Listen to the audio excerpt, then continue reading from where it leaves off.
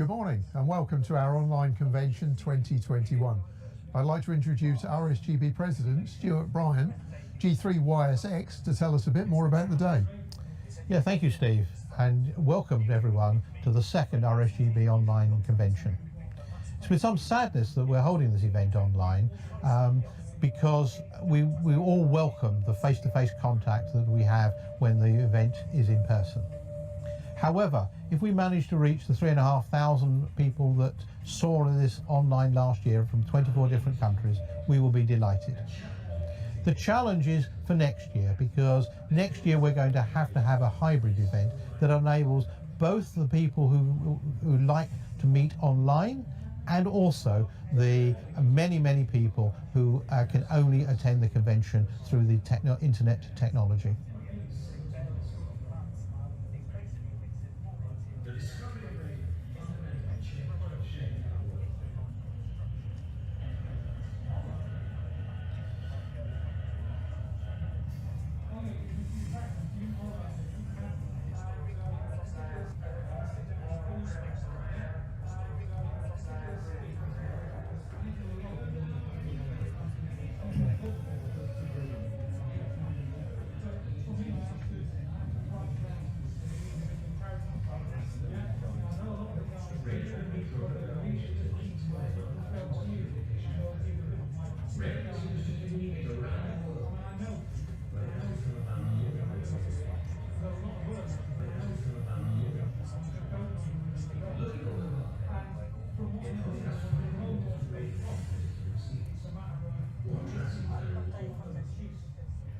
We're here today at the RSGB National Radio Centre, which welcomes thousands, tens of thousands of people to through the door every year and introduces them to amateur radio. Now, the NRC is part of a museum here at Bletchley Park, which reminds people about some of the important contribution that amateur radio made to European history. Yes, but amateur radio itself is not a museum. And whilst we need to make space in our spectrum and our publications for people who want to continue to use traditional modes and do amateur radio in traditional ways, we need to also move forward to develop new techniques and experiment with new methods and learn more about the science and engineering of radio communications. A huge amount of spectrum is invested in us, worth a lot of money, and it is only by moving amateur radio forward and doing new things that we can justify that. This is illustrated very well by the work that Catherine Mitchell, M0IBG, is going to talk to us about, where she integrates amateur radio into her professional research. And I'm really looking forward to seeing Catherine's talk. We've got 2 live streams running throughout the day, and we're trying to mix in interesting and new topics for both experienced and for new radio amateurs. Yes, and I hope that everyone, regardless of experience and competence, learns something new today. They learn something that inspires them to go away and try new things. By working together, we increase the pool of knowledge about amateur radio and wireless technology, and that leads to new developments, which is exciting for everyone. Now, normally, Stuart, we run the construction competition here at the convention, and we award the prizes at the end of the convention normally, but this year it's going to be a little bit different. Can you tell us something about that? Yes, last year we experimented with a virtual construction competition, and we're doing the same this year. Details will be published soon, but basically we want people to have the opportunity to build things over their Christmas break, and to present them to us via the internet next year. This will allow lots of people, many of whom can't get to the convention, to take part in this important event. Amateur radio construction is really important to amateur radio, and it covers not just physical construction, but also software and systems and other forms of engineering, and we encourage people, no matter what they regard as construction, to take part. And I really look forward to seeing some of those projects. Returning back to the convention now, Stuart, what part are you going to play during the rest of the day? Well, sometimes during the day I'm going to be using the facilities here at the NRC to use the President's call sign GB4RS. And I look forward to talking to members and non-members, fellow amateur radio enthusiasts about whatever we want to talk about. Now, at the NRC, we'll be also using our usual call sign GB3RS, so there'll be a unique opportunity for people to get both call signs in the log if they want to. Throughout the day, we'll be announcing what frequencies we're using, probably on the DX cluster and certainly on the social media channels. Now, while everybody gets their coffee ready, Stuart, what else do people need to know about the day? Well, firstly, all the talks today are being recorded, and there will be an opportunity to catch up with any that you missed for any reason on the RSGB YouTube channel. This is a huge archive of material that I hope people will explore if they haven't already done so. By putting the talks on the YouTube channel, if there's anything you want to refresh your mind on when you try some of these ideas in your own shack, then it's available to you. If October 2022 is too long to wait for more of this, then I'd like to remind everyone that the popular RSGB Tonight at 8 series will continue to run, and that is also archived.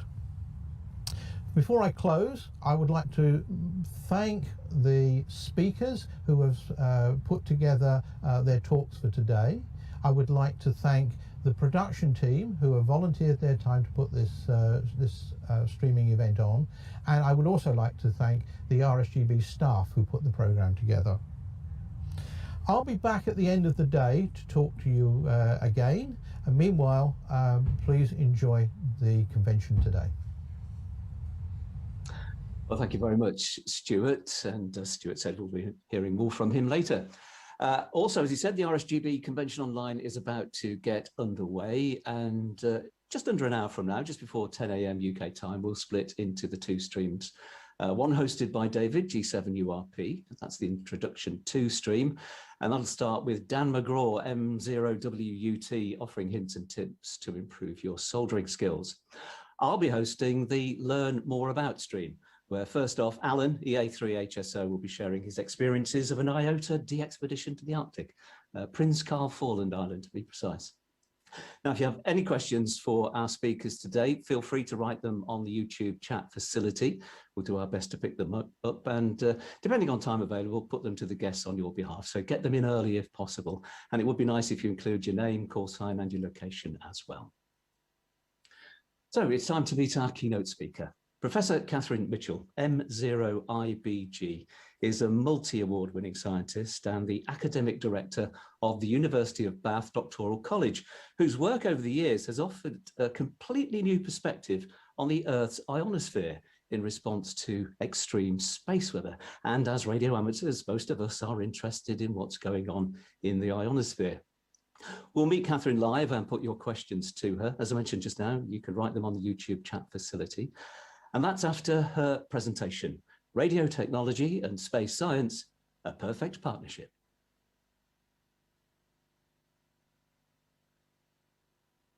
Many of you'll know I'm a professor at the University of Bath, but I'm a newcomer to amateur radio. I've been a radio scientist for all of my career, but I only came across the amateur radio community in 2015, and I felt really challenged to understand radio from a different perspective. I took the amateur radio course and I obtained my call sign in 2016. My talk will start with an introduction to the space weather environment, and then we'll go into some connections between radio and space science. I'll talk about some recent work where amateur radio and citizen science are adding great value to the observational data that we have and to the scientific community. I'll also talk about how people can get involved. I've had the privilege to work with some really interesting and inspiring students over the years, and I've caught up with some of them recently to get their perspectives to share with you. The people we'll hear from later on are Zama Katamzi Joseph, Talini Pinto Jayawardena and Chris Deacon. Zama is a research scientist at the South African National Space Agency. She researches into the Earth's ionised upper atmosphere and is interested in the dynamical behaviour. Tellini is interested in the engineering aspects of space and radio. She built a space weather payload for a small CubeSat and has applied her engineering skills with navigation company Spirent Communications. And we'll also hear from Chris Deacon, who's an inspiration to many of us with his 6-metre work and his deep knowledge of sporadic e-propagation. All of them have different stories about how they came to radio or space science, but the commonality that shines through is their enthusiasm, as we'll see later on. But first, let's turn to thinking about space. This picture shows the Earth in space, and it depicts the emptiness in the 93 million miles between the Sun and the Earth.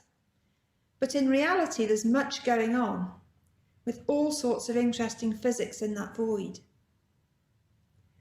There are electromagnetic waves, light, yes, but shorter and longer wavelengths outside of the visible range too. Sometimes we have radio waves of varying frequencies that emit their energy in more intense and variable forms. They're called solar radio bursts. There's ionisation in the form of charged particles, atoms and molecules that stream out in the interplanetary magnetic field. This visualisation from the New Horizons mission to Pluto, created by NASA's Scientific Visualisation Studio, presents a slice of the data through the ecliptic plane, the plane in which the satellites of our solar system orbit. Remember, Pluto's a bit above this plane, so they've projected it down into the ecliptic plane for the picture we're seeing.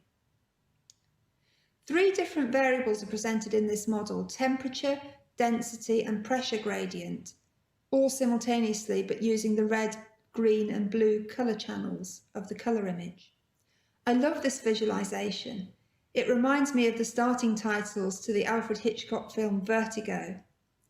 But what I find useful about the animation is the visualisation provides a depiction of the outflow of the spinning sun, a bit like the outflow of spinning water from a water sprinkler.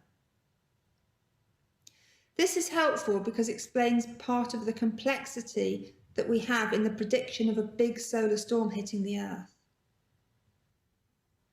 This next NASA animation shows a large solar storm event with coronal mass ejection of particles streaming through space and bombarding the Earth's magnetic field that shields us from a radiation storm. As the interplanetary magnetic field streaming out from the Sun encounters the Earth's magnetosphere erodes on the day side and reconnects on the night side in a cycle that drives the magnetospheric convection and disrupts our polar regions. You can see in the animation the polar outflow of neutral atoms into the magnetotail and the precipitation of particles causing the aurora. The diagram is also useful to show more of the overall picture at the same time as we watch the movie. Now, most of the amateur radio community will be very familiar with space weather because it affects our HF propagation. For example, the solar cycle effects on propagation changes the bands that are supported for our HF communication. And this brings us to the all-important topic of the ionosphere, the bit of space weather that I'm most interested in. The ionosphere is the ionised region of our upper atmosphere. It's where our atmosphere meets space at about 80 kilometres altitude and extends upwards to many hundreds of kilometres. It's the region of our atmosphere that lights up when we have the aurora. Right at the lower edge of the ionosphere is a very interesting region that you can sometimes see in the late twilight in the form of noctilucent clouds. These ice crystal clouds are up at similar heights to the ionospheric E layer. There's more coming on about the sporadic E layer later on in this talk. But for now, the important point is that there are traces of waves in the photograph that are indeed indicative of real atmospheric waves that drive into the lower part of the ionosphere, and they make it very dynamic and variable, and they affect our communications. It's a very interesting region to study. But next we'll turn away from optical observations and back to radio. Ever since Sputnik in 1957, we've had satellite radio signals available to collect on the ground. It's estimated that there are now over 3,000 satellites in orbit, and we know there are planned to be a very large increase, with the financial cost of the access to space rapidly coming down. Most of these satellites are using radio links to communicate back to Earth, and in particular, the navigation satellites provide excellent signals to sense the ionosphere. The diagram here shows the sort of coverage you can get with the radio signal shown in yellow and one of the radio signals from satellite to receiver highlighted in magenta pink. We'll look at that one in more detail now. Each radio link makes a separate satellite to ground path, and the measurement itself is the delay of the signal propagation as it passes through the ionised region. Effectively, the more ionisation, the slower the signal travels. So if you can measure the time delay from when the satellite signal set off to when it arrives, you can work out the excess path time over and above what it would have been if the same signal had travelled through a vacuum. However, this is not quite so straightforward because the timing synchronization you would need is very difficult to achieve between the satellite and the receiver. So there's another better way. If you have two radio frequencies, the lower frequency travels slower than the higher frequency. This is dispersion. And you can use this property to work out the total ionisation along the path. The wonderful thing about this is that it allows for cancellation of a lot of the error terms. Now this brings me to how I entered this field of research. As a physics undergraduate in Aberystwyth, I was interested in mathematical puzzles, and the topic of medical imaging was one such type of problem. Aberystwyth was pioneering a new idea that had been proposed by KCA in America to apply medical imaging methods to UHF-VHF transit satellite radio signals to image the Earth's ionosphere. And I was lucky enough to win a PhD place to pursue that research, and hence I started my career in the new field of ionospheric research and experimental radio tomography.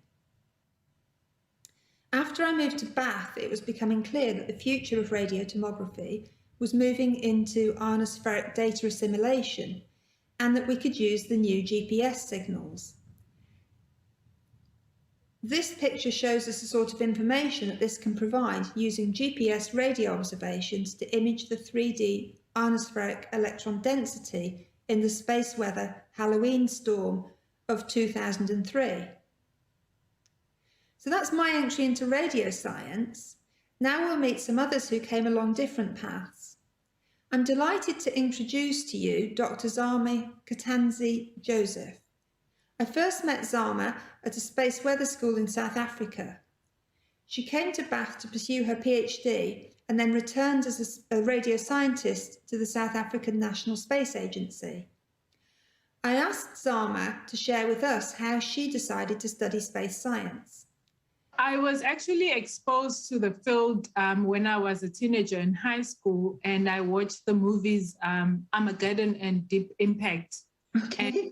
And astrophysics was so cool, and it was vastly different from any of the careers that I was exposed to in high school, like medicine, engineering, and accounting. So that appealed to me, that not only was I going to do something that was exciting, but also very different to what my peers were exposed to. That sounds really fantastic. And how did you actually get into radio science? So I started in radio science when a new program in my country, in South Africa, was created to train the new crop of astrophysicists and space scientists. And the host of the university that hosted the program was actually the university where I did my undergraduate. And one of the courses that we were offered was radio science. And I related to it better, and it seemed more applicable to me than the astrophysics side, which I was initially interested in, so that I decided to switch. We'll hear more from Zama later. The best-known space weather event happened in 1859 and was documented by the astronomer Richard Carrington, who made the connection between sunspots, the aurora, and the magnetic field events on the Earth, with what has become known as the Carrington event. This was the largest solar storm in modern history, although we now know that the Sun still puts out events of this magnitude because there's been several large events since that one. One in particular narrowly missed the Earth in 2012, as it was recorded on one of the stereo spacecraft. But back to 1859, from the New York Times on September the 3rd, 1859. There was another display of the aurora last night, so brilliant that at about 1 o'clock ordinary print could be read by the light. The effect continued throughout this forenoon, considerably affecting the working of the telegraph lines. The auroral currents from east to west were so regular that operators on the eastern lines were able to hold communication and transmit messages over the line between this city and Portland, the usual batteries being disconnected from the wire. The same effects were experienced upon the Cape Cod and other lines. Of course, there are important applications to space weather where it affects our technology today. We can see weather by looking out of the window, but it could look like a beautiful calm day, and yet a space weather storm could be raging overhead. So we need other ways to monitor and predict space weather, because it does have important effects on our modern technology. The major effects are on the power grid, where transformers can be overloaded and burn out, and where communication systems are disrupted. Radio amateurs know very well about radio blackout from solar storm events. But a recent paper highlights the complex vulnerability of our modern technology, where intercontinental optical fibre communication links have a vulnerability because of their electrical cabled power lines and repeaters. If these were taken out by a large storm, the loss of the major internet services would be at a severe risk, and it could last for considerable periods of time. This is of interest and discussion in the community at the moment. My main area of interest has been on the effect to navigation services, such as GPS, Galileo and GLONASS, which are affected in multiple ways. Solar radio bursts were first found to affect GPS by Cornell University researchers in 2006. The effect is similar to radio jamming, but this is direct radio interference from the sun, and it affects the part of the Earth that's facing the sun. And it can result in a sat-nav having a temporary loss of service. Another important ionospheric effect is radio scintillation. This is the breakup of radio signals by diffraction and refraction, and it can result in both rapid amplitude and phase changes to the signals. Understanding these effects on navigation signals is really important. I caught up with expert Dr. Talini Pinto-Jayawadena. She has applied her knowledge of radio engineering and electronics to the navigation industry, working at Spirent Communications on an Innovate UK knowledge transfer partnership. I asked her how she entered this field, and I asked her how training as a radio amateur has helped her. I think from the very beginning it was the unknown and the mystery surrounding it. But I think I really got into space science when I first spotted Jupiter through binoculars during a school project. And I was amazed that I could actually see another planet through my own eyes. Radio amateur course is very much focused on the RF communication side of engineering, and you can do it at your own pace as well. An engineering degree would cover a broader range of topics, and it will span for 3 to 4 years. So this is very much a focused area in communications. And what was specifically really useful about the radio amateur course? What I found useful was that the course is very practical. So it helps you understand how a radio works, how to build or set up your own radio, and also how the different external elements like the ionosphere can affect a communication link. So it was this hands-on practical experience, and applying it directly from what you learn into practice is what I really found useful. I also asked Spirent about the industry need for people with radio skills and how they can get started. And they said, we need more people like Talini with a real interest in radio and with practical skills. We offer a range of different early career opportunities at Spirent, from work placements and ways to gain industry experience, exciting career opportunities like internships, apprenticeships and graduate opportunities. At Spirent, there's an opportunity for everyone. Now, most people are going from a start as a radio amateur into a radio science career, not the other way around like me. So I asked Chris Deacon about his journey into amateur radio. There was just that fun in sort of making something work, you know, and that sort of appealed to me. Just sort of press a button and the light comes on or whatever it is. But one of the kits there, one of the circuits that you could make was a medium wave radio, and I remember doing that and playing it. I mean, I think the small kit you had to plug an earpiece in, and the larger kit you had a speaker, and so that sort of.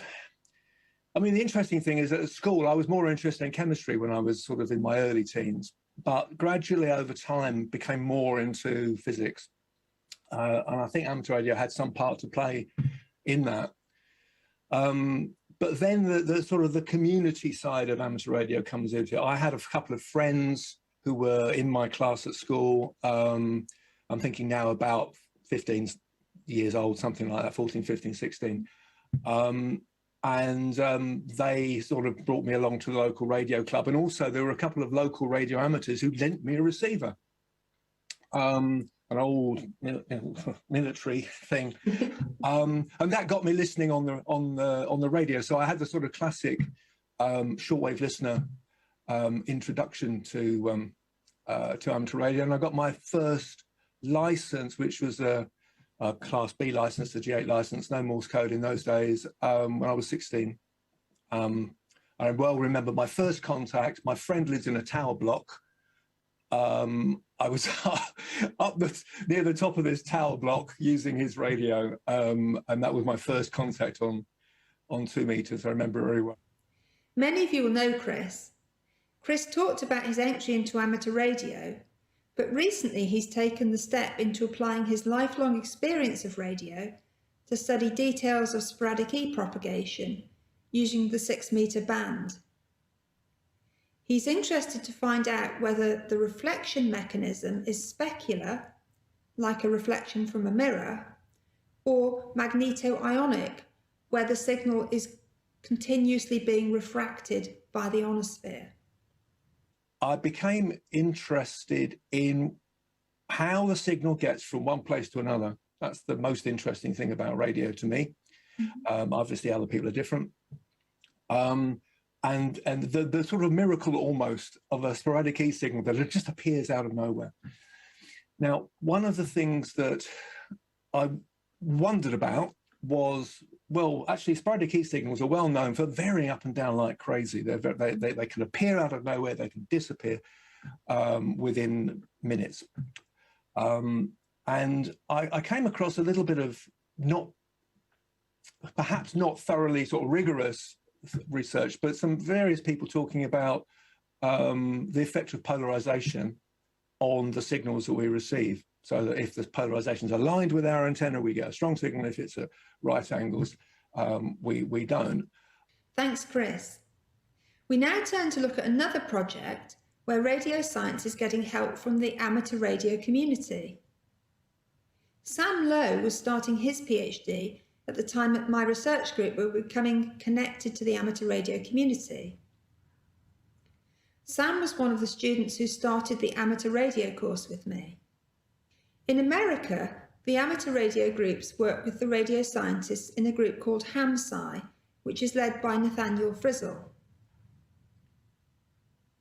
This connection to HAMSci brought us a really interesting project for Sam's research.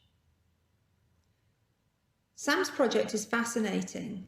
It builds on the revolutionary advances through software radio and the internet, where it's now possible to record millions of radio links every hour across global networks. One of these networks, the Weak Signal Propagation Network, WSPR, was used by Sam. Sam looked at some of the frequencies that are commonly propagating between the United Kingdom and New Zealand.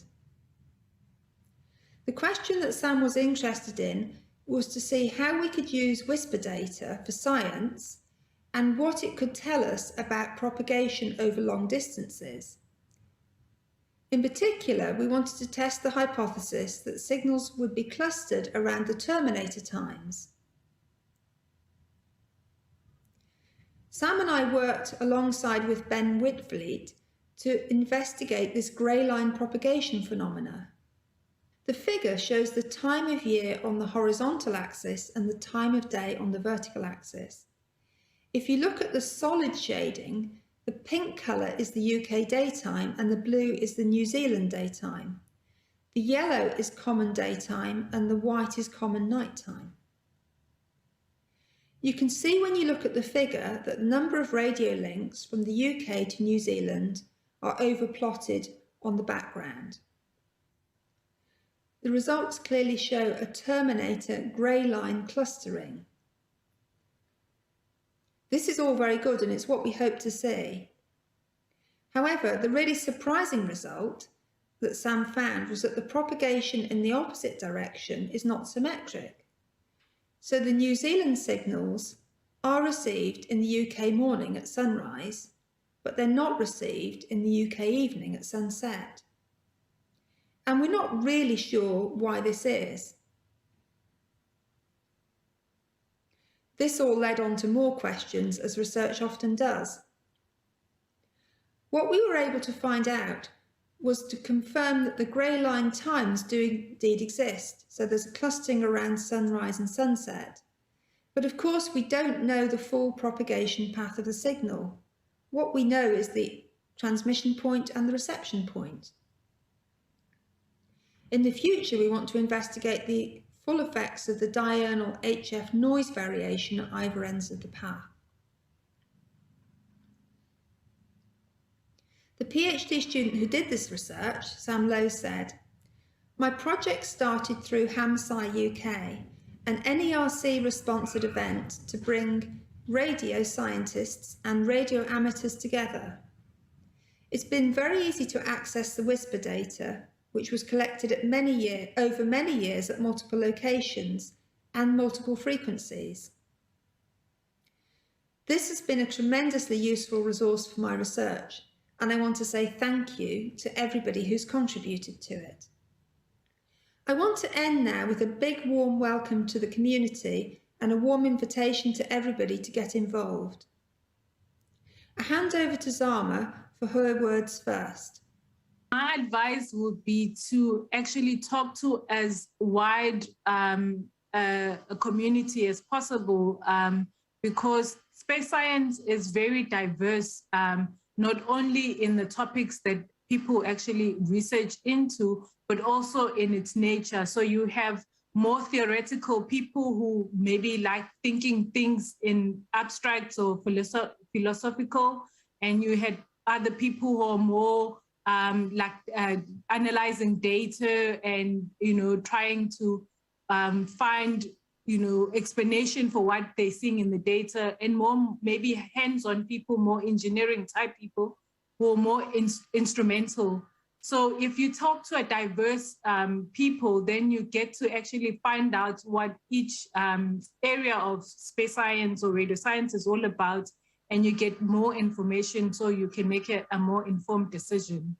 And I want to say to especially young people that usually when you think about a scientist, you think about a person who was more narrow-minded and only focused on their work. But actually, scientists are very friendly, and they like nothing better than convincing another young mind to join the field. So talking to them will be actually not only advantageous to the young person, but also to the scientist. I've personally found amateur radio to have a tremendous resource of technology, of knowledge, and of open and friendly discussion. I'd specifically like to mention Steve Hartley, who was my teacher on the amateur radio course. But there are many others to whom I'm very grateful for their generosity, their encouragement, and their kindness. Amateur radio offers an introduction to a huge range of careers that are underpinned by radio technology and communications. Whatever is your interest or your ambition, from radio tracking of migrating birds to next generation spacecraft communications, or even listening for extraterrestrial signals using radio telescopes. There's something for everyone in radio, and opportunities for everyone to get interested in and inspired by it. I encourage you to join the community of radio amateurs. Now is the time, it's never too late and it's never too early. Get involved by collecting radio signals for Whisper, or go and get some work experience at a local company, and maybe they'll sponsor your degree, or apply to university or for an apprenticeship. My career has taken me literally to the ends of the earth. This is me at the South Pole Station in Antarctica on fieldwork in 2010. What a huge privilege and what a job it is. There's a lot of fun, hard work and satisfaction working in radio science. And as Zama said, it really does offer a range of opportunities. There's something for everyone, so please do get in touch. Combining a US amateur radio extra class license with a PhD from Stanford University in electrical engineering has permitted access to the world's most powerful HF transmitters, ISCAT in Norway, HARP in Alaska, and Arecibo in Puerto Rico. That's from Paul Bernhardt. For me, one of the highlights of my radio career was operating a high-power UHF space weather radar in northern Scandinavia. With a transmitter with a 1.2 megawatt klystron, an 80 kilovolt power supply. Big stuff. I even learned that you can move the 32-metre dish antenna by hand when the drive motor broke. That's Bob Meggs. I was participating to an examination for gaining a permanent position at INGV, and they suggested to be prepared on the ionosonde. At that time, I thought to be a balloon sonde, similar to those used for atmospheric sounding. I enjoyed and still enjoy to work on polar sciences in the frame of Sun-Earth interactions and space weather, and I participated to several expeditions in Antarctica and the Arctic. My favourite part of space science is collecting and seeing new data on the ionosphere. That's from Alex Chartier. And for the past few years, I've been working with images of Saturn's auroras captured by the Hubble Space Telescope and Cassini missions. It's a privilege getting to see something so very far away and so different from home in such intimate detail, and I never take it for granted. And that's Joe Kinraid from Lancaster University, and both Joe and Alex went to the South Pole Station in Antarctica. And Joe adds, "No call sign sadly, but I really want one now." And Larry Paxton from Johns Hopkins University. "The thing I most enjoy about my job is the excitement, intellectual stimulation and fulfillment that comes from working with a diverse community to solve a challenging problem." Chris Budd, mathematician from the University of Bath. "I've worked in radio all of my career since starting at Marconi in 1979, and I was a radio amateur before then. and I'm still active in amateur radio. I love the technical challenges that it poses and the way that I've been able to solve many of them using mathematics. Gemma Attrill from DSTL. I really enjoy working at the interface where science meets engineering. I'm continually learning. Phil Erickson from MIT Haystack in America. Radio science allows me to collaborate across the world on discovery investigations for issues that could not be more important to society. Space weather, communications, and other environmental issues. Lucilla Alfonsi. What I like more is the interaction with students and early career scientists when they discover how multidisciplinary is our job, especially for space weather applications. Mike Hapgood at Rutherford Appleton Laboratory. Working with so many people across the world and at all working levels, from the simplest jobs to some of the most distinguished people in our field, it's shown me the importance of diversity and of understanding other people's needs. Pierre Cilia from South Africa. Undoubtedly, what I enjoy most about my job in space science is the excellent collaboration and sharing of expertise and resources across space scientists, which has proven to be a great stepping stone in my career in this field. And with it, the opportunities it provided me to travel to conferences and to meet like-minded colleagues and to work with them. Chris Scott from Reading says, if I had to choose one thing, working with amazing people from all around the world. And Nathaniel Frizzle from Scranton in America. The thing I enjoy most is meeting and working with the many different fascinating people in the radio science and the amateur radio community. I think it's a great community to work with. And many of you will know Nathaniel as the HAMSci lead. And a radio astronomer, Carol Mundell. I love that, as a radio astronomer, I collaborate with brilliant radio scientists and engineers around the globe, transcending national boundaries and making lasting friendships, whatever the political climate of the day. And we end up with Paul Cannon from the University of Birmingham. The excitement of discovery, making a difference, teamwork, travel, and perhaps above all, friendship.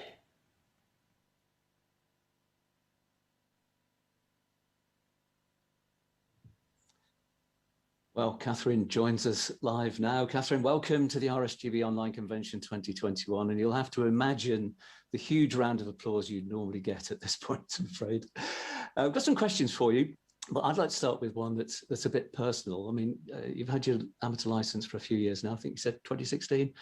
Away from your space research, do you actually ever go on and have a chat on 80 meters or chase awards or go in contests? That's a brilliant question, Jim, and I was expecting that somebody might ask me that. I have to say that I don't go and chat on the radio, and I'll tell you that I think this is a really good example of how it has something to offer for everybody. I'm quite a let's say quite a private person in some ways.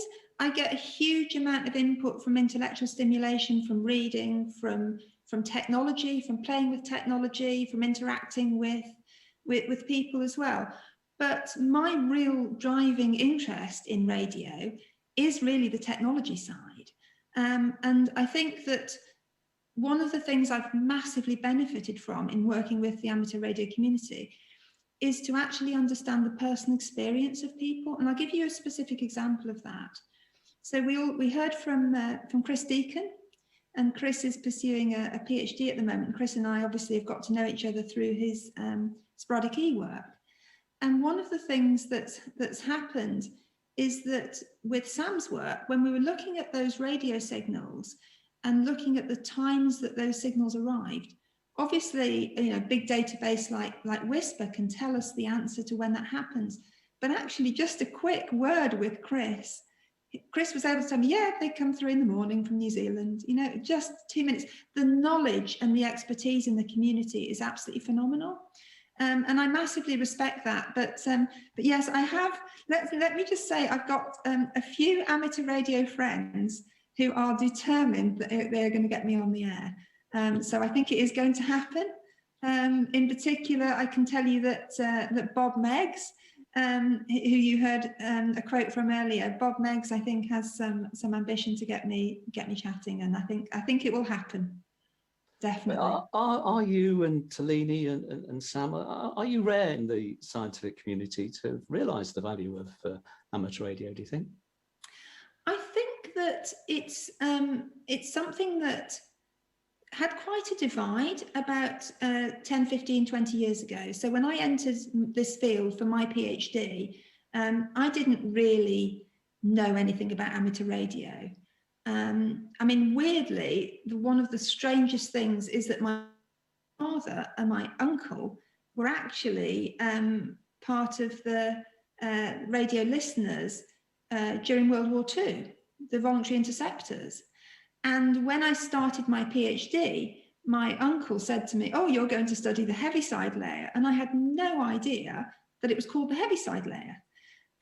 So there was this historical family connection to radio, which was very bizarre, that I ended up, because of my interest in mathematics and puzzles, I ended up in a field doing something actually very similar to what they did as volunteers when they were younger.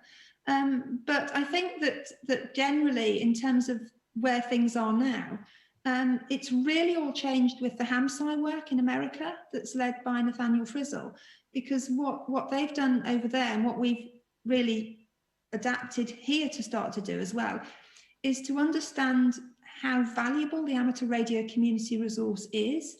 And also, it's not just about collecting the signals and using the data.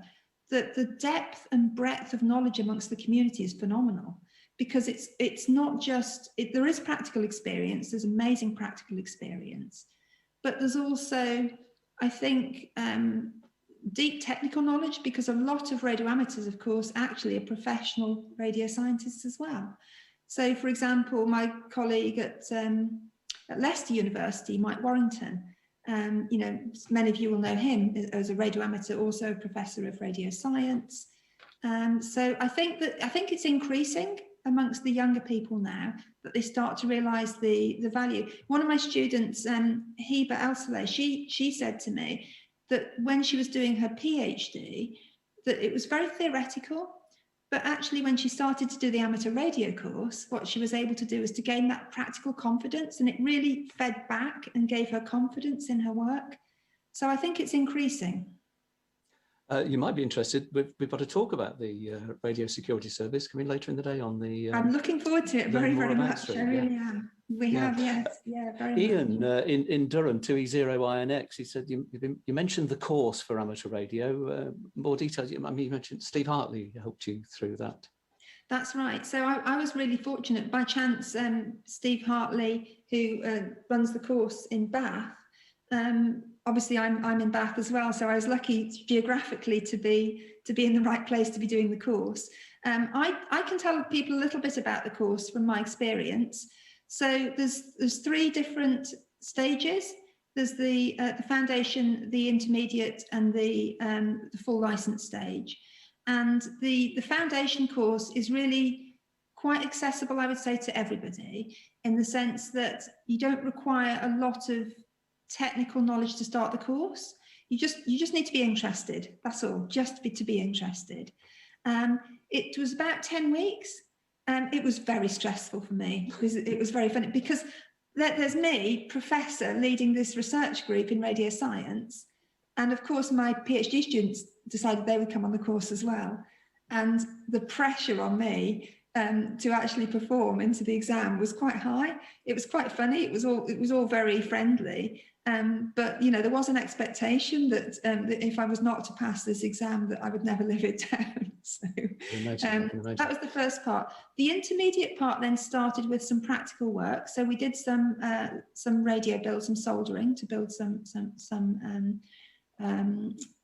I think it was a 7 megahertz signal that we were picking up. So we built a simple kit. And then we started to really accelerate into some of the more of the technical knowledge about amateur radio. And then the final part was really very advanced. I have to say, it's very advanced. It was very, very, very interesting. And I don't mean advanced in terms of too difficult. I just mean there's a lot of material, really fascinating, really interesting. And for me, personally, as a radio scientist, it was really interesting to see my own subject taught from a different way. And I learned so much about teaching from listening to Steve teach us about, because the ways that you can explain things, the ways that you can understand them, and also to understand the interplay between the theory and the practice to happen very quickly with amateur radio. So if you're studying a subject in school or at university or technical college, you normally would have, even maybe an entire module or entire course, which would be quite theoretical. But with amateur radio, it's back and forth all the time. It's all about, does that really happen? Practical experience. And of course, the training that gives you, if you do this before you become a scientist or an engineer, the training that gives you in the feel for real world systems is phenomenal. That's an expertise that's really uniquely found within this community. So I would thoroughly recommend it to people. I had a message from Rachel Sanders who said, Catherine, I was a physicist long before I was a radio amateur too, and I'm not into operating. That's fair enough. Now, Murray Nyman has given me a cue to what I thought might be a bit of a daft question to ask you. Murray says, please do transmit and warm up the ionosphere. And I was going to try and ask you a question about this. We know about the external influences on the ionosphere from the sun, etc. What about from this side? Because I had a friend who said to me during the current previous doldrums on the bands, the ionosphere is not doing very much because all the high-power shortwave stations are closed down, and then nobody's heating the ionosphere anymore. Is there anything in that? Yeah, this is, and now let me just start by saying, this is something that I started entering this community, and I always start because I'm really an experimentalist. And I always start on the basis that if people tell me something, it's probably true. Okay, that's where I start from. So I start from that, and then I think, okay, let's look into it in more detail. I don't start from dismissing things, because as a scientist, you look for the evidence. So in terms of what are the effects of the HF signals on the ionosphere, well, we look at the ionospheric heaters. So one of the people I spoke to in preparation for this talk was Paul Bernhardt in America, and he works a lot on the HARP facility up in Alaska. And the HARP facility is a big, high-powered radio facility, effectively called an ionospheric heater. And so the term heating, what it does is it pumps RF energy up into the ionosphere, and then you can create irregularities in the ionosphere. So you're actually modifying it using this ionospheric heater. There's another facility up in Tromsø in Norway, does a similar type of thing. So yeah, absolutely true that the radio signals that you send out will have an effect in the ionosphere. Now, the question then is, I guess, how many radio amateurs would need to be on air at one time to actually have a measurable effect? There's a great scientific question. And how closely do they have to be packed together? Can you citizen science create something like HARP? I don't know. Really, really interesting questions. And that's the sort of thing that, so when you say, you started off by saying, I'm not sure if this question is really, sensible, you start to explore the question and you lead to a really, really interesting scientific question. And then you can start to think, well, how could we measure that? What could we do? It's incredibly difficult with the ionosphere because the ionosphere is such a live beast. It's always doing something. So it's affected by the waves coming from below. It's affected by the space weather from the sun. So actually teasing out the effect that would be coming from the radio amateur signals would be a big challenge. But we like challenges. Maybe we should all get together and organise a day or something, and then send you all our information. Catherine, our time is up. I'm very, very sorry, but thank you so much for taking the time to give us that fascinating insight into the links between radio and space research. We really do appreciate it. And so you're welcome to stay and watch the proceedings. But if you've got research to be done, of course, all the streams will be available later in the day. But thank you for now. Thank you so much. Thank you. Well, in a moment, it will be time to make a choice. You can stay with me for the Learn More About stream, or join David, G7URP, over on the Introduction to stream. And if you set up both channels on the RSGB YouTube site, then you can flick between them during the day. On the Learn More About stream, the one I'll be hosting, Alan, EA3HSO, will be sharing his experience of an IOTA de-expedition to the Arctic, followed at 11 o'clock by Andrew Barron, ZL3DW, and his presentation about software-defined radio. If, though, you're watching on the Introduction to stream, Dan McGraw, M0WUT, is about to offer hints and tips to improve your soldering skills, followed at 11 by Portable Operating for the Terrified with G0POT. Hello and welcome to the Introduction to stream of this year's RSGB convention. I'm with you on this stream throughout the day and we'll be introducing our presenters as well as putting your questions to them live after their talks. On some of the talks we'll only have a very short time for questions afterwards, so if you have something you'd like to ask or say, please make sure you enter it onto the YouTube chat well before the end of the presentation so that it stands the best chance of being read to the presenter. Please also include your first name and your call sign, if you have one, at the top of every message or question. Now, as well as the presentations, we'll also be popping over live to the National Radio Centre at Bletchley Park just before each hour to see what they're doing. And if you want to listen to or work them on the radio, then the frequencies they're on will be updated regularly on social media throughout the day. So make sure you follow the RSGB on Twitter and Facebook if you'd like to be kept informed. You're watching the Introduction to stream from the RSGB Online Convention 2021. And we're now going over live to the National Radio Centre at Bletchley Park. In a house, you know, everything's got to come out, everything. Yeah, I've done it a few times. Not easy, and I've done it quite a number of times, you know, where you rep the kitchen out and you're faced with this dilemma of maintaining the service to some level, you know, while everything is literally torn out, where the water, electric, gas, air is off. So you've got to get it back on again somehow. At the PPM.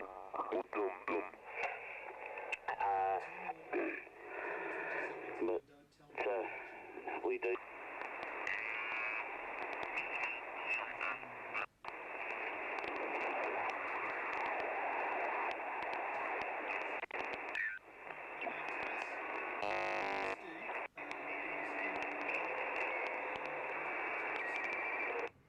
Good morning and welcome to the RSGB convention.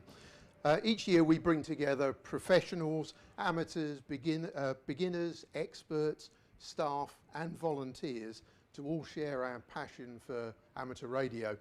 We start planning the convention as soon as the previous year finishes. So we've been working on this for the whole year. We really hope this all comes together for you today. We're here at the RSGB National Radio Centre at Bletchley Park, but the team bringing the convention together is actually spread all around the UK. Now, we've been working really hard to prepare the whole convention for you, supporting the speakers, putting the technology together, and we're absolutely certain that we've got a fantastic convention for you again this year. I'd love to be able to introduce all of the technical team who've been putting this together, but they are spread out all around the UK. So they're all busy trying to make sure that this runs smoothly. But I would have loved to have introduced you personally to all of them. But I'm going to mention some of them now before we get going today. So running the Introduction to stream, we've got David and Tammy, they're in Norfolk, and we've got Graham in Suffolk, and Heather in Bristol looking after the YouTube chat on that stream. Then running the Learn More About stream, we've got Rob and Dom in Cambridge, we've got Jim in Warwickshire, and then we've got John in Northern Ireland and Elaine in Hampshire. They're looking after that YouTube chat channel. And then we've got Heather, our RSGB communications manager. She's in Bristol and she's overseeing all of the communications behind the scenes. and all of our social media activity. She's also put a huge amount of time into preparing everybody for this convention as well. Now, here at the National Radio Centre at Bletchley, we've got, and if I just cut to this camera, hopefully, there we go. Are we on that camera? There we go. We can see, I can pan round here. We've got Dan, Martin, John, Lawrence is over there. We've got Stuart, the RSGB president, and Crassy there on the radio. And we've also got Stefano and Ed and Richard are also our volunteers for the day, or some of them over there. And we've got, we'll have visitors looking in through the door during the day as well, because the NRC is actually open to visitors. Let me put that down because that's heavy. So we're going to see visitors through the door as well. So if we see some, if we get an opportunity to do some interviews as the day goes through, we'll do that as well. But we will definitely be on the radio. We're going to be on operating as GB3RS, as we always do from the National Radio Centre. But Stuart, the president's also going to be operating GB4RS as well. So live on the air. We'll try and put the frequencies up in the top corner of the screen when we come to that, but we'll also put the frequencies on social media and on the DX cluster as well, if we can. So we'd really love people to give us a call as the day goes on. We'll try some interviews. When you come back to us between the lectures, then I'll try and tell you a little bit about who we've been talking to, who we've seen through the door. But really today is mostly about the lecturers, and we've got a fantastic lineup. I really want to thank all of those people, Catherine Mitchell, the keynote speaker, and all of the other 14 different lecturers we've got throughout the day, but also the people who've supported them, videoed some of their talks, helped them, edited videos. It's been a fantastic team effort. I really hope it all comes together for you on the day. But what we're going to do now is cut back to the radio audio. Stuart and Crassy are going to start calling CQ.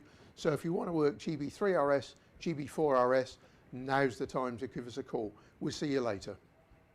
CQ, CQ, CQ, Germany, Bravo 4, Romeo Sierra, Germany, Bravo 4, Romeo Sierra, calling CQ and listening. Germany, Bravo 4, Romeo Sierra, Germany, Bravo 4, Romeo Sierra, listening. CQ, CQ, CQ, CQ, Germany, Bravo 4, Romeo Sierra, RSGB President Station from the NRC, calling CQ and listening. CQ, CQ, CQ, CQ, Germany, Bravo 4, Romeo Sierra, Germany, Bravo 4, Romeo Sierra, listening. CQ, CQ, CQ, Germany, Bravo 4, Romeo Sierra, Germany, Bravo 4, Romeo Sierra, calling CQ and listening. CQ, CQ, CQ on 80 metres from the RSGB National Radio Centre, Germany, Bravo 4, Romeo Sierra, listening. CQ, CQ, CQ, Germany, Bravo 4, Romeo Sierra, listening. Listening. CQ, CQ, CQ, Germany, Bravo 4, Romeo Sierra, Germany, Bravo 4, Romeo Sierra is listening. CQ, CQ, Germany, Bravo 4, Romeo Sierra, Germany, Bravo 4, Romeo Sierra, RSGB President Station from the National Radio Centre in Bletchley Park, transmitting locally but listening on Hack Green, Germany, Bravo 4, Romeo Sierra, calling CQ and standing by. Mike 0, Zulu Alpha Echo, Mike 0, Zulu Alpha Echo. Mike 0, Zulu Alpha Echo. Thank you for the call. Mike 0, Zulu Alpha Echo. Thank you for the call. Name is Stuart, located in Bletchley Park, and this is part of the National Radio RSGB convention from the National Radio Centre. So back to you, please. Mike 0, Zulu Alpha Echo. Mike 0, Zulu Echo. The name is Henry. The KKH is Kempston in Bedford. Not a million miles away. One of your volunteers over there also volunteered a whole bunch of other places as well. Good for putting on the station. Very much appreciated. GB4 Thank you very much, and thank you for helping out over at the NRC. We're also on 20 metres, 14216, if you want to try a ground wave over to there. From Golf Bravo 4, Romeo Sierra, listening. Golf 3 Radio X-Ray Queen.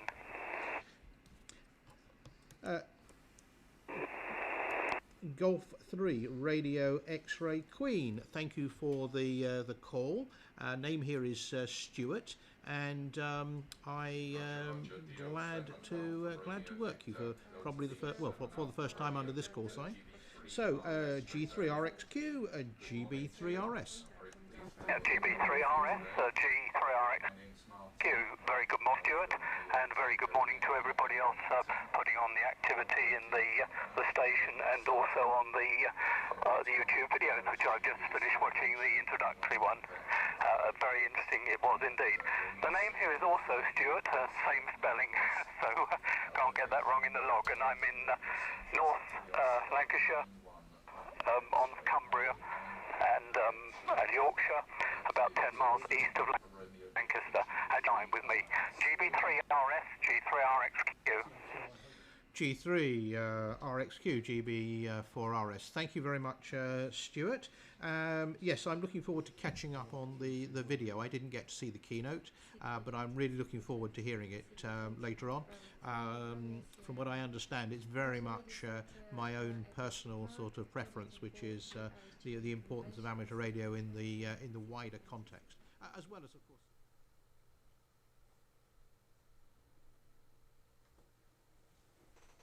Welcome back to the Introduction to stream from the RSGB Online Convention 2021.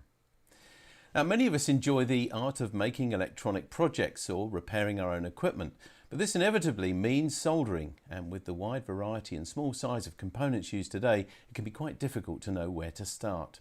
So first we're going to show you a video where Dan M0WUT shows you close up how to tackle a wide range of components from a conventional resistor to a tiny surface mount chip. And whilst this video is a recording, Dan will be here live straight afterwards to answer your queries and questions. So please send them to us using the YouTube chat either during or straight afterwards. And please include your name and your call sign if you have one at the beginning of every message. But now let's learn more about the art of soldering.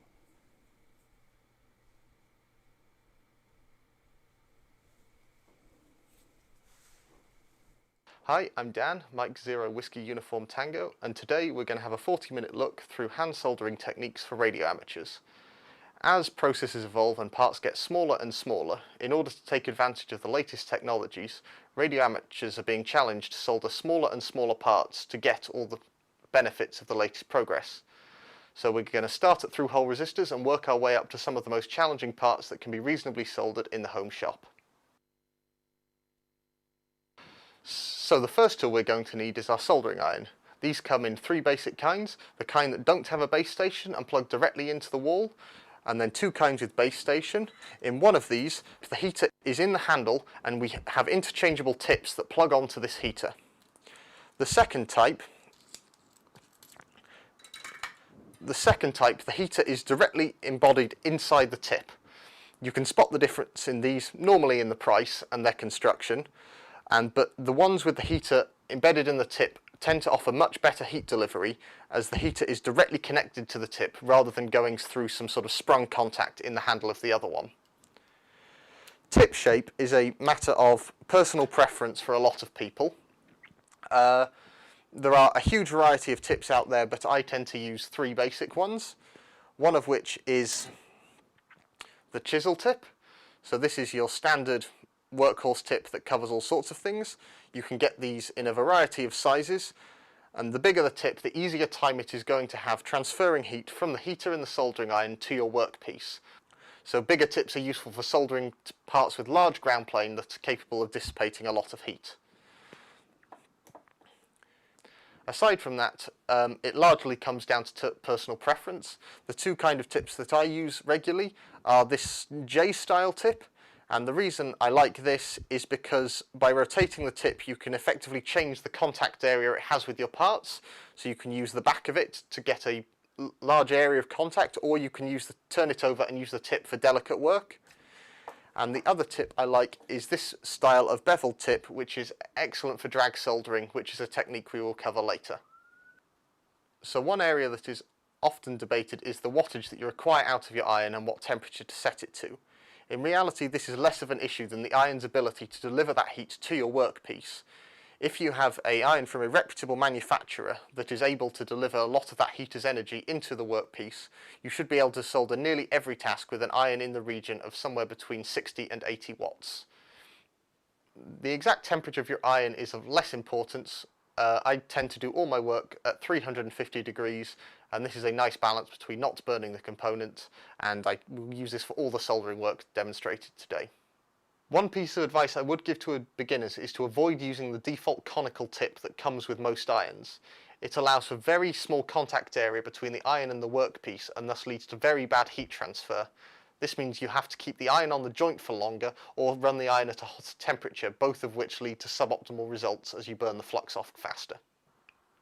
So irons such as this that will make you an excellent starter iron can be had for around £120, with the tips that are distinct from the heater coming in at around £4 or £5 each for most of them.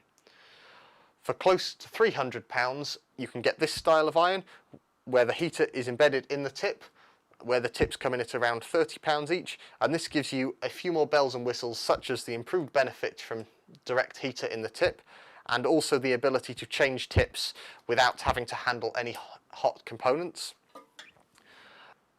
If you want to spend a little less, the TS100 iron can be had for around £60 and actually features tips with the heaters embedded in them and is an excellent starter option if you're wanting to spend a bit less money. Now, as well as the metal that we melt to make the joint, another important component is flux. Flux is a chemical which cleans the surfaces to allow our solder to flow nicely over them and also reduces the surface tension of the solder. For most amateur construction, you can get away without providing external flux, as the solder often has a core of flux running down the middle. We can see this if we look under a microscope. However, for certain more advanced soldering techniques, an external supply of flux is an absolute necessity. The additional flux can come in two main kinds, one of which is very runny and has a sort of viscosity similar to that of water, and the other is more of a gel. The runny kind is useful for general everyday work where we are using an iron. However, the gel kind is more useful when we are using hot air, as it allows a greater volume of flux to be applied. Otherwise, if we just applied a very thin layer, it would have all burnt off by the time our board gets up to temperature and not be able to be effective. As well as coming in different formats, fluxes also come with different chemistries. These broadly come under three main groups of no-clean fluxes, rosin-based fluxes, and water-soluble fluxes. Water-soluble fluxes gives excellent joints and are easy to clean off, but very easily absorb water and become corrosive, so cleaning the board is a must if you use them. For hobbyist use, I would say these are unsuitable, as they require cleaning techniques beyond the realms of the average amateur. Rosin fluxes are made from tree sap. They are not conductive themselves, but slightly absorb water over time, so can become conductive if left in a moist environment. For most circumstances, this is not a problem, but if you are doing very delicate sensing circuitry with trying to detect microamps of current, then this can become an issue. No clean fluxes are specifically developed to not require cleaning after being used. They will leave some residue on the board, but it is generally considered harmless and can just be left there. For most amateur projects, I would recommend sticking to either rosin or no clean fluxes, as they do not require professional cleaning techniques and you can get very good results with them. When it comes to soldering, there are two main hazards that should be considered. One of which is that your parts will be at a high temperature and may take time to cool down even once you've removed the iron, so do allow adequate time before handling the parts. The main risk is the fumes given off when the flux in the solder vaporizes. We can see this that if we take an iron to the solder, we produce this white smoke, which comes from the flux. Long-term exposure to flux fumes may cause respiratory problems, so if you are doing a small amount of soldering, working in a well-ventilated area and using a small desk fan to blow the fumes away from your face will probably be sufficient. If you are soldering more regularly, purchasing a fume extractor that will pull the fumes away from your face and filter them out of the air is probably a good idea.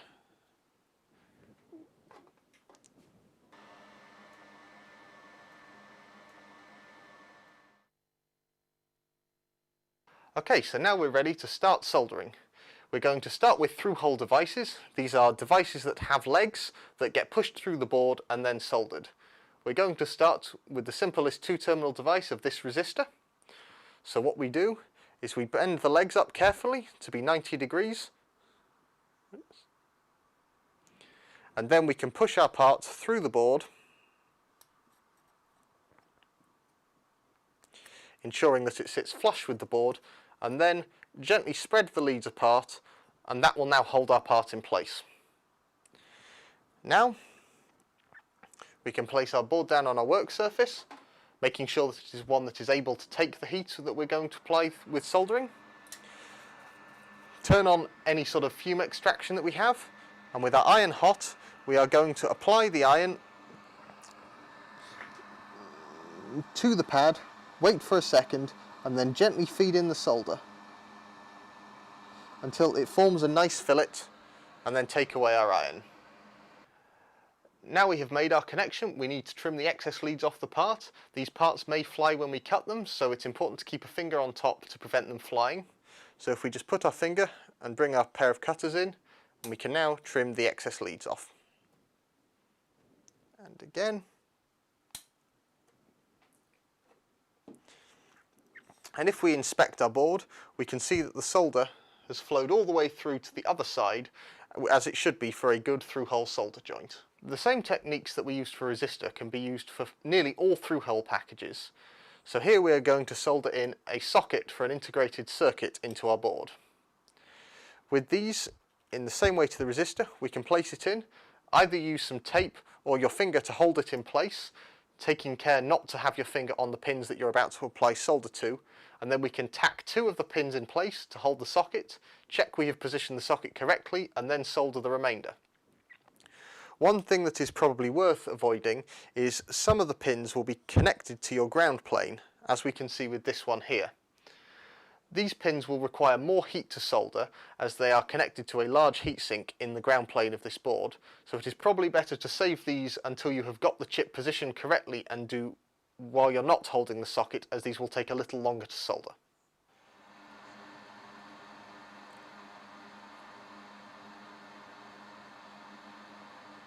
So now we've got our 2 corners tacked, we can inspect our board and make sure the socket is in flat and level, and then we can start soldering the rest of the pins.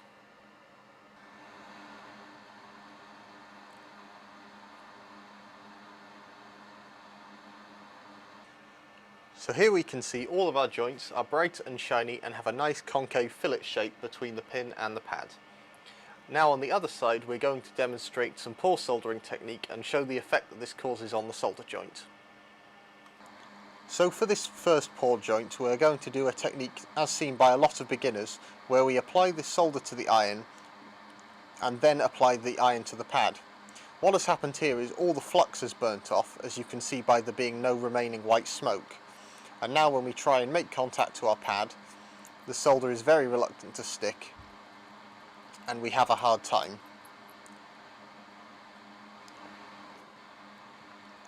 Now we have applied our iron to both our pad and our pin, but we are going to hold it there for too long so that all the flux burns off inside this joint.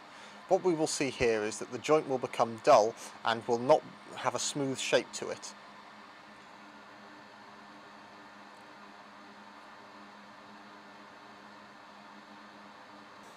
On this joint we are going to feed far too much solder in, and we will see that we no longer get a nice smooth fillet but rather a bulging mass of solder. And this pin, which we can see is connected to the ground plane, is taking a bit longer to solder. This is absolutely fine, just hold your iron for a few more seconds before feeding solder into the joint. However, nearly all the faults with these joints were caused by insufficient flux, so we can solve the problem by adding just a little bit more solder, which will add fresh flux into the joint, and then we can use the iron to pull away any large excess amount of solder. So do it with there.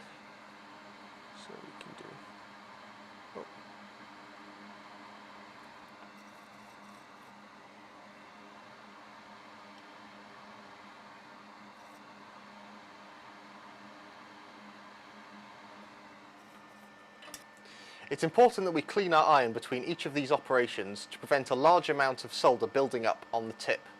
This can be done either by using brass shavings, as we have here, or by using the damp sponge that you often get included with your iron.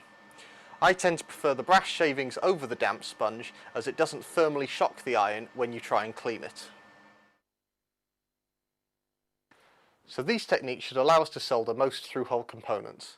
We're now going to have a look at surface mount components, known as SMD for short. Here is a selection of SMD components, along with a through-hole resistor and a pound coin for scale. This size is called 0805 and is roughly 2 by 1.2 millimeters and is a good size for most amateurs to start with. These are available in ever-shrinking sizes. Here we have 0603, 0402 and 0201.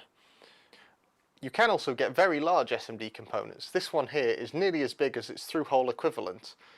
However, some of the ease of assembly of surface mount devices mean they are preferable in modern consumer devices.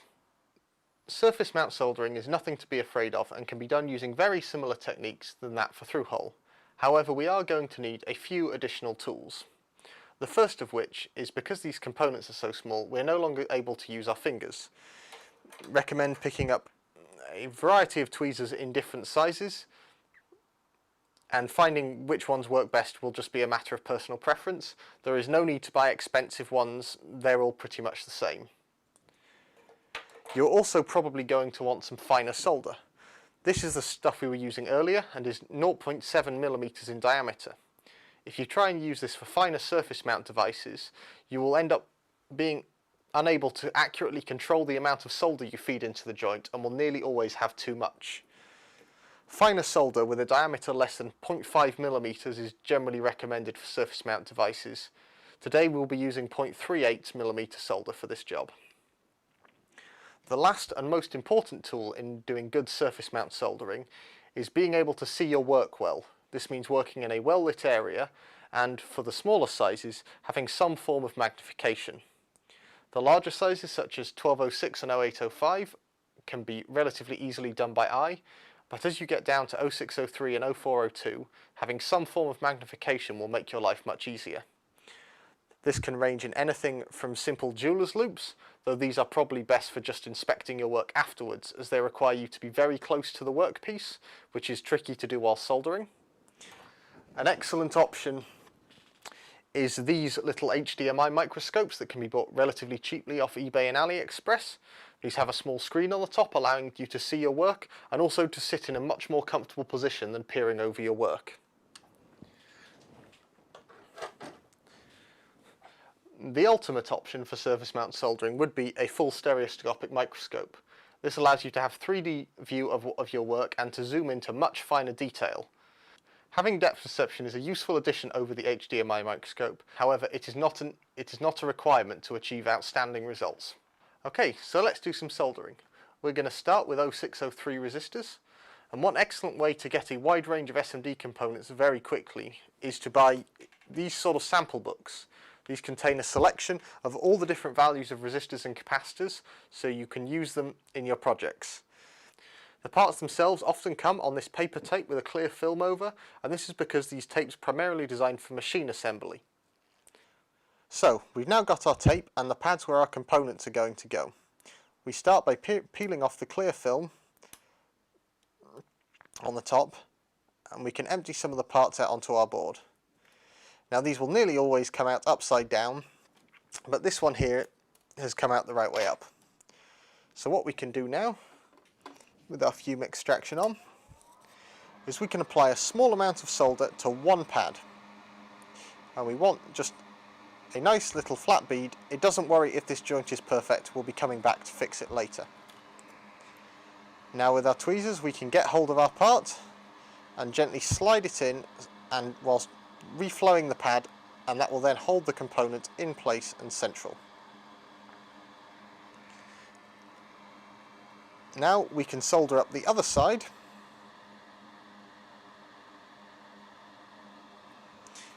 and then go back to touch up the initial joint if necessary. However, this joint is fine, so we will not be going back to it.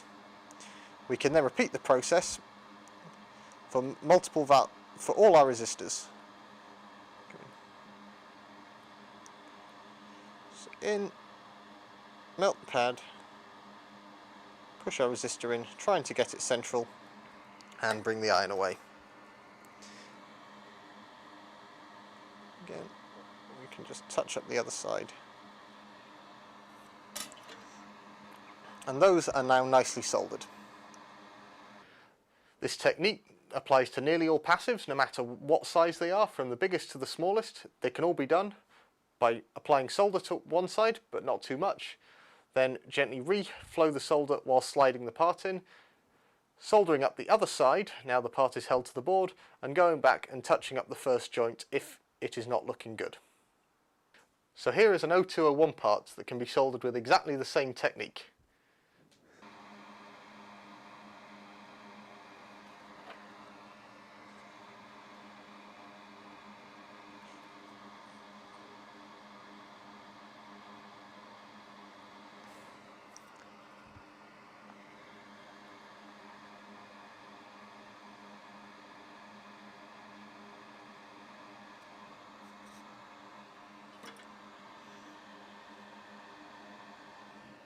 So this technique that we used for two-terminal devices also works with devices with much more pins. Here we tack down a couple of pins to hold the part in place and keep it central, and then go around and solder all the other joints while the part is held down, and then touch up the initial joints in case they are not satisfactory.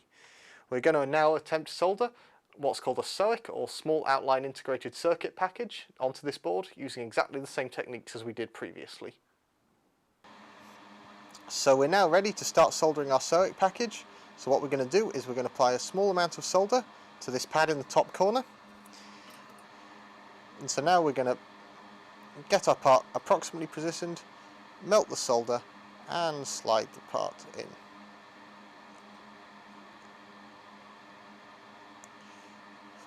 This joint is not as clean and pretty as it should be, but it's fine, we'll come back and fix it later. Now we're going to move our work around, always ensuring that the work is in a comfortable position, and we're going to solder the opposite corner, and that will hold this chip down so we can solder the remaining pins.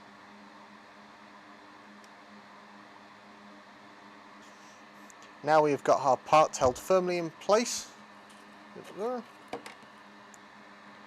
We can work our way along the chip, soldering all the pins one at a time, feeding just a small amount of solder into each one.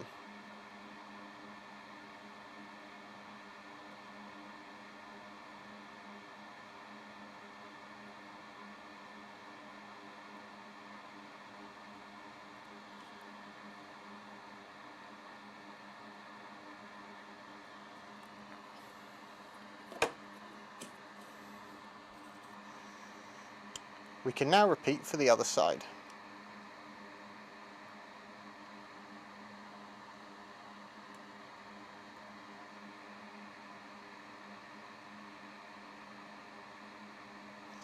And going back and repeating the joints that we did earlier.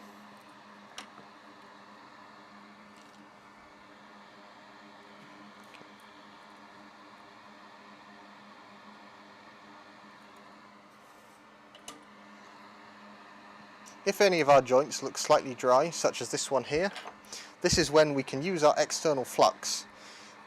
It is preferable here to add just flux rather than applying more solder to the joint, as that could lead to too much solder being on the joint. We just run our pen down, and that has deposited a fine layer of flux. And now we can go through reflowing all the joints.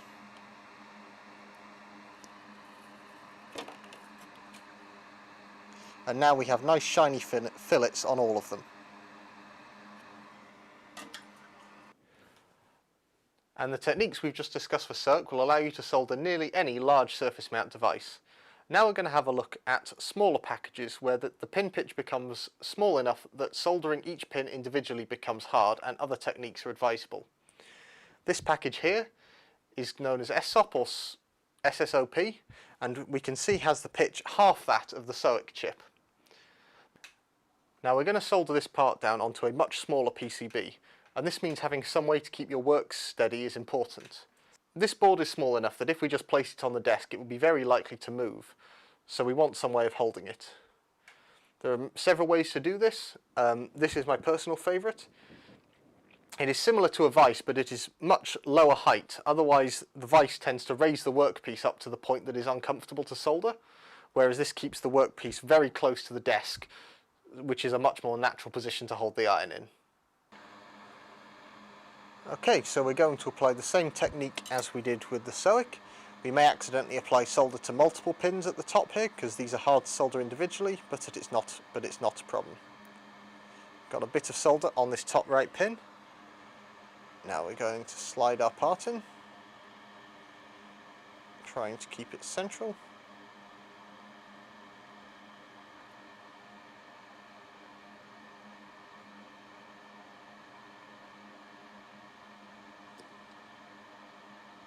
So once again we have a not particularly pretty solder joint here, but that's fine. Its job is just to hold the chip in while we solder the remainder, and this can be fixed later.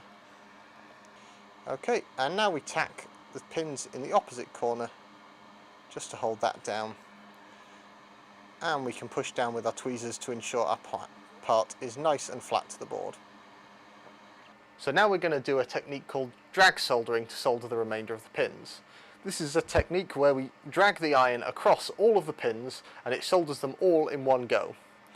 For this sort of soldering, a tip shaped similar to this one is best, as it allows you to heat several pins at once, so as you drag the iron over, the solder ball that you will form is pulled along with you, and you deposit exactly the right amount of solder on each pin. We're going to start by laying a thin line of flux across all of our pins.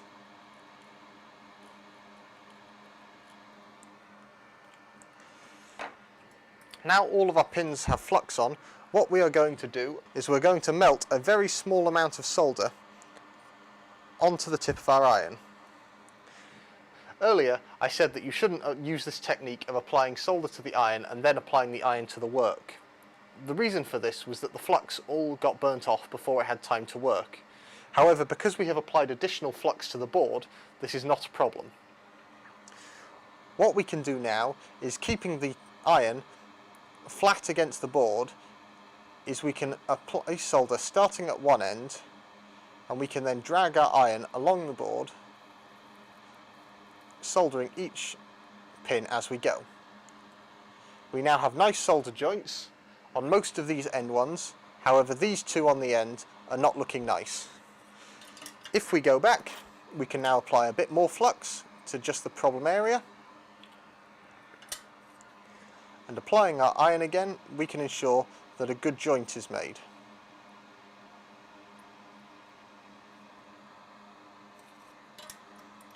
We have now successfully soldered all the pins on this side of the chip. The shininess you can see here between the joints is just flux residue. This is not solder shorting between the pins. Now we can go and solder on the other side. So we take our flux pen, we apply a nice line of flux to all of the pins, and these two here which are previously shorted will be tidied up in this process.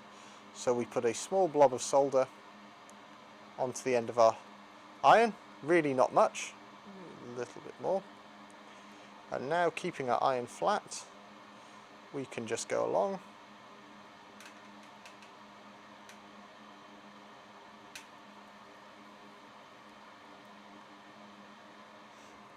there we go, and we have soldered most of the pins. We shall just touch up this one at the start.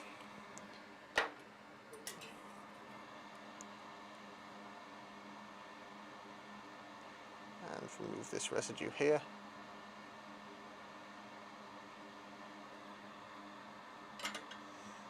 And now we have successfully soldered all this chip. So once we can do drag soldering, we can now solder pretty much any part that has leads on it. To demonstrate this, we're going to solder a large quad flat pack. So this is a large 208 pin device with pins on all four sides, but the techniques we're going to use will be exactly the same.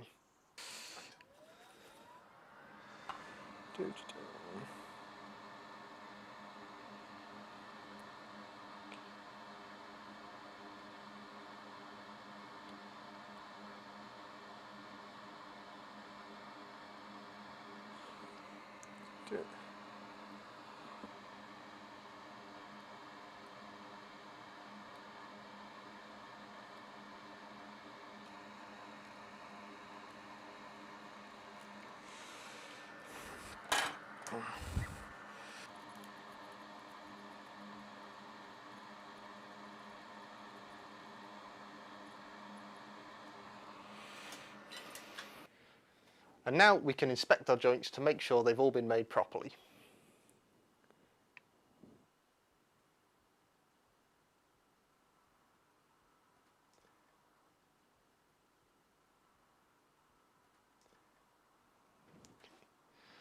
Okay, all of our joints are nice and shiny, and we can go on and do the other 3 sides.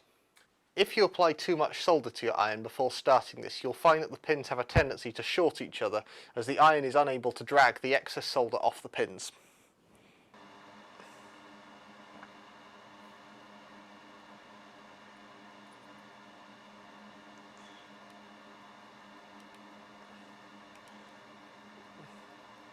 So if there is a small amount of solder bridging, we can just use the iron to redistribute the solder among the pins, and hopefully we can get away with it.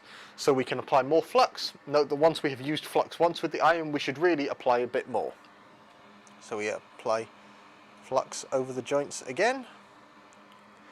And now what we're going to try and do is drag that solder ball along the pins and see if we can distribute it.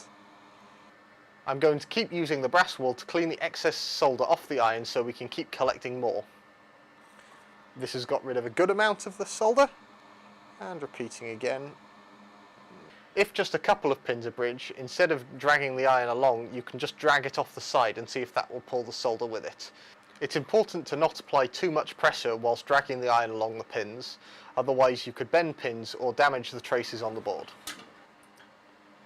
And now we have fixed our solder joints. For this sort of soldering, having external flux is absolutely essential. We've burnt off all the flux in the solder on the iron, and this will lead to incredibly poor joints if we do not use any.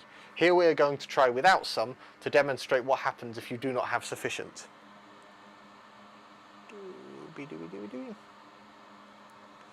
I've got no idea what's going to happen here.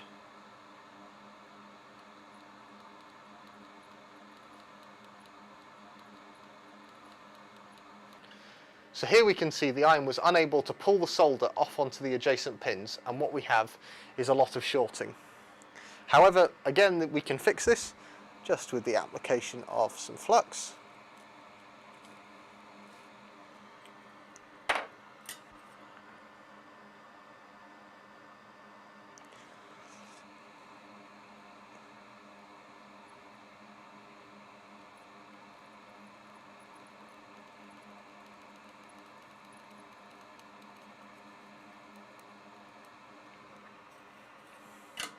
And there we go, we've repaired all our joints. Okay, so now we can solder nearly all leaded surface mount devices. However, some parts do not have legs and have pads on the bottom. Taking this as an example, this is a QFN, it stands for a quad flat no leads package, and has one large pad on the bottom with 16 pads around it. This pad is very hard to solder with the soldering iron, because although you might be able to touch the 16 pads around the outside, you'll be unable to get good contact with the large central pad in the middle as it's under the chip. So instead, what we're going to use is a hot air gun.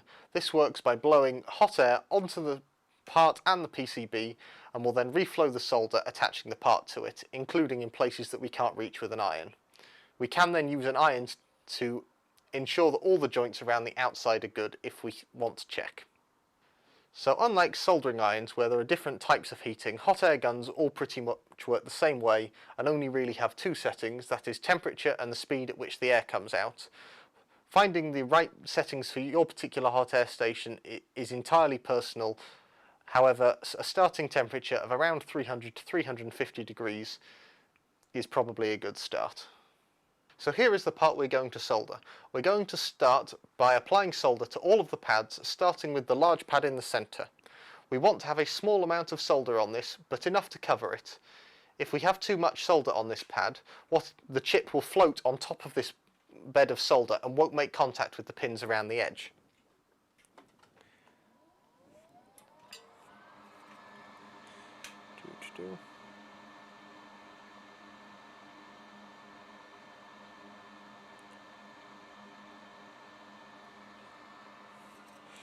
This looks like a good amount. Now we can apply solder to all the peripheral pads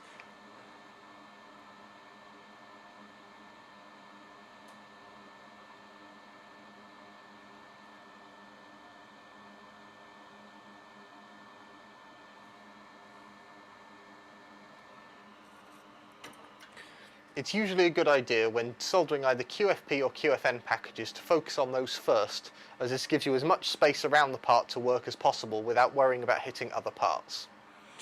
Now what we can do is we can take our gel flux, and gel flux, as we said earlier, is definitely preferable for this.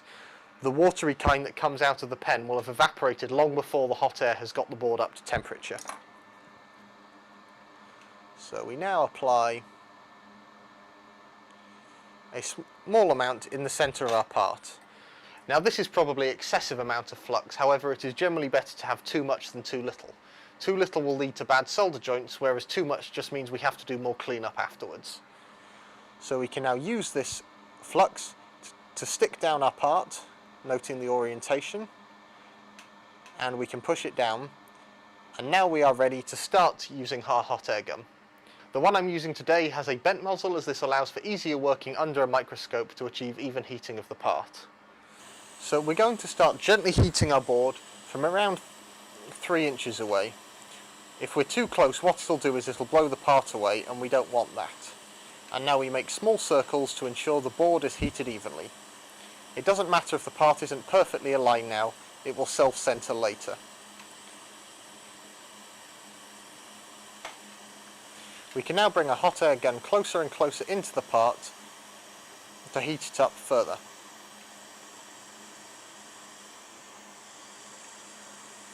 We can now see the joints starting to refloat and the part being pulled into place, and with a small tap down to ensure the part is correctly seated, we can see all the joints float, and the solder actually pulls the part in, as we can see here.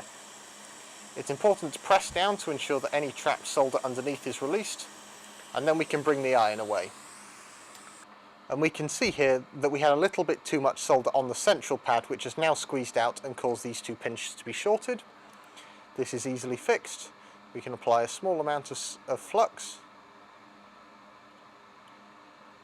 around the chip, having ensured that we've let the chip cool down enough that the solder is fully set.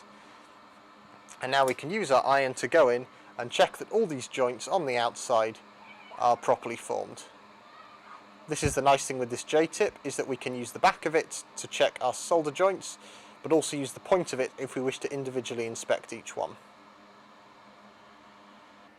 And now we have successfully soldered this QFN package, and this technique works for all QFN packages. You just have to be slightly careful on the larger ones that you achieve heating over the whole chip rather than just in one small area. So I've done this with leaded solder, which does an excellent job of pulling the part into position. If you use a lead-free solder, you may have to manually position the part, as the self-centering action is not as strong. So the techniques we've discussed today should allow you to solder most through-hole and surface mount devices. The two packages that we haven't discussed today are LGA and BGA. While these can be soldered with the same techniques as we have discussed for QFN using hot air, because these parts have a large number of pads underneath the chip, inspecting them is generally out of the reach of a radio amateur. Professional assembly lines will use X-rays to inspect these parts, and this is outside the realm of the home constructor. We used flux as an essential part of making all our solder joints. However, the use of flux tends to leave residue on the board once we have soldered using it.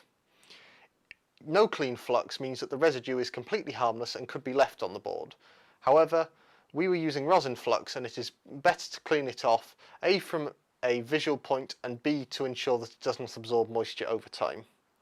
The easiest way to remove flux is with some sort of absorbent material, such as this foam swab, and isopropyl alcohol. Now, cotton buds are not suitable for this task, as they will tend to catch on components on your board and leave strands of cotton fibre all over your board.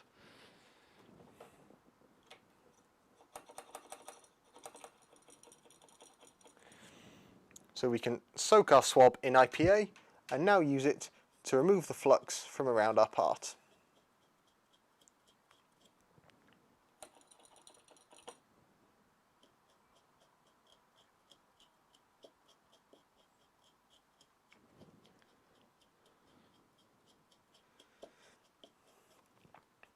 And we can now see the joints more clearly. The IPA we've used will evaporate naturally. However, if you allow it to evaporate, it will tend to leave all the flux that it has removed from your component just on the board wherever the alcohol was, so it is better to mop it up with something absorbent. either just using the absorbance of the foam swab itself, or by use of something like paper towel or some sort of lint-free wipe.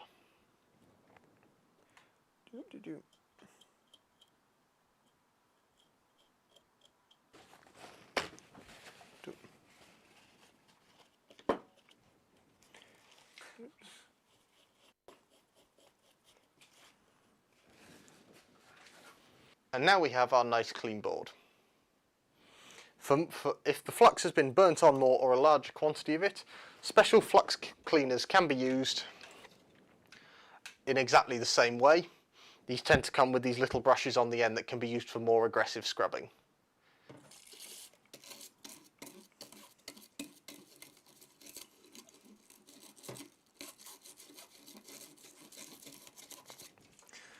And once again, this needs to be absorbed off the board. We can either use a paper towel, as before, to nicely clean our joints. Paper towel is generally good, but tends to leave a small amount of lint, so I tend to just finish with a foam swab to remove any last traces. And now we have nicely clean joints. Instead of applying solder to the board and then using flux to help us reflow it, we can also use a substance called solder paste. Solder paste is a load of tiny little balls of solder suspended in flux gel. This can be applied to the board using a solder paste stencil. This is a very thin sheet of steel which is then laser cut to have apertures for where we want solder paste to be on our boards. We can then press a layer of solder paste over this stencil, similar to screen printing, which will leave solder paste deposited on our board above our pads. We can then use either an oven or hot air to reflow the board, similar to the way we soldered the QFN before. And there we have it. We've covered techniques that allow us to solder from large through-hole components to all but the most advanced of surface mount devices. I hope this gives you the confidence to go and try out using smaller packages in your designs. The one piece of advice I would give to beginners is that it's important to be able to see your work, so getting good magnification is the biggest piece of advice I can give you. Thanks very much, and 7-3.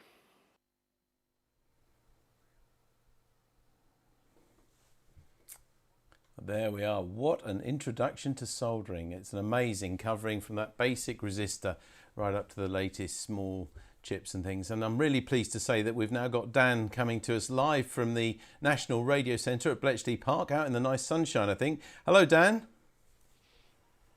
Hello. Good to see you, and thank you very much for that wonderful video. Had lots of comments already from people appreciating it, but got a few questions as well, so hopefully you can help us answer some of those. I think generally, I'll start with one to say, where do you buy this stuff? I know you did mention things like AliExpress in the video, but you know, it's not always accessible to all of us, and of course Maplin, the UK retailer, is no more, so there's nowhere on the high street you can go and buy a lot of this equipment. So where do you recommend in the UK, as well as some of the Chinese suppliers? So, of course, with the UK, you're going to pay a premium for them having done the trouble to import it. So, if you're wanting the lowest cost, I stick with AliExpress. In the UK, places like Farnell, RSCPC all have online web shops that you need. You don't need any sort of business account to trade with. They will trade with you like anyone else, generally next day shipping. Yeah, those tend to be the ones I go to. Other than that, hunting eBay for people selling equipment that is no longer makes commercial sense but still has plenty of useful life in it is also a good place, but you sort of have to wait for the right opportunity on that.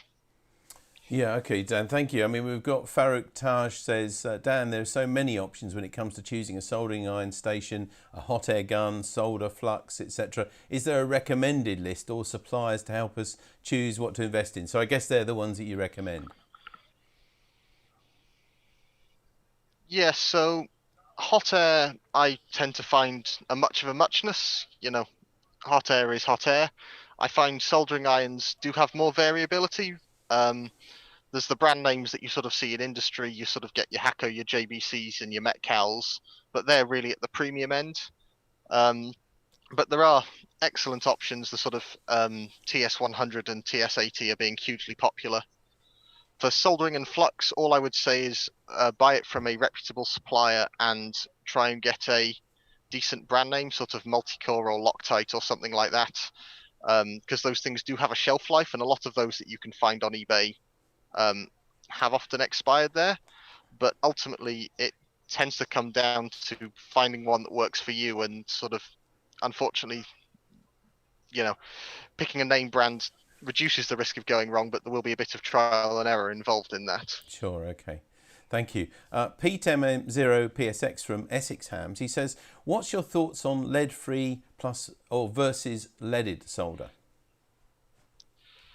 So, for personal projects which are not going into high volume, I tend to prefer leaded. It is easier to work with and is more forgiving. That sort of self-centering action that you saw when reflowing a QFN, you don't get lead-free. It just tends, when the solder melts, it just tends to sit there. So I find leaded is much more forgiving for the amateur. Of course, for anything that was being taken to production or sort of produced in high volumes, then I'm absolutely an advocate for lead-free. But for someone starting out in construction, I think having all the help you can get is worth it. Okay, Dan, we've got a little bit of breakup with the internet there, but I think we got the message. Thank you very much indeed. I mean, someone's asked specifically, I ought to just ask you, the Hakko FX888, do you mentioned for about £120? He's saying he normally sees it for about 150 or so. I mean, do you have a supplier for that you recommend? I think we may have lost Dan, actually. That's a shame. I don't know. Just looking to Tammy to my left, who's doing all the technical operating today, but I think Dan's signal has completely frozen on us now, which is a shame. But I think, oh no, we've got him back maybe. So Dan, can you hear us? We'll cut back to you. Dan? You're looking at me or us, but I don't know if you can hear me. Can you nod if you can hear me? Yes, sorry about that. Okay. Yep. I'll ask the questions very slowly and carefully. As I said to you, lots of the comments though coming in, just what a great demo and things that you've done, because it has taken us through all of the soldering and things like that. Someone asked you to recommend solder brands. I heard you mention Multicore, which is something that I've certainly remember from my young days. There's other companies, aren't there, like Wharton and things. Any other solder brands, and particularly fluxes, actually, because they're not so well known. You said use a good flux and a good supplier to make sure it's fresh. Any brand names come to mind?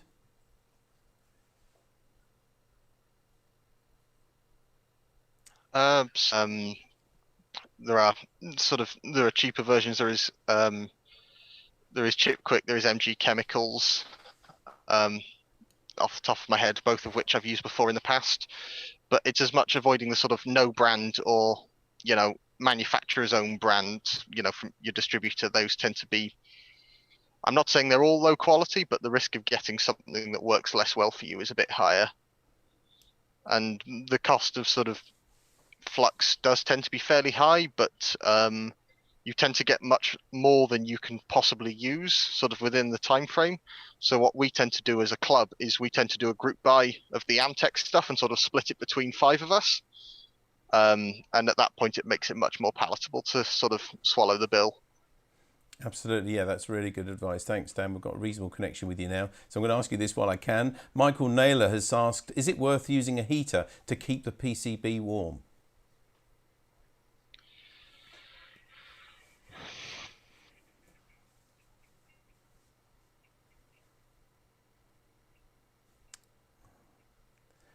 I hope Dan got that question.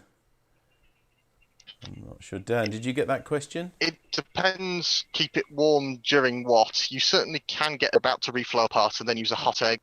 Yeah. Sorry. Yeah. It's very, very slow to you. Yeah. The question was, do you have to keep the PCB warm? I think that probably means warm it up before you do it. Sometimes in commercial soldering, you certainly keep boards in an oven, don't you, just to keep them moisture free and also to pre-warm them. So that's probably the question. Yeah, and they are, that is sort of the proper way to do it, in that it reduces thermal stress on the board. You sort of more evenly heat the board up and then just use hot air to sort of tip it over the edge to get the solder to melt. Personally, I've never quite justified the expense of one, and I'm fully accepting that the stuff I build, you know, it is not ever going to end up on a sort of a rocket or anything high reliability, in which case, you know, it's a whole different ball game.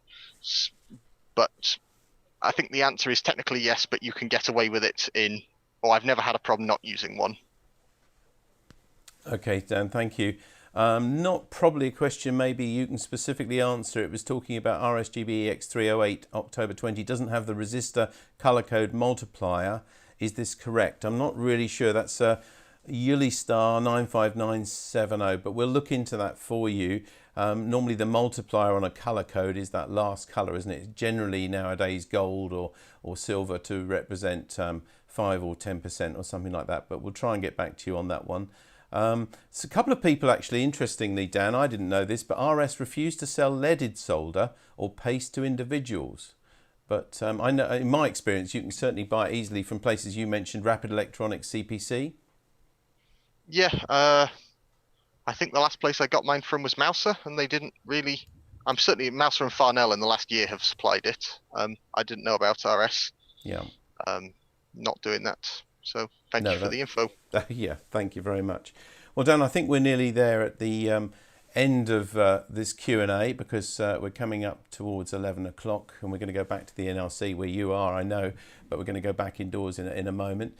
So I'd like to thank you once again for an excellent video, really good tutorial which people will be able to, I'm sure, look back on and refer to, and I'm sure you've inspired lots of people to give soldering a go. And if we're used to just the traditional sort of conventional components, I'm sure it's given people confidence to have a go with some of this surface mount. So Dan M0WT, thank you very much. Yeah, my pleasure. Thank you. And just before we hand back to the NRC, I thought it was worth telling you about the next Tonight at 8 presentation. There was a webinar that we do once a month here at the RSGB on this channel. And on the 1st of November, we've got one that really may interest you in terms of construction and things like that. We've got Ashar Farhan, VU2 ESE, and he's going to be giving us a talk live about BitX to SBitX, the journey and development of this exciting range of transceivers. The BitX is an easy to build 6 watts SSB transceiver kit for 14 megs. Ashar's latest design is the SBitX, an open source hackable HF SDR transceiver designed around the Raspberry Pi. And in his talk, Ashar will trace the history of BitX with a bit of anecdotal banter and some technical pointers too, maybe an ideal way to try out some of those soldering techniques that you've just learned from Dan. But anyway, that's it for the moment from here on the Introduction to Stream. We're now going to go back to the NRC and see what's happening there. And of course, we'll be back to you at 11 o'clock for our next presentation.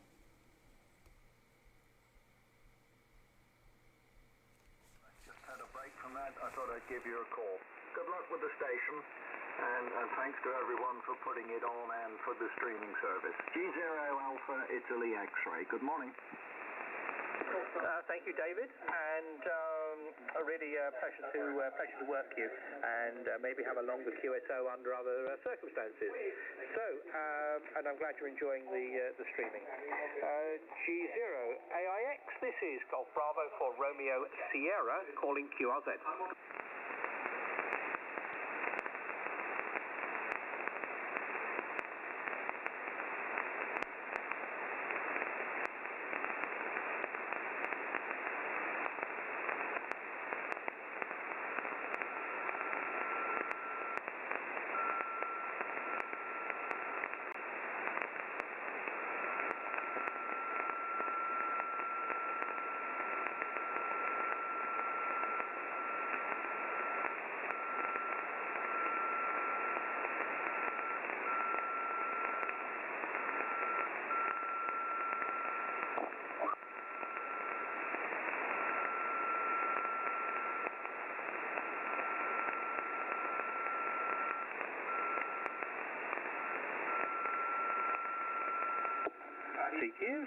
CQ. Golf Bravo for Romeo Sierra. Golf Bravo for Romeo Sierra. Calling CQ from the National Radio Centre at Bletchley Park. Golf Bravo for Romeo Sierra. Golf 4 Kilo. Good morning, Mike 0 X-Ray Tango Alpha. The 2 stations, X-Ray Tango Alpha. Again, please. Yeah, good morning. This is Mike Zero X-Ray Tango Alpha. Name here is Salim, Sierra Echo Lima India Mike. And my QTH is in the town of Chigwell in the county of Essex. Yeah, good signal this morning. Good to hear yourself on the air from the National Radio Centre this morning. Just repeat my name. My name is Salim, Sierra Echo Lima India Mike. I think that's the first time I said it, but anyway, I'll say it again. Salim, Sierra Echo Lima India Mike is my name. Anyway, back to you. Golf Bravo 4 Romeo Sierra. This is Mike Zero X-Ray Tango Alpha. Over. Mike Zero X-Ray Tango Alpha from Golf Bravo 4 Romeo Sierra. Name here is Stuart. Normal call sign Golf for Yankee Sugar X-Ray, and operating from the NRC as part of the convention this weekend. Right, thank you very much, Stalim, I think is the correct pronunciation I think you gave me. I'll say 73s, and I'll call QRZ for the other station that called me. Golf Bravo 4 Romeo Sierra. Golf 4 Kilo Romeo Whiskey. Kilo Romeo Whiskey, please. Golf 4 Kilo Romeo Whiskey. Very good morning, Stuart. Name here is Richard, Romeo India Charlie Hotel Alpha Romeo Delta. Just watching the convention, very enjoyable so far. Excellent presentations. Very good to work here for the first time. Golf Bravo 4 Romeo Sierra from Golf 4 Kilo Romeo Whiskey. Golf 4 Kilo Romeo Whiskey. I think you said your name was Richard. Could you just quickly confirm that? Yeah, confirm that, Richard. Thank you, Richard. Thank you, and I'm glad you're enjoying the day, and I'll put it over to the other station that was calling me. Golf Bravo 4 Romeo Sierra QRZ. Golf 3 Lima Delta India. Golf 3 Lima Delta India. That's a familiar call sign, but I can't quite place it. G3LDI. Thank you for calling in. Name is Stuart. Normal call sign Golf for Yankee Sugar X-Ray. Operating from Bletchley Park as part of the National Radio Convention. So back to you. G3LDI. Not G3YSX. It's Golf Bravo 4 Romeo Sierra today. Yeah, hi Stuart, and good morning to... Hello, welcome back to the RSGB National Radio Centre. I'm joined at the moment by Crassie, M7YAY, and Cassie's joined us recently as a volunteer at the National Radio Centre. So, hi Crassie, nice to see you this morning. How did you find out about the National Radio Centre? I found out about the National Radio Centre the same way as everyone else does at the moment, actually, which is through the one-way system at Block B at Bletchley Park. So the exit of Block B comes out right at the entrance of the NRC. Oh, just outside, yeah. Yes, yeah. So you can't miss it. Yep. Yeah, and it's really good with people coming out of there. I've seen people queuing up outside. So right. Why did you decide to become an NRC volunteer, though? I had just completed my pilot training, so I was looking to get more involved into communications as well as meet like-minded people. So volunteering at the NRC just offered both options. So I inquired about it and was lucky enough to be offered a position. So yes, very lucky. And what do you enjoy about being a volunteer at the NRC then? What really does it for you? The best part about being a volunteer is speaking to visitors about radio and what we do as amateurs. So we do meet quite a lot of diverse groups of people, and also obviously I do work with a lot of very fun, very knowledgeable and very supportive bunch of volunteers who have the infinite amount of patience with me. Excellent. And you talk about the number of visitors. We've had some really busy days recently. I think we've gone over 900 one Sunday recently. Right. Yeah. So that's the sort of the number of people we have through the doors at the NRC. So Yes. You're here introducing them to amateur radio, but you've only recently passed your foundation license, haven't you? So how did that happen, and what are you enjoying about amateur radio? It happened quite suddenly, actually. I did feel thrown in the deep end because I hadn't done anything like this before. But what I enjoy about being a radio amateur is I just love the fact that the hobby challenges me every day. So there's always something new to learn, such as the difference between cutting a cable and stripping a cable. So there was quite a few centimeters of cable were damaged in the process.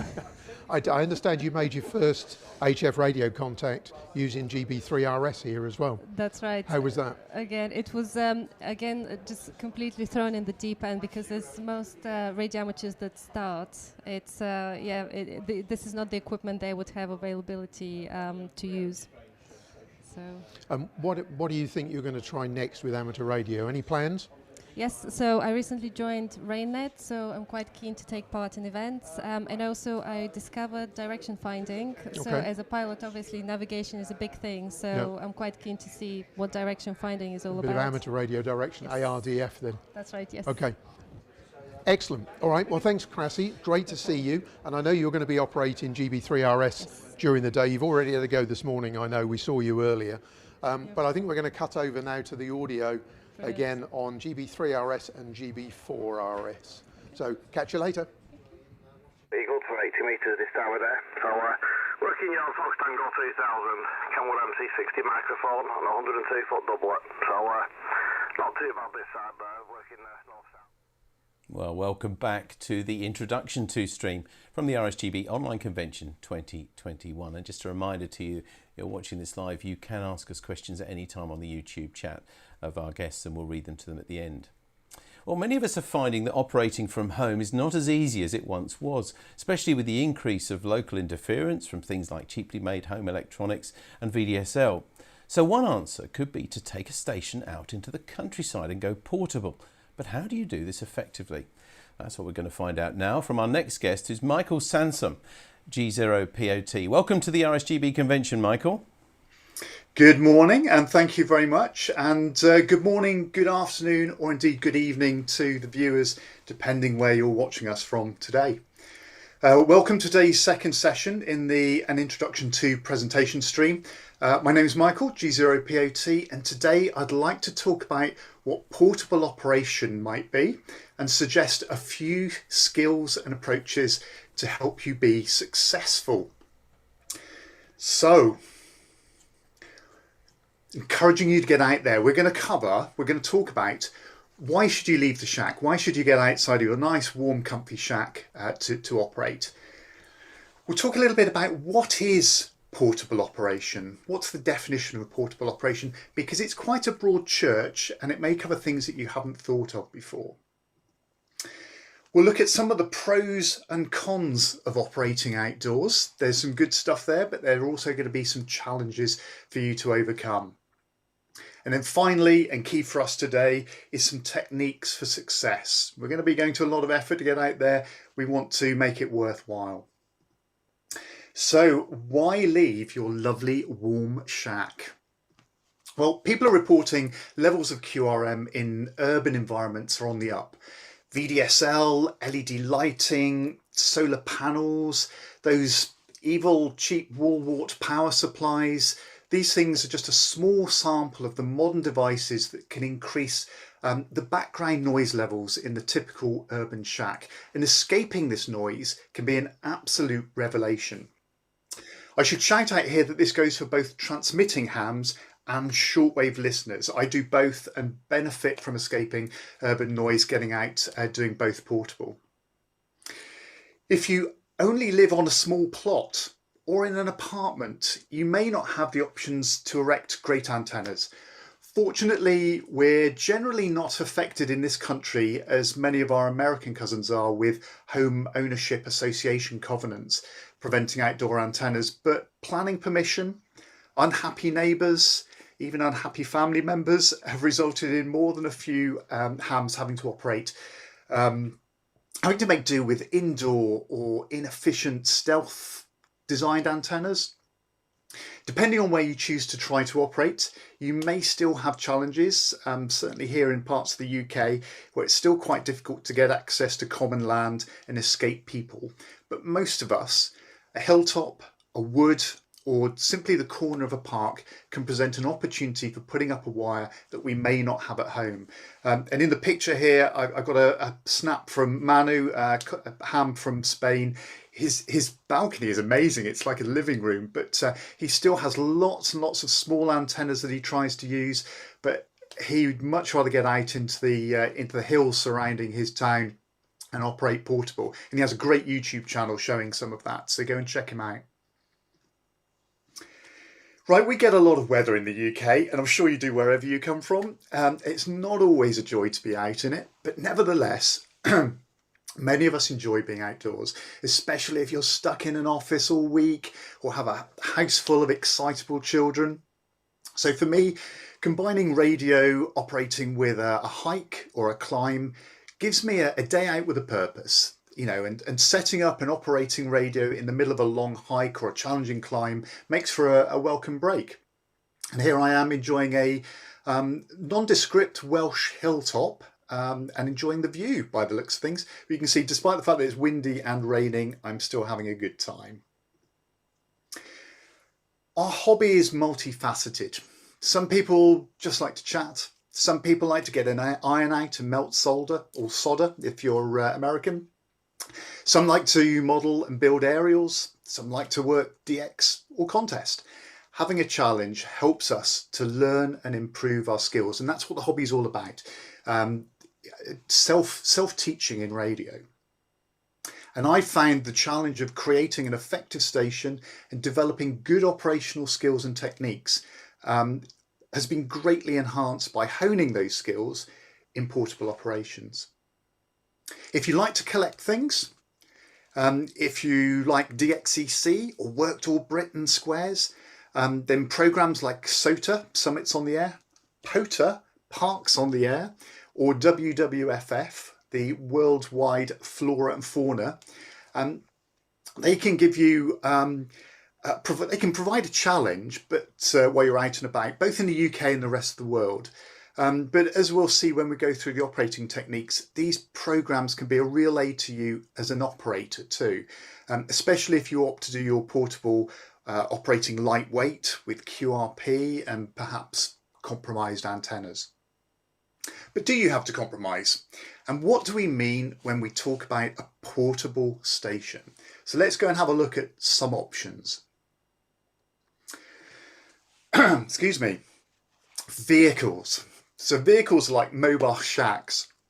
We can park up and operate almost anywhere, and they have a number of advantages. First of all, you're protected from the weather and can potentially keep warm or cool thanks to climate control.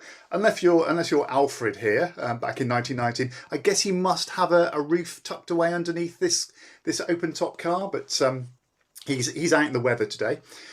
Secondly, they provide a comfortable seat and a reasonable amount of room, so you can go wild with the radio equipment you bring along. Weight isn't an issue. Thirdly, they can provide a power source, either from the car battery, direct 12 volts, or assuming they don't cause too much noise, using a 230 volt inverter, or whatever your power supply, your normal mains power supply uses in the country you're in. Finally, a vehicle can provide a means of support for a mast or an aerial. That means you can get it up quicker. The shorter time you spend setting up, the more time you're operating. And Alfred's got a great setup here. Apparently this all broke down and stored underneath the car, but I thought this was a lovely setup. If you want to get outside, you can simply set up next to a car or just a very short distance away, maybe using the picnic tables in a local park. With this setup, we can still leverage some of the benefits of the vehicle, so weight isn't too much of an issue, and we can easily use large batteries, big radios, laptops for data modes or logging, and other sundries, while maintaining a good level of comfort. Stepping away from the vehicle may also enable us to start looking at some more interesting aerial options. So Lane here hasn't skimped at all. He's got the 7300 laptop. He's even brought a straight key and a paddle. He's still using the car though for his antenna mount.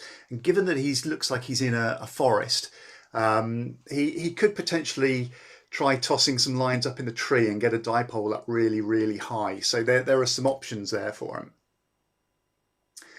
For the more physically active, backpacking portable can add that extra dimension to your hike or your climb. We can potentially get some more interesting and less populated locations but weight now becomes a factor. So this is my passion. This is what I like doing. And some of the fun, or the challenge, whichever you like, of this type of operating is building a reasonably efficient, lightweight station and considering how to optimize the modes that I'm going to use, the battery weight versus RF power equation, the aerial options, and of course, something to hold that aerial up in the air. Good operating techniques really start to become critical to the success of operating this way because it's low power and potentially quite low compromised antennas.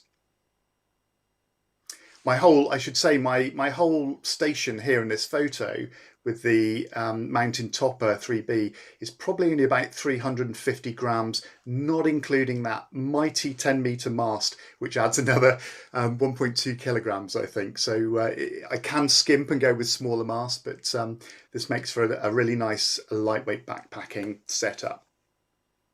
Now, operating from a boat anchored up or tied up on an inland waterway is just a little, or even an estuary, I guess, because that doesn't class as maritime mobile. That's a little like operating from a car.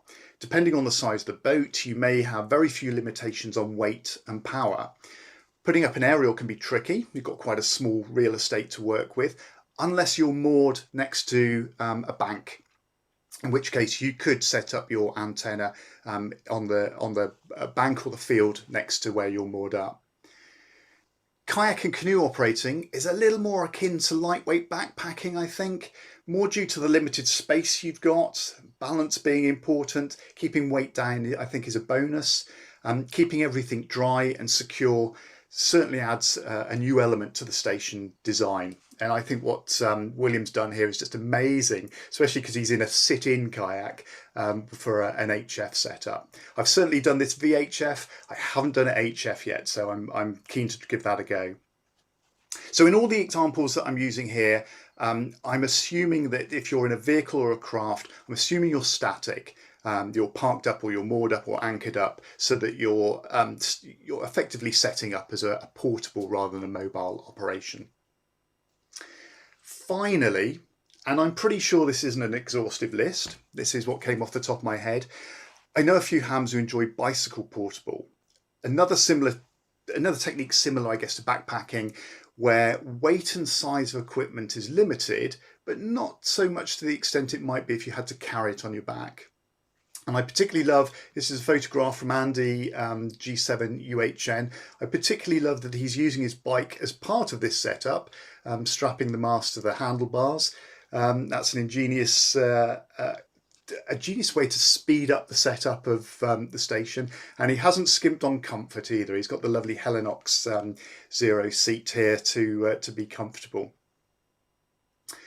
So, that's some of the definitions. That's what I'm kind of thinking of when I talk about operating portable. So there's quite a wide range of things we can do. Hopefully I sound quite enthusiastic about this, but let me try to offer a bit more of a balanced view on some of the drawbacks versus some of the benefits of getting outdoors with your ham radio. Get the mouse down there. There we go. So let's start with some of the challenges. As I said earlier, certainly in the UK, we can sometimes have all 4 seasons in one day. Depending on the type of portable operating you plan to engage in, you need to plan and be prepared for anything from sunstroke to hypothermia. As a SOTA operator, I certainly quickly learnt that an exposed hilltop with either, I was going to say it's gentle wind, sometimes it's not so gentle, but with this gentle breeze that you always have on a hilltop, can disguise just how much sun you're being exposed to, or equally slowly and insidiously sap the heat out of you, potentially leaving you in a condition where you're ill-equipped to make good decisions. And I had a great example of this. I should know better, but I was in Cumbria and I thought I'd take advantage of the RSGB 6-meter UKAC, went up on a hilltop in Cumbria, very windy, very cold. After about an hour and a quarter, I suddenly realised that I wasn't quite able to remember the whole call sign that someone had just shouted, and I was starting to have to ask for quite a lot of repeats. Another 15 minutes later, and I realised I was really struggling to write those call signs in my log, my pencil and paper log. And I realised at that point, hypothermia was starting to creep in. And interestingly, my first thought was, I'm only 30 minutes from the end of this session. I'll just keep going. And then I thought, no. I always tell people that's the time to quit. So got up, did some star jumps to warm up, realised I couldn't feel my feet anymore. I was that cold, packed up. But it was already pretty late in the onset of hypothermia, and I found the descent of the hill really quite tough because I couldn't feel my feet. So even in the UK, it just goes to show you, even in the UK, it's easy for weather to be a problem for you. So something to be aware of. Oh, I cannot stress how important it is to plan. So there's a couple of sides to this, I guess. There's the planning for the trip, the hike or the climb, where you might need to think about how you're going to get there, where you're going to park, food and water requirements, wet weather gear, warm clothes, a good map, safety features like a whistle and a bothy bag, letting people know where you're going to be and when you're going to be back, charging phones, sat navs, etc., etc. But then there's the radio side of it as well, making sure you don't forget something critical to your success. So some people create a go kit, a bag with everything they'll always need collected together. And I think that's a really good idea. Some people use checklists, and I have to say this is quite useful if you change your station design depending on the destination and the sort of operating you're going to do. I quite like this approach because I tend to modify what I take with me depending where I'm going. I often recommend to new SOTA ops to take their SOTA station that they've designed out into the garden or at the furthest the local park and put it together and operate, because that way, if you realise your radio has a BNC aerial connector and your aerial has a PL259, it's not too far to go back and fix that and find a suitable replacement. At one point or other over the last 30 years, I have been guilty of all of the examples I'm showing in this slide. The power lead, actually the worst one I saw with the power lead, I was doing the RSGB backpackers. I'd climbed my local Beacon Hill, which is a hell of a climb, only to find another amateur there. I was crushed knowing that I was going to have to descend, drive to another hill, climb again and be late starting the backpackers. But when I went over just to introduce myself so that we could liaise for future sessions, he was just sat there staring at his radio in his hands with a real forlorn look on his face, and he'd forgotten his power lead and he'd travelled quite a distance to be there. So it was a disaster for him. So I got to have the hill, so that was great, but it was a disaster for him. I've definitely forgotten patch leads before, and as a result of this, I try to have a station design that has tuned antennas so that I don't need to have an ATU. I may take an ATU as an emergency stopgap, but I plan not to have to use it because it's one less cable to remember, one less cable to have go faulty on you when you get to a hilltop. And finally, yes, make sure your aerial matches your radio.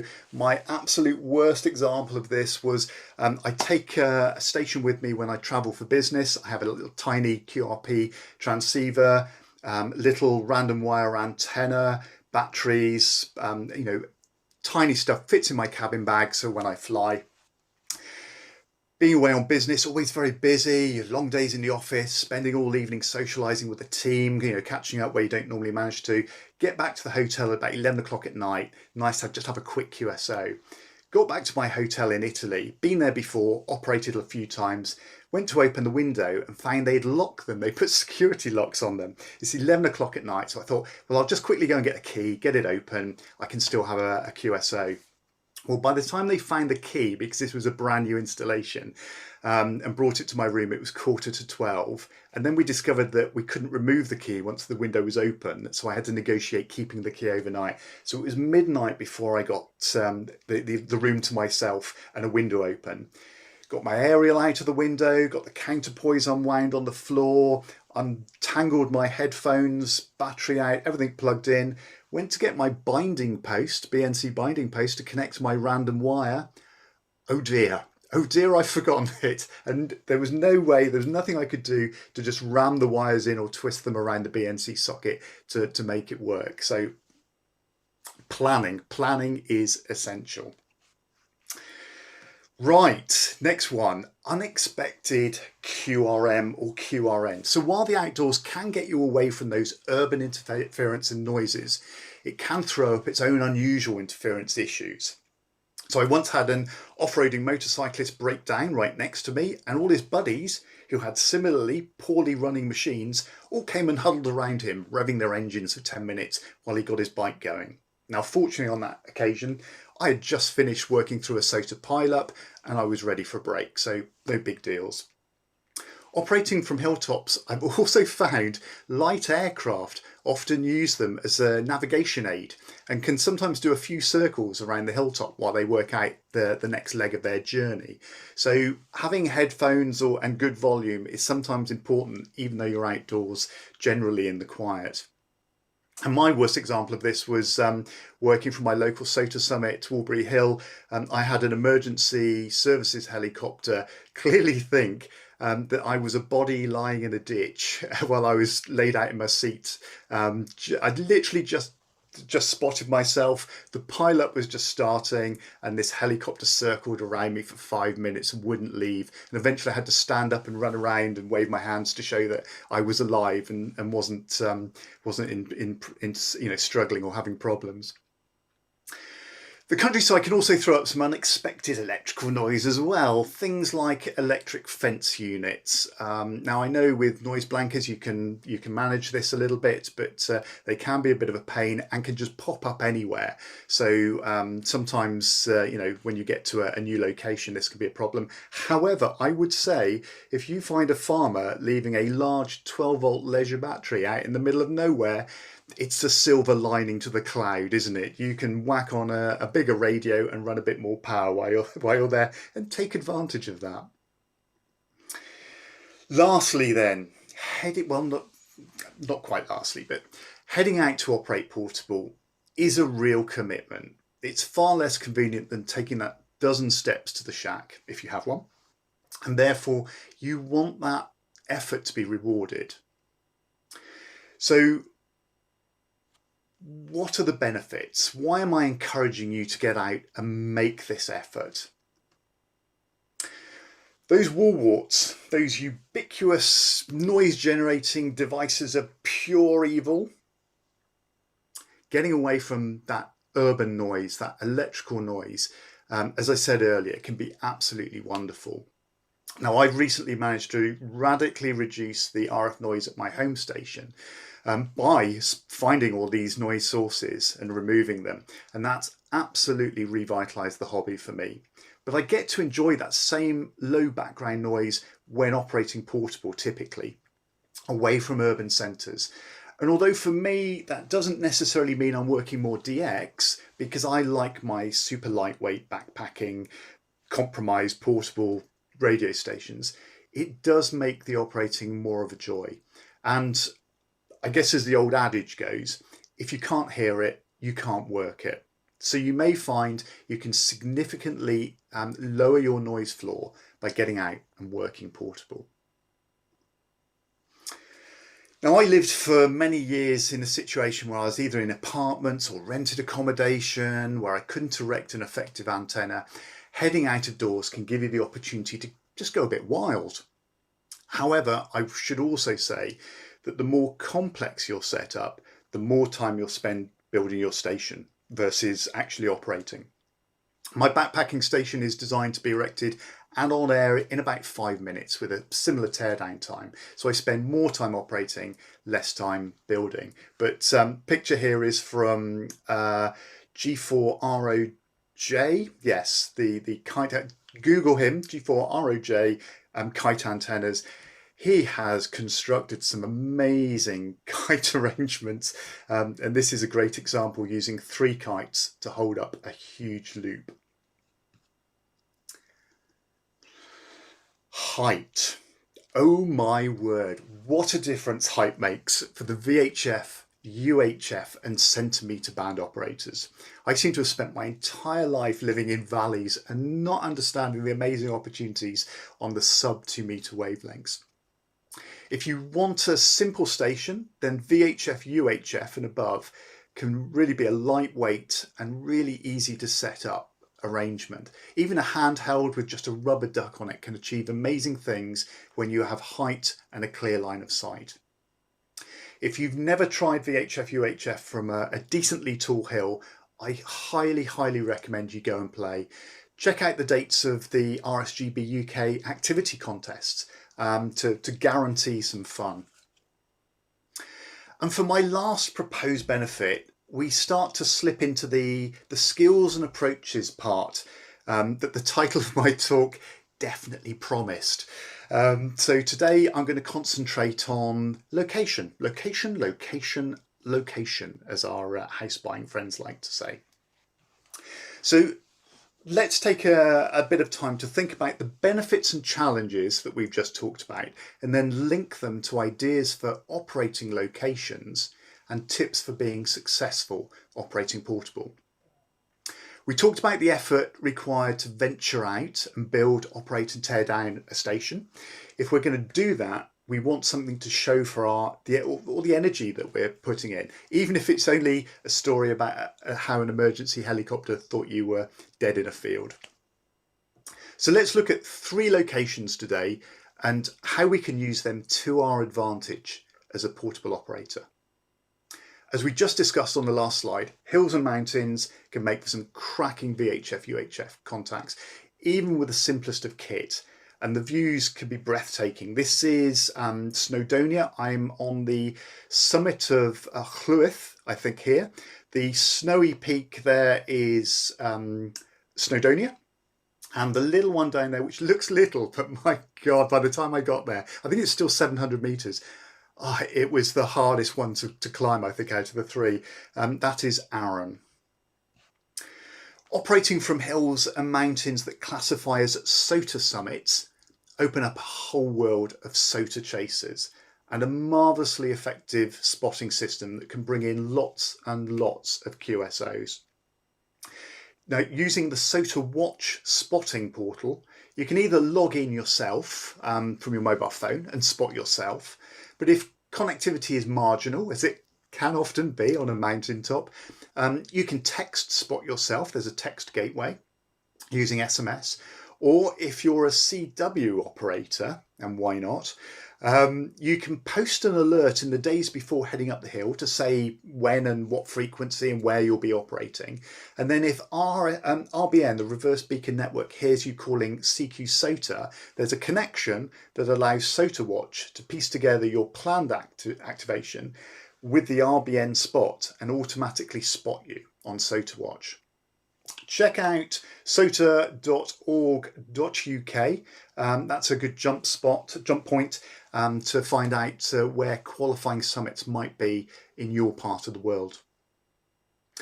Work Tool Britain, WAB, is an activity that crosses all locations that we're going to talk about today, really, but has special significance for hilltopping as they support a trig point award. So a lot of the hilltops have trigs, and if you operate close to those, you can earn points for that. WAB is obviously for the UK. Whatever country you're in, hopefully they have something similar to work regions of your country. Now, the WAB community have daily nets, so you can typically call into a net and work through a group of hams, especially if you happen to be operating somewhere with an interesting WAB square. And finally, have you tried satellite operation, just with a handheld radio and a small Yagi?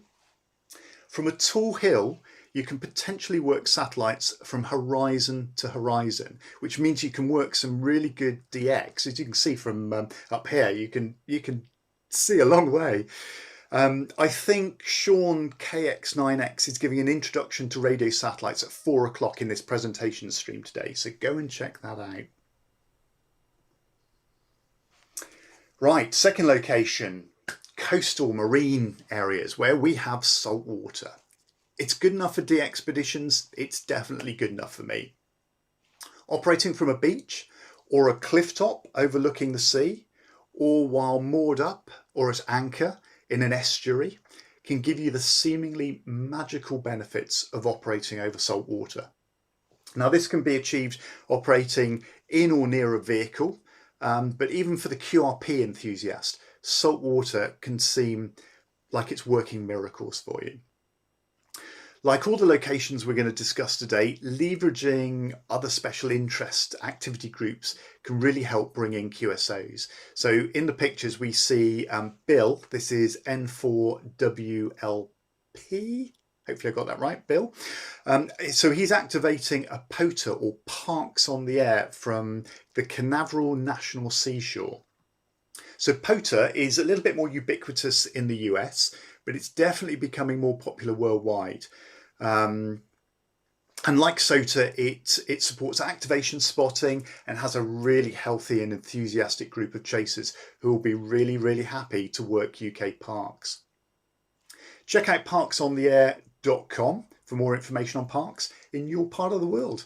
And by the way, I think Ray Novak, N9JA, is talking more about using SOTA and POTA and how it can help your operating in his talk at 2 o'clock this afternoon in this presentation stream. So go and check that out. You can see actually Bill here is also, he hasn't skimped with weight. He's only had to move a short distance, but he's got this fantastic trolley set up where he can take the 7300, big battery, table and chairs and umbrella and really make the most of it. And he's got this fantastic huge Delta loop set up. Finally then, location, fields and parks.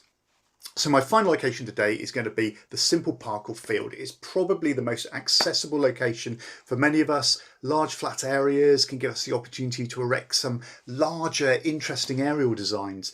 And while low dipoles tend to end up giving us kind of NVIS, near vertical instant skywave contacts, you may find that you can set up large verticals, ground planes, delta loops, half squares, all sorts of larger vertically polarized antennas which you may not get away with at home.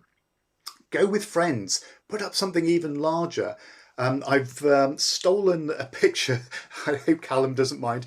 Callum M0MCX from DX Commander fame. I pinched a picture of his because he had this wonderful cantilever arrangement for getting a mast up, which I've used myself in a field with a group of friends. You really need a few people really to help with this, but you can get a big mast up and potentially with a Yagi or something big at the top of it, something that you may not be able to do at home. The other thing is you can take advantage in big open spaces of the lovely laminar wind flow you get across these spaces. Try a kite antenna. Maybe not as outrageous as G4 ROJs. Here we've got Andy G7UHN again, just using a very simple kind of end-fed half-wave arrangement being held up by a kite. It's often easier to get close to a park or a field with a vehicle. So if you're a QRO operator, if you want a bit more power, this is going to support you.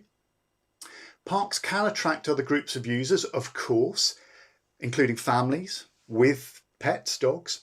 So safety can be an issue, but this also opens up the opportunity to answer questions of what you're doing and promote the hobby to non-amateurs, which is definitely a success in my book. We've already touched on POTA and WAB, or its equivalent in your country, but parks and areas of outstanding natural beauty may also qualify as worldwide flora and fauna sites. So this programme, I think, is more popular in Russia and Europe than in the UK, but it has a growing following of chasers and some basic spotting tools via a DX cluster. I think it's one to watch and to be aware of if you're operating from a qualifying site. So check out their website. I know it looks like it's broken, but that is the actual website, www.ff.co. There's a UK group, gxff.uk, and they have a Facebook group as well. So an opportunity to post that you're operating. Right, let's wrap up. How are we doing for time? Yes, we are good. Let's wrap up with a quick handful of other tips. Just repeat some of the things we've already covered to make your portable operating more successful. So contests. I feel contests can be a bit of a pain, especially on Saturday mornings when you're a QRP station and the big guns are trading their 599s with each other. On the Saturday, be prepared to work on a walk band or a non-contest band to avoid being swamped. Come Sunday afternoon, however, the big guns are mopping up whatever they can get, and they have some amazing contest stations, huge Yagis. They're going to be able to do all of the heavy lifting for you. So if you're a small signal, with compromised antennas, you're going to be successful. They're going to be able to pick you out. Obviously, there are some contests that promote portable operation, like the RSGB backpackers. So that can be a great opportunity from the start of the contest to the finish. We've already covered SOTA, POTA and WWFF. As we've said, these can offer some great spotting tools and a really healthy base of chasers who will make the effort to pull in your diminutive signal out of the ether, making QSOs. Spotting is generally useful if you have data coverage and can self-spot. If you're a social media user with a large ham friend base, leverage that by posting your activity on Twitter or Facebook, wherever that group is. We discussed Worktool Britain WAB nets, but they're not the only ones who run nets. If you're a regular net user, if you operate regularly on a net, let them know in advance that you're going to be calling in from a portable location and would love genuine signal reports to help work on your station design. In fact, pre-arranging a contact or two can really help get you established on air, and once other people then hear you operating, they can be more enthused to try and work you, because you're not allowed to signal, but they'll understand that you're a portable operator and really want to work people. Be sure to take radio and aerials that will give you 2 to 3 band options, including a walk band. And if you can, include both HF and VHF or something above. If there's a coronal mass ejection just after you've set up, you can switch to VHF. Just ask me how disappointing it is to spend a lot of time setting up a great portable HF station out of doors, only to hear the band close in under 20 seconds and not have VHF with you. I've had that awful experience. What a pain. So with our current place in the sunspot cycle, if you have, for instance, 20 and 40 meters, you have options to work local contacts on 40 using NVIS, potentially some DX on 20 meters. But if you need to, make sure you have something like 17 or 30 meters so you can escape the contest big guns. 30 meters obviously great for CW, 17 meters SSB or CW, or indeed data modes for both of those. If you can, have a quick listen on the bands before heading out. If you don't have a home shack, that might be one of the reasons you're going portable, of course, log into a web SDR and check if the bands are open. Certainly the ones you're planning on using. Consider what modes might work for you. Optimizing power requirements and signal, that signal bang for buck is important. CW is really, really hard to beat for getting through, especially when you're using, compromised stations. But I appreciate not everyone is a CW operator. But data modes may be even better. They work really well with, very low power. However, they introduce complexity to your station build, more weight, more batteries to carry, the complexity of computer and cables. But, it might work better than voice if conditions aren't great. Lastly, make a checklist. Don't forget that critical component, because there's nothing worse than building your station, driving somewhere, carrying your gear, setting up, and then finding you're missing something critical. Right, guys, I think my time is up. So I know we're heading into the winter now. I know it's traditionally not the best time to be heading out of doors, but if you've never tried portable operating, why not grasp the nettle and get out there and give it a go? And if you have operated portable, why not try something different from the list that we've talked about today that you haven't done before? Work a satellite from a summit.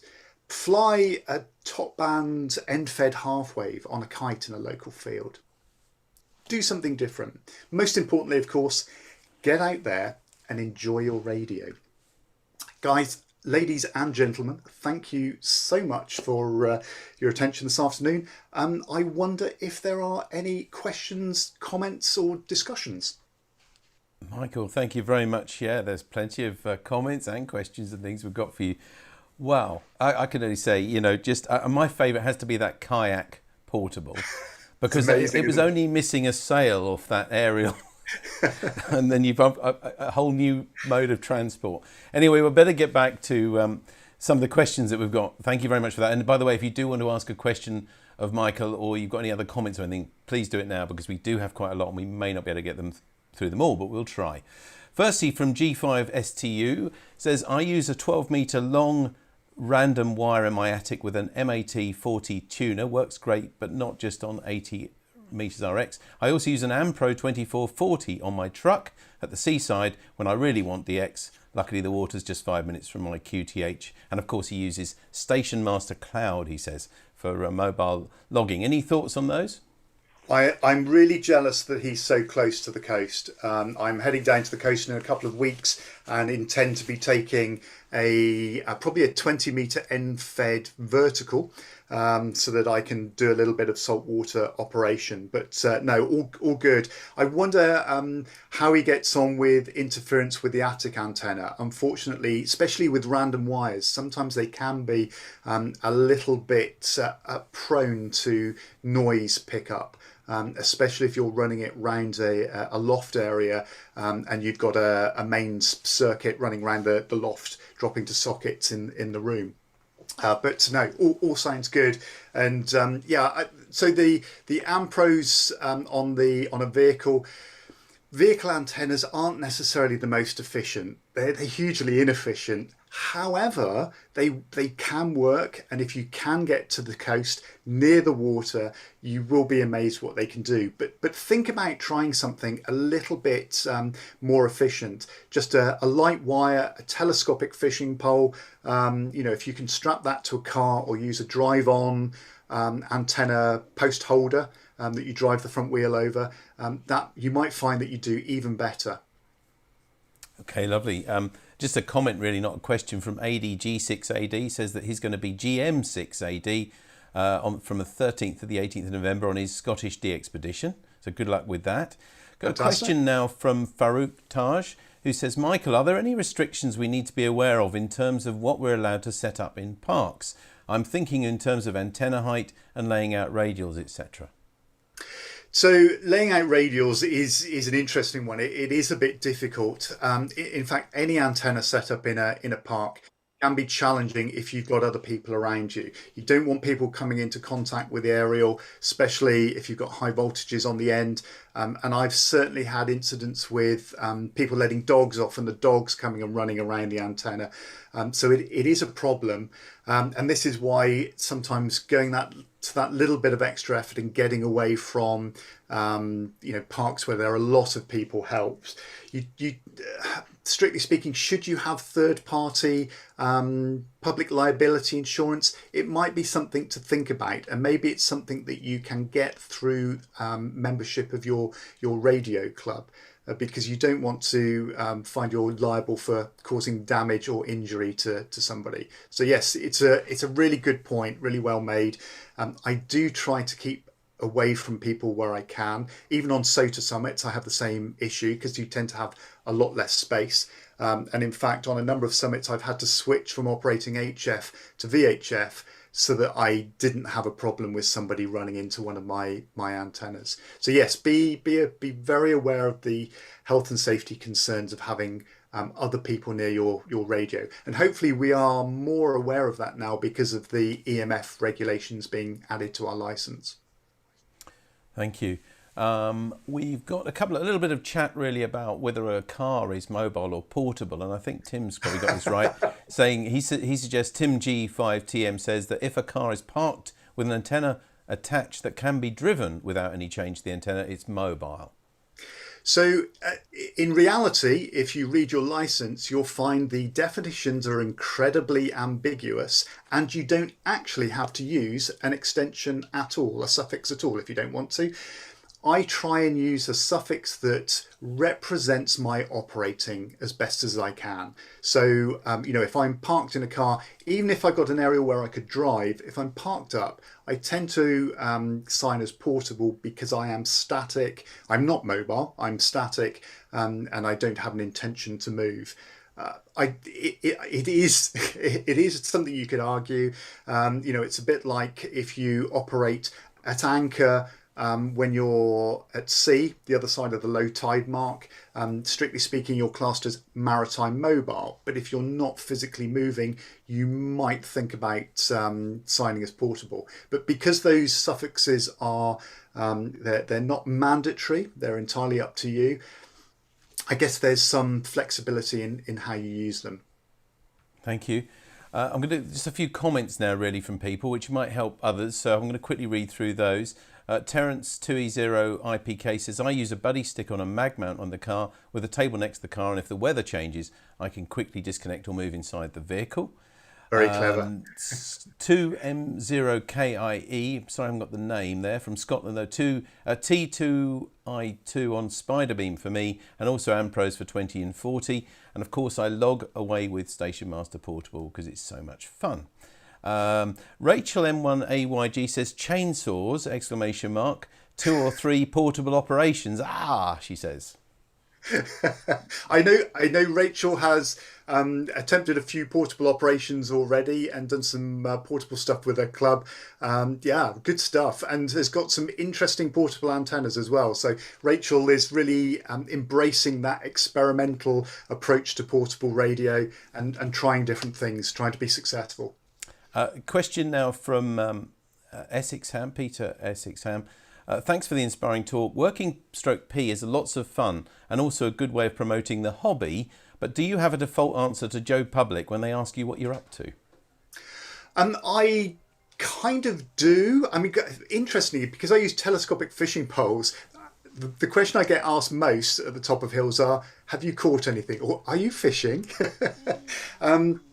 Now, a great idea to do, which I know a lot of SOTA ops have embraced, is creating a little card or a little pamphlet that you can put nearby you where people can see it, which explains what you're doing. So it can explain the hobby, describe what you're doing. Sometimes it's very difficult to stop what you're doing to talk to people. I always try and put the radio to one side and tell them all about the hobby and try and enthuse about it. But if you're in the middle of a QSO, it can be a little bit challenging, especially CEW.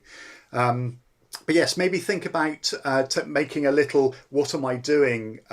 pamphlet that you can hand out to people, and that way, if you can't immediately stop and engage, you can just quickly point to it or give them a copy so that they can read what you're doing. And also, it is a wonderful opportunity to promote the hobby and show what it's about. And the RSGB also has some nice small brochures, which I'm sure they'll send you on request, which you could always carry a few of those with you as well, which will also explain it.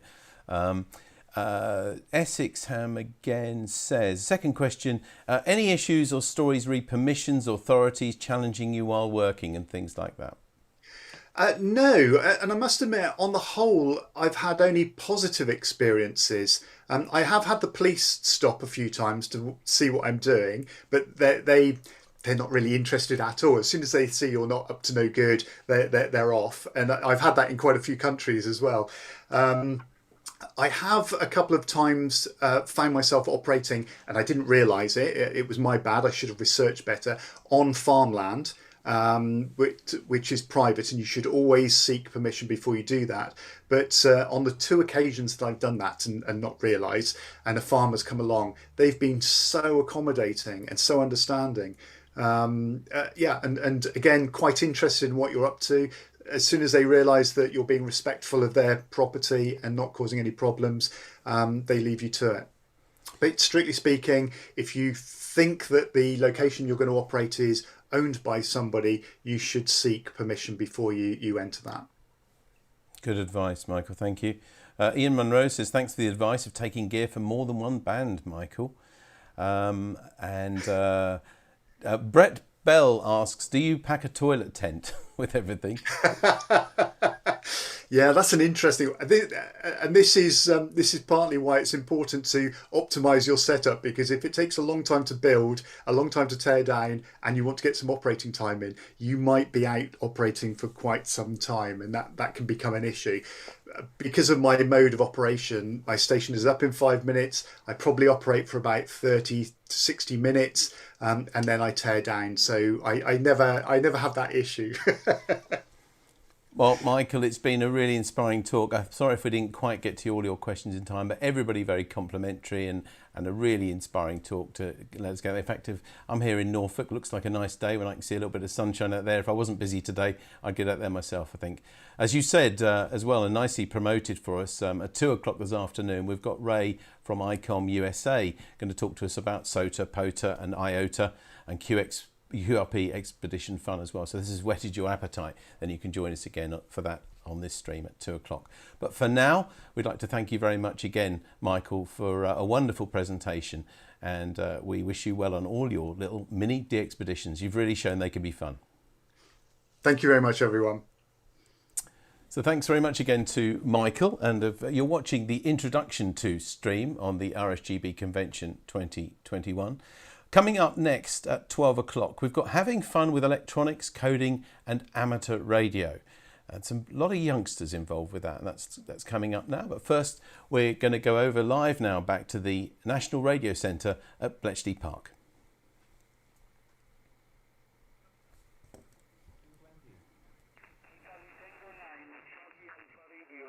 Again, is it Charlie Tango 9? Italy Tango 9, Italy Tango 9, Charlie Alpha Radio. Italy Tango 9, Charlie Alpha Radio. Good afternoon, thank you very much for the call. This is GB3RS, the operator name is Stefano. Sugar Tango Echo, Foxtrot Alpha, Norway Oscar. Well, thank you, my friend, very good. Also, my name is Stefano. Thank you very much for the signal, Highland Plus in Sicily. Thank you, Stefano. Good activation. Congratulations for the GB3 Radio Sierra station. Roger Stefano, thank you very much. I'm Italian and just operating GB3RS from Bletchley Park today as part of the RSGB online convention. You can watch us on YouTube. Thank you very much for the call. You are in the log. Italy Tango 9, Charlie Alpha Radio, GB3RS. Yes, thank you, GB3RS, Italy Tango 9, Charlie Alpha Radio, 73, good luck. 73, QRZ please, this is GB3RS calling CQ20. Please, your call again.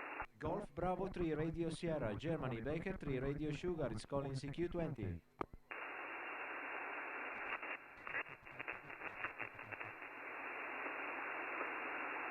Golf Bravo 3 Radio Sierra, Germany, Baker 3 Romeo Sugar is calling CQ20. Italy, Kilo 6, Echo Uniform Hotel. Italy, Kilo 6 Echo Uniform Hotel, good afternoon, thank you very much for the call. 5 and 8, 58 in Bletchley Park. I'm operating GB3RS as part of the RSGB online convention. You can watch us. 0 Juliet Whiskey Whiskey. 2 Echo 0, Juliet Whiskey Whiskey. I think we've possibly worked it before, haven't we? 2 Echo 0, Juliet Whiskey Whiskey. Just put you in the electronic version of the log. Thank you for calling me. And my name is Stuart. And currently sitting at Bletchley but listening via Hackberry. Back to you, 2E0, JWW, Golf Bravo 4 Romeo Sierra. Golf Bravo 4 Romeo Sierra, 2 Echo 0, Juliet Whiskey Whiskey, all copied. You're 59 plus with me into the city of Derby up here in the Midlands, and the name is John. QSL. Yes, all copied, John, and thank you for the QSO, and we look forward to working you again either under this call sign or under my own call sign. So thank you for calling in. I'm going to call QRZ and see if there's anyone else who would like to work GB4RS. Many thanks. Golf 0, Papa Hotel Oscar. G0, Papa Hotel Oscar. Thank you for the call. Let's get you in the electronic log. G0, Thank you for calling. And this is Golf Bravo for Romeo Sierra, the RSGB President's call sign, operating from Bletchley Park. Name is Stuart. My own call sign is G3YSX. So back to you, G0PHO, GB4RS. Yes, good morning, Stuart. Good morning to you. Thank you for answering the call. You're 5 and 9 plus 4, 10. I was going to give you a 5 and 9 plus 5, but it's back tapered up a little bit. And you're now plus 10, so it's very, very good. So the name is then is Colin. And we're located just outside of Folkestone on the southeast coast here at Ashford, or Trafford, whatever you call it, on a Kenwood 7610 and a G5RV running up the garden. And you're a very good signal. Nice audio, Stuart. Very, very nice. Tell your name again. My name is Zdeněk, Zulu Delta, Echo November, Echo Kilo. Zenek, okay, thank you very much for the repeat. I wish you all the best in 7-3. Oscar, Kilo 1, Papa Charlie Alpha, please watch us on YouTube. This is GB3RS. Keyword Z, please. CQ20, CQ20, CQ20. Golf, Bravo 3, Radio Sierra. Golf, Bravo 3, Radio Sierra is calling CQ20. United Radio 5, Mike, Quebec, X-Ray. United Radio 5, Mike, Quebec, X-Ray. Good afternoon. Thank you very much for the call. You're 5 and 9 plus.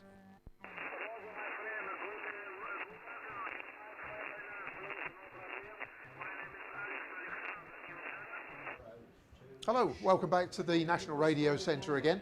I'm joined this time by Ed, G3 Zulu Lima X-Ray, I think. Did I get that right? That's correct. Okay, yeah, that's right. Excellent. Yeah, that's correct. Ed's one of our volunteers here, joined us recently. So, Ed, what brings you to us? Well, retirement was the main incentive and the convenience of it being nearby. With working life having filled so much of my time, I wanted to put some more time to radio. Excellent. You've been an amateur for a few years, I'm guessing, from about a G3. 51 years. 51 years. 51 years. Excellent. Licensed 1970. Right. So Okay. quite a long time. Not enough time spent on the radio, though. Oh, well. And now you're devoting some time to showing everybody else amateur radio here at the NRC. Indeed. Encourage people to take up the hobby. It's fascinating indeed. And what sort of things do you do here at the NRC? Well, at the NRC it's a mixture.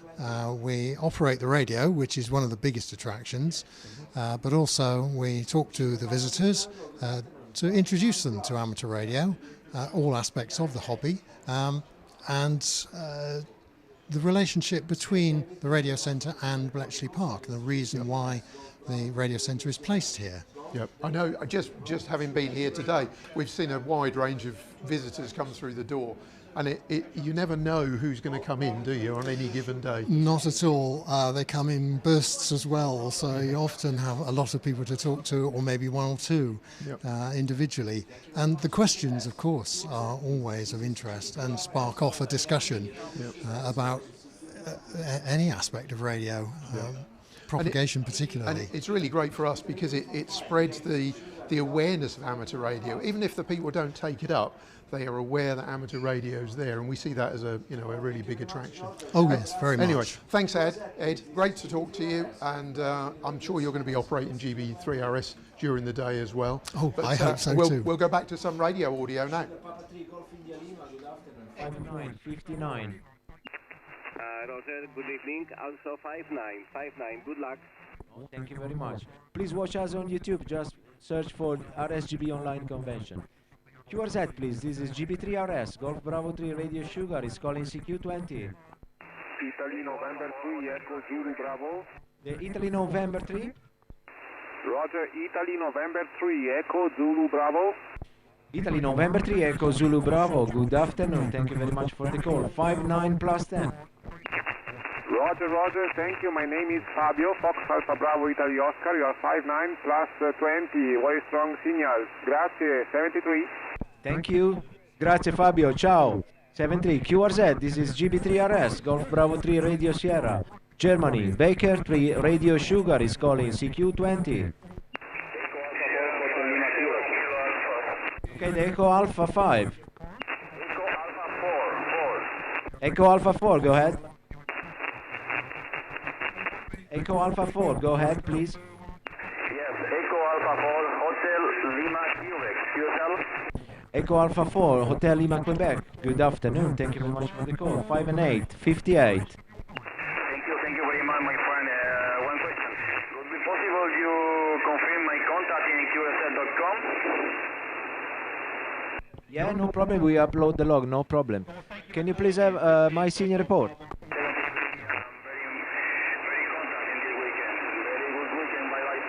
Can you please give me my senior report? 59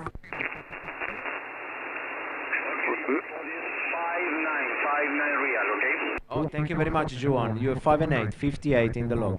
QRZ, please. This is GB3RS, special event session. GB3RS, Golf Bravo 3 Radio Sierra.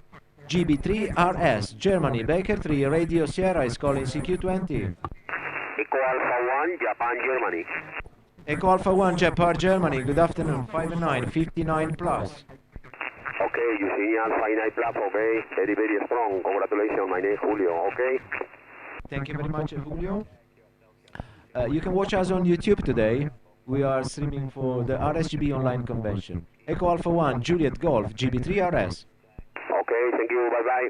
Thank you, 73. QRZ, please. This is GB3RS, Germany, Baker 3 Radio Sugar. Golf, Baker 3 Romeo Sierra is calling CQ20.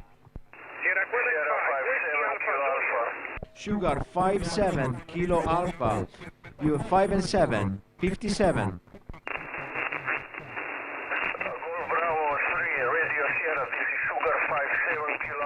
Remember which call sign to give. Right, thank you very much, Chris. Enjoy your day. Enjoy the convention if you're watching it. And I'm going to call QRZ Golf Bravo for Romeo Sierra.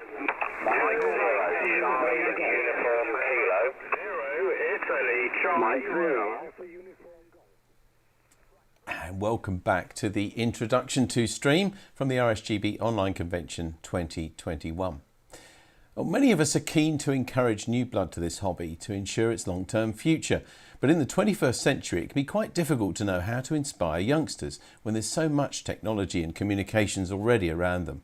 But John G7OHO has found a way to engage young people, and in a moment we're going to see a film about how he goes about it. And then straight afterwards, John and some of his young team will be joining us live. So please be sure to enter your questions and comments on the YouTube chat, and don't forget to put your name and your call sign, if you have one as well, in that message. So now let's find out more about John and the Steamettes.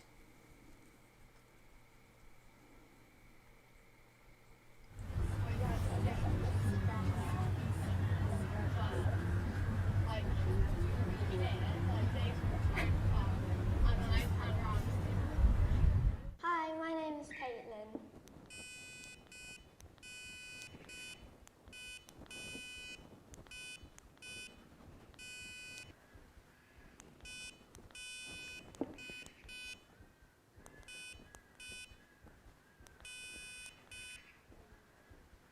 Hello, my name is Millie.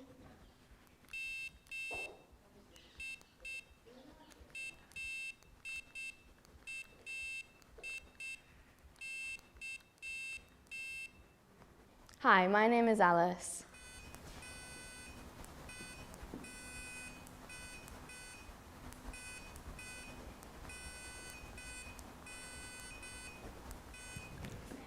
Hello, I'm Natalie, Nat for short.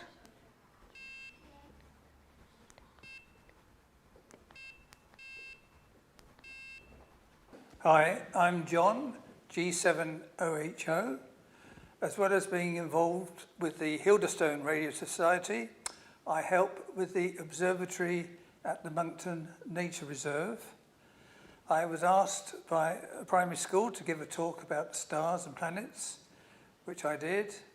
And we did an experiment with all the children to measure the size of the Earth, Eratosthenes experiment, which involved taking measurements of the shadow of the sun on the spring equinox, and we combined our results with those from other schools around the world. They then asked me to start a coding club, which I did, and I used the Arduino.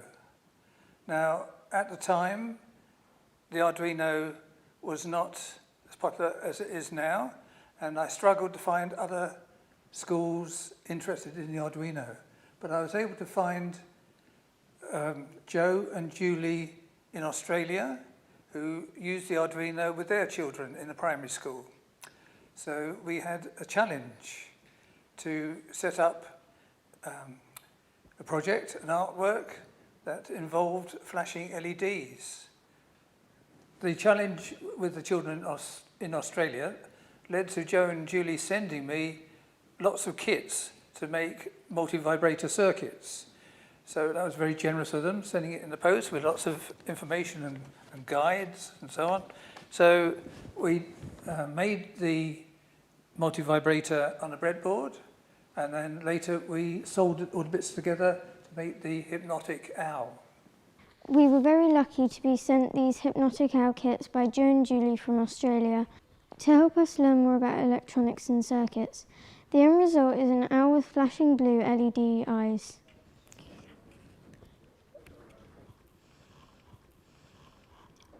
The kit comes with everything needed and easy to follow instructions.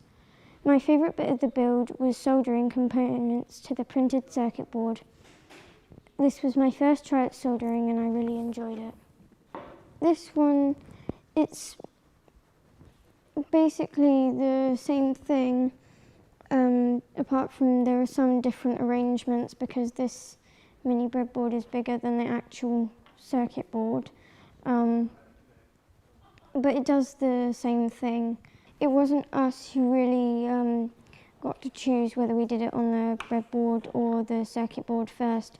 But I think it was because it was our first time soldering, and we also had to make sure that everyone knew where to put the things.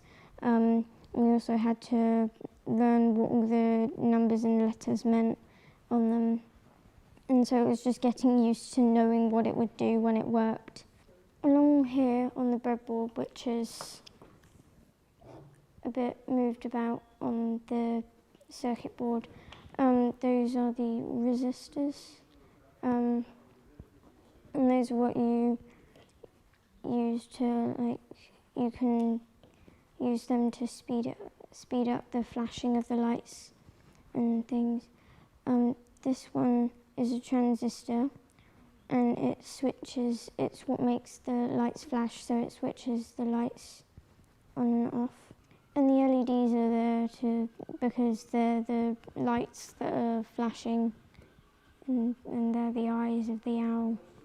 The bit with the soldering was everyone's first time, so no one was better or worse at it than anyone else. And then we also got to do it ourselves, which is one of the best bits about it, because no one did it for us, and we got to do it ourselves. And the adults were really just there to supervise. Well, after we had actually got everything on the circuit, we had to cut a picture of this out from, I can't remember what we had to cut it out of. I think it was a sheet or something. And we were told to cut it out and stick it on the front of like some cardboard, so that it was more sturdy, because it would just flap around because it's just paper. And we had to make holes in the cardboard for the eyes, and then you just push the LEDs in. Teaching soldering to youngsters wasn't easy.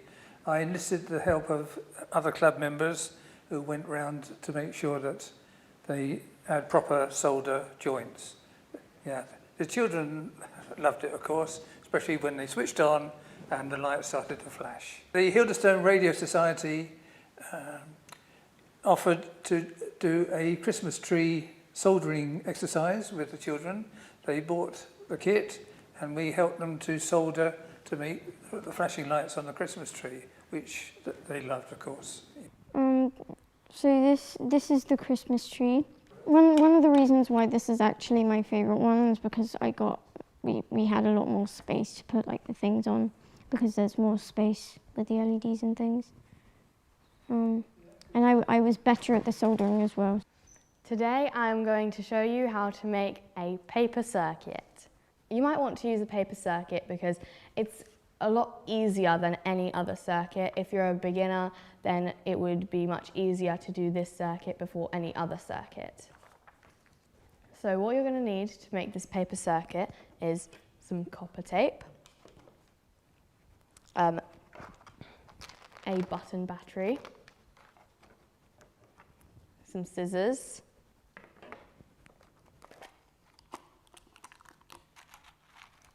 and an LED. It can be any color you like. You can have many different templates and you can find them online. You could have these, but for today, I'm just going to use this. Okay, so first you need to get your copper tape and you need to make sure that you have enough for the whole way around over here. So do not cut it where the corners are, because the sticky part of the copper tape, it's not very good with the connection. So if you just fold it, then it makes the connection a lot better. And the way you fold it is you fold it the opposite way where you want to go, the opposite direction, and then you put it on top of that in the right way, like this. So I'm just going to make sure that I have enough copper tape for the whole circuit. Okay, now that I have enough, I'm just going to cut it at the end. I'm then going to take the white bit off. Not all of it though, I'm just going to do a little bit at a time. Sometimes it's hard to get them separated, but you'll get there. So now I'm just going to stick it down. Okay. Making sure that I'm folding it at the corners. There we go. Now all of the copper tape has been stuck on. Now just cut the tape in between the two lines where the LED is going to be. Now I'm going to put on an LED, and there are two different sides. There's the short side and the long side. On your template, it should show where each of them should go. So I'm just going to put it like that. I have some tape here so that I can stick it down on top. And don't put it underneath the copper tape, make sure it's on top, otherwise it won't connect. Now the LED has been stuck on. And now I'm going to stick on the button battery. Okay, there we go. Now the button battery has been stuck on. And there is a bit where you should fold the paper, which is going to be there. So I'm going to fold it in the right place so that when you put it on top, it should connect. This bit should go on top of this and connect and light up the LED. Now my paper circuit works and it lights up. Here is a paper circuit that I made earlier. This one also lights up. I would also like to add that you should make sure to keep the button batteries away from children and animals, because if they swallow them, the effects can be devastating. With my amateur radio background, I wanted to include some amateur radio style projects. So the first one we did was the snail Morse key, which was quite straightforward to construct. So we bought bits of wood and the cable ties and what have you, and they all made a buzzer. So of course they had to learn Morse code, which we did learn a few letters each week.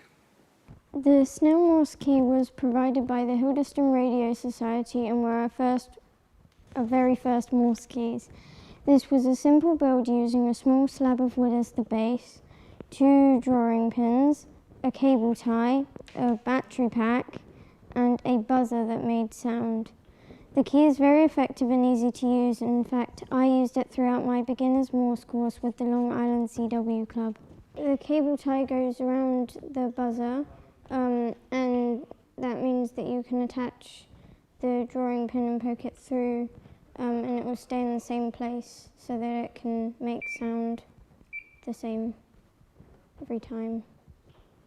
There are 2 of the red wires, so I'm presuming these 2 ones from the battery and the buzzer, and they're connected to these 2 drawing pins, and when you push the top one onto the bottom one, it creates a sound.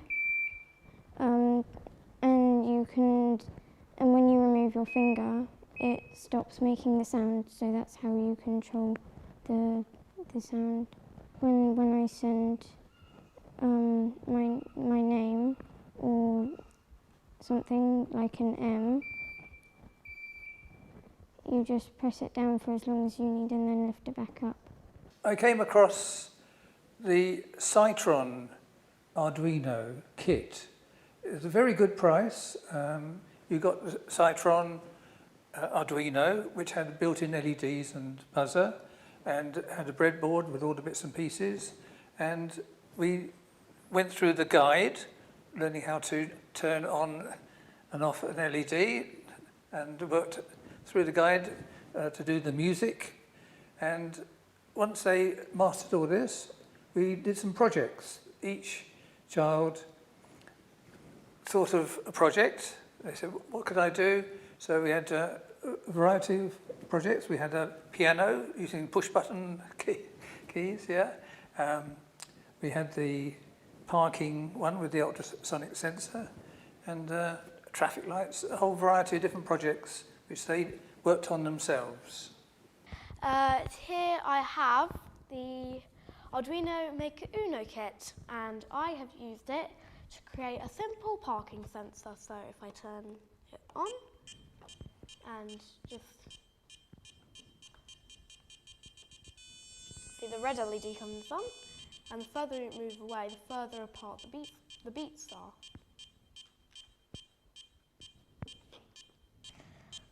And the Maker Uno is very good for this kind of thing because it has all sorts of step-by-step tutorials, and if you just want to make something with just sound or just LEDs, there are actually LEDs and a buzzer built into the kit. Here is the buzzer. It's very clearly labelled. They've done a very good job of labelling it. So here's the buzzer, and along this side here, where you see all these little holes, next to them you've got all these little LEDs. So you see some of them are flashing with the green one.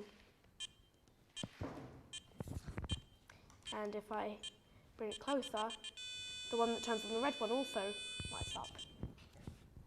And in the full kit, what you get is the breadboard, the coding board itself, you get a motor and fan, you get some resistors to stop the LEDs exploding, and you also get a variety of LEDs and some capacitors to make it beep. Lots of different wires, and there's lots of other stuff you can get that's compatible or that you can buy separately, but the basic kit itself is, I believe, only around £16, so you can have a lot of fun with it for not a very expensive price. So this is an ultrasound sensor. So this part sends out a signal, and when it hits an object like my ticket, it bounces off and it's received by this part. And the time it takes, it's able to convert that into distance. On my laptop here, I have the code, And this is the setup, and here. So if distance is less than 3, which is 3 centimeters, it puts LED 7, which is the red one here, to high, which means it turns on, and it makes the tone a solid tone. But if the distance is different, then I've set up the code to make sure it has delays in between depending on the distance. I'm using the app Arduino, the Arduino app, and up here it's got verify, which is how you can make sure your code does not have any bugs, and here you can upload it to your board. If you have the kit, the instructions are completely free, I believe, and to buy the ultrasound sensor, it's not that much extra. And when I was making this, it was a good idea to use all different coloured wires, so I knew where each wire was going. And what I did is I took a photo, so I knew where all the parts had to go. These kits are nice and cheap, but they work really well. Yeah, these projects were so good that I thought they got to show these off to other school children. So at the Big Bang Science Fair, which is held at Pfizer every year, some of the girls showed their projects and showed their snail Morse key. And these are primary school children, but at the fair, secondary school children came along, so they tested them. Do you know your phonetic alphabet? Can you say your name in Morse, all this kind of thing? And the secondary school children were amazed at what these year 5, year 6 children could do, and the projects they thought were amazing. So everything was going very well with their projects, and the Big Bang Science Fair, which perhaps at the time shouldn't have gone ahead with the COVID striking. This was in March 2020, but it went ahead, and as I say, COVID struck. So we stopped all activities for about 9 months, whatever, and nothing happened. But then we thought, well, let's do Zoom.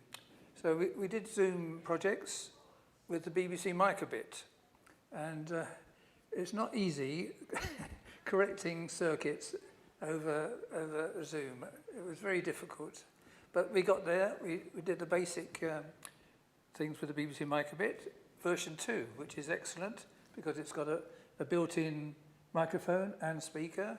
You don't need an external one like the old version. So we were able to get the BBC Microbit to play songs, speak even, and they were able to do logic programs using the buttons A and B. And at the time, I wanted to learn Morse. So I went on a course, the CW Ops course, and I thought, why not do the same thing for the girls? So the girls, I enlisted on the Long Island CW Club course, which they kindly did 12 o'clock their time, so 5 o'clock our time, and the girls learned Morse. And that led then to the idea of Morse texting, using the buttons A and B for dits and dars.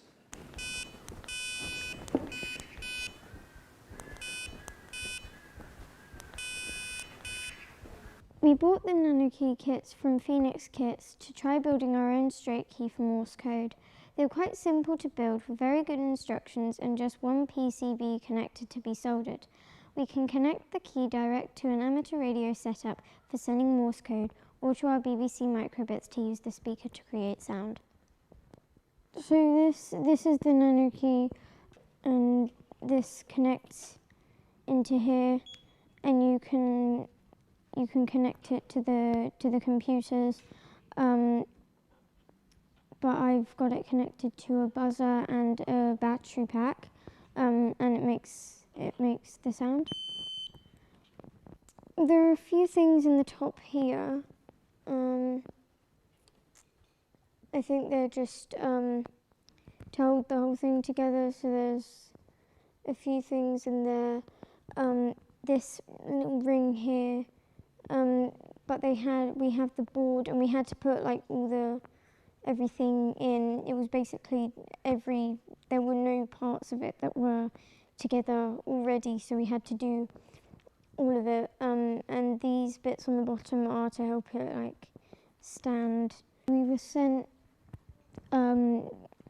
the proper big Morse keys, and they were big, and we got to like wire them up to a breadboard and make them work, and that was how we originally powered the Nano Key, and then we could of course plug it into the computer, and then we got these fixed on the end so it could connect to the microbit, and the microbit could send Morse code or use the speaker on it to send Morse code.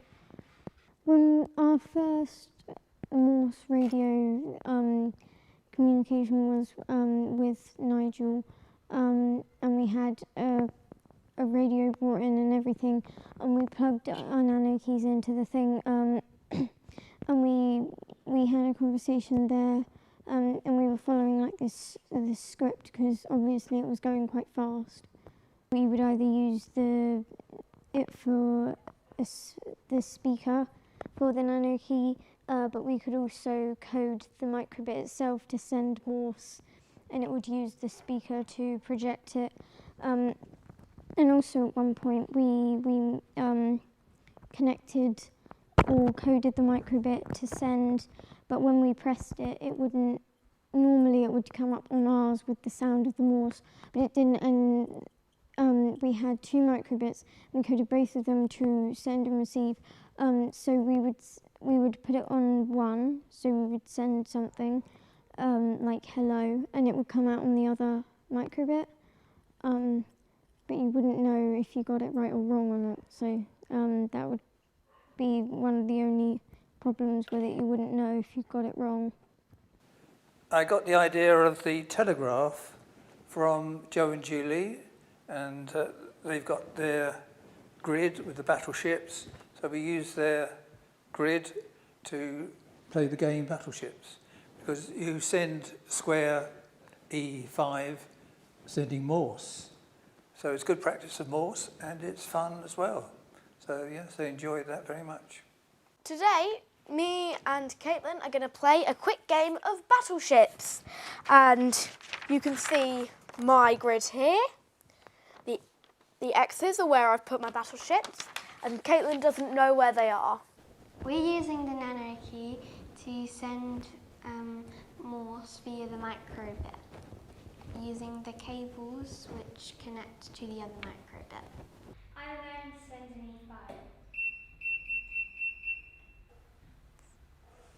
E5. It's a mess. I'm going to send a dit back so she knows she missed. Now I'm going to send back a B2.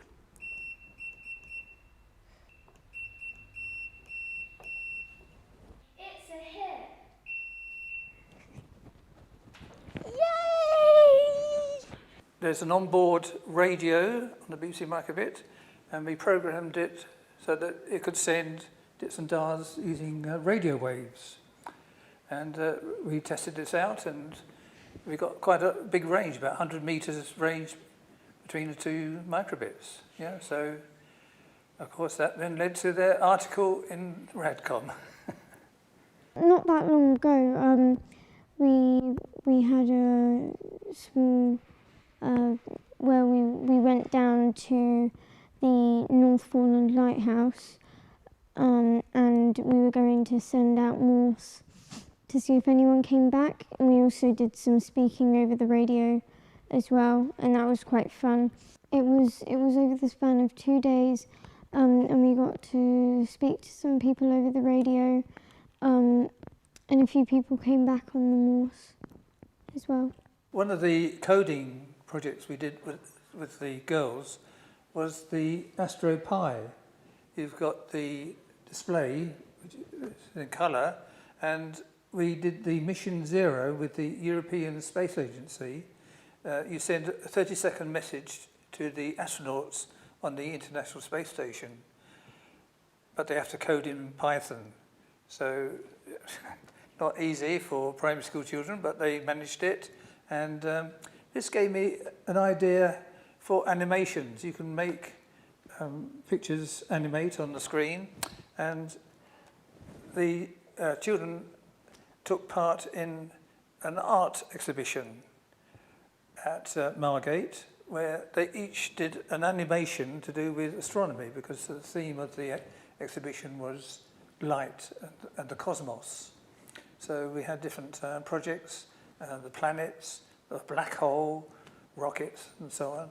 So they had to program the AstroPi in Python to do this. So that's where the art comes in. So now they are the STEAMettes, because they've incorporated art, so science, technology, engineering, art, and maths. And the ETS, the STEAMettes, is because we've ended up with only girls, and they like the idea that they're special.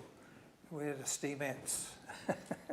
But they since rebranded themselves the Morse Ninja STEAMettes, because they're so, well, fluent in Morse. Radio Surfer Award has been a good incentive to get them doing things and giving me ideas, inspiration. And one of the things was the FunCube satellite. They downloaded a greetings message, which was personal to them, greetings to Millie and Caitlin and Alice. So they downloaded that, but they're now using it for a CQ, right? So there's a FITR message on the FunCube satellite, which is saying, CQ, CQ, please respond to Alice, Caitlin and Millie, and Natalie. Please send your QSL card, and they've got quite a collection already. The FunCube is a very small satellite, which is only 10 centimeters cubed. The FunCube satellite is a project to encourage young people to communicate with space hardware. FunCube 1 was launched in November 2013, and in December 2018, FunCube 2 was launched from Russia. It flies in an orbit above the Earth at 600 kilometers, and it is traveling at 41,000 kilometers per hour. It orbits the Earth every 90 minutes, and this is the FunCube. So the FunCube satellite is around 10 centimeters cubed, and here is a model of it with plastic straws and cardboard. We received a message from the FunCube using a large antenna called the Yagi Uda. The CQ message we received was our names. We have received cards from all over the world, including Slovakia, Indonesia, and even the BBC. So you can use this soft piece of software called the FunCube dashboard, where you can find out about the antenna temperature, and you can find out about the battery voltage and the panel voltage. You need a Yagi Uda antenna, which can be known as a Yagi, to point at the sky, which you can, and you have to do it at a certain angle, which you can find on the software. Well, this Surfer Award gave me the idea that they should make contact with another country. So I wrote to the Dunkirk Radio Society in French, and they replied, yes, it would be good to make a contact. So we set it all up, and they communicated with Robert, F1 FXN, and that went extremely well. I had my doubts if it would work. We just had a handheld and a Yagi going across the water there, but the signals were perfect, 5 and 9. Yeah, so great success, and it will lead hopefully to other communications with their scouts and our scouts. F1 FXN GOHRS. Je m'appelle Caitlin, Charlie Alpha India, Tango, Lima, India, November. Okay, Kathleen. Nice. My name is Robert, Romeo Oscar Bravo Echo Romeo Tango, and I'm living in Waplage. F-A-F-X-N-2-G-0-H-R-S. Je m'appelle Alice. I understood immediately you were speaking French. Content de t'entendre, Alice. Tu feras un gros bisou à tes amis aussi. Je m'appelle Natalie. November, Alpha, Tango, Alpha, Lima, India, Echo. Je m'appelle Millie. Mike, India, Lima, Lima, Yankee. Hello, Millie. I'm happy to hear you this evening, and I hope to listen about you all another time. B73, 88 for girls. This is F1 FXN, transmission finished. I have to say that Millie, when she first joined the group, was very shy, didn't like talking to grown-ups, was very not a child to put her hand up in class even if she knew the answer. And over the course of the last 2 years where she's been part of the club, she's come on in leaps and bounds. She's now able to stand up and present in front of large groups, talk to children who are a couple of years older than her to tell them what she knows and can help share her knowledge. It's built her confidence immensely, hugely. It's been fabulous. Before COVID struck, I had in mind for them all to do their foundation licence. But of course that was on hold. But now I feel they're ready to get their licence. So we started training. They learnt about electric fields, magnetic fields, to understand a little bit about what microfaraday did, which then of course led to Maxwell's equations. I'm not teaching them the equations, but the idea that we have electromagnetic waves, which are radio waves. Yeah, so we're working our way through the course, and the technical aspects, it's GCSE level, but they're getting there. I've done some worksheets for them, so they're doing it practically based. Next, they're going to do their radio licence, they're going to do their foundation radio licence and possibly their intermediate, which obviously they will use to communicate here in Planet and then across, hopefully, globally, and it will encourage resilience, which is what we want from young people today and we want from our 4 young girls. And so they will do a little exam, which hopefully they'll be successful with, and then know that they can achieve whatever they want to do. We've been covering subjects, especially with the radio amateur licence learning, that they won't touch on in school until GCSE and even A-level. It's been brilliant because they've had so many great opportunities to do activities that they didn't even think were existing. With the space station, they have been downloading images, for example, sending messages to a satellite. They've done wonderful things, and they've learned Morse code, which at such a young age is probably can be quite daunting, but they embraced it because they went step by step. They've done coding, and especially a lot of STEM, which a lot of girls are not predominantly thinking of doing. So what started as an after-school club soon became much bigger because they had an interest. They were having fun, they were with friends, and they were finding all these activities so different, so varied, and so interesting, and really happy to talk to their friends and say, well, I've done this and I've done this. Give it a go, grab it with both hands, see what you can do, because it will be more than you think you can. Yeah, have fun, and for the moms it's been fantastic. We're good friends, we help each other out. If one can't come to the meeting, then another one will look after the children. It's not a problem, and it's built really a great relationship. Even during lockdown, it's been fantastic for the girls. They have kept socially, it's kept them going, wanting to learn, and keeping some social interaction, learning how to communicate in Zoom. It's been really fantastic and a great build-up of their confidence, but our confidence as well, in showing them that STEM is also for girls and it's also for mums. And it's great fun.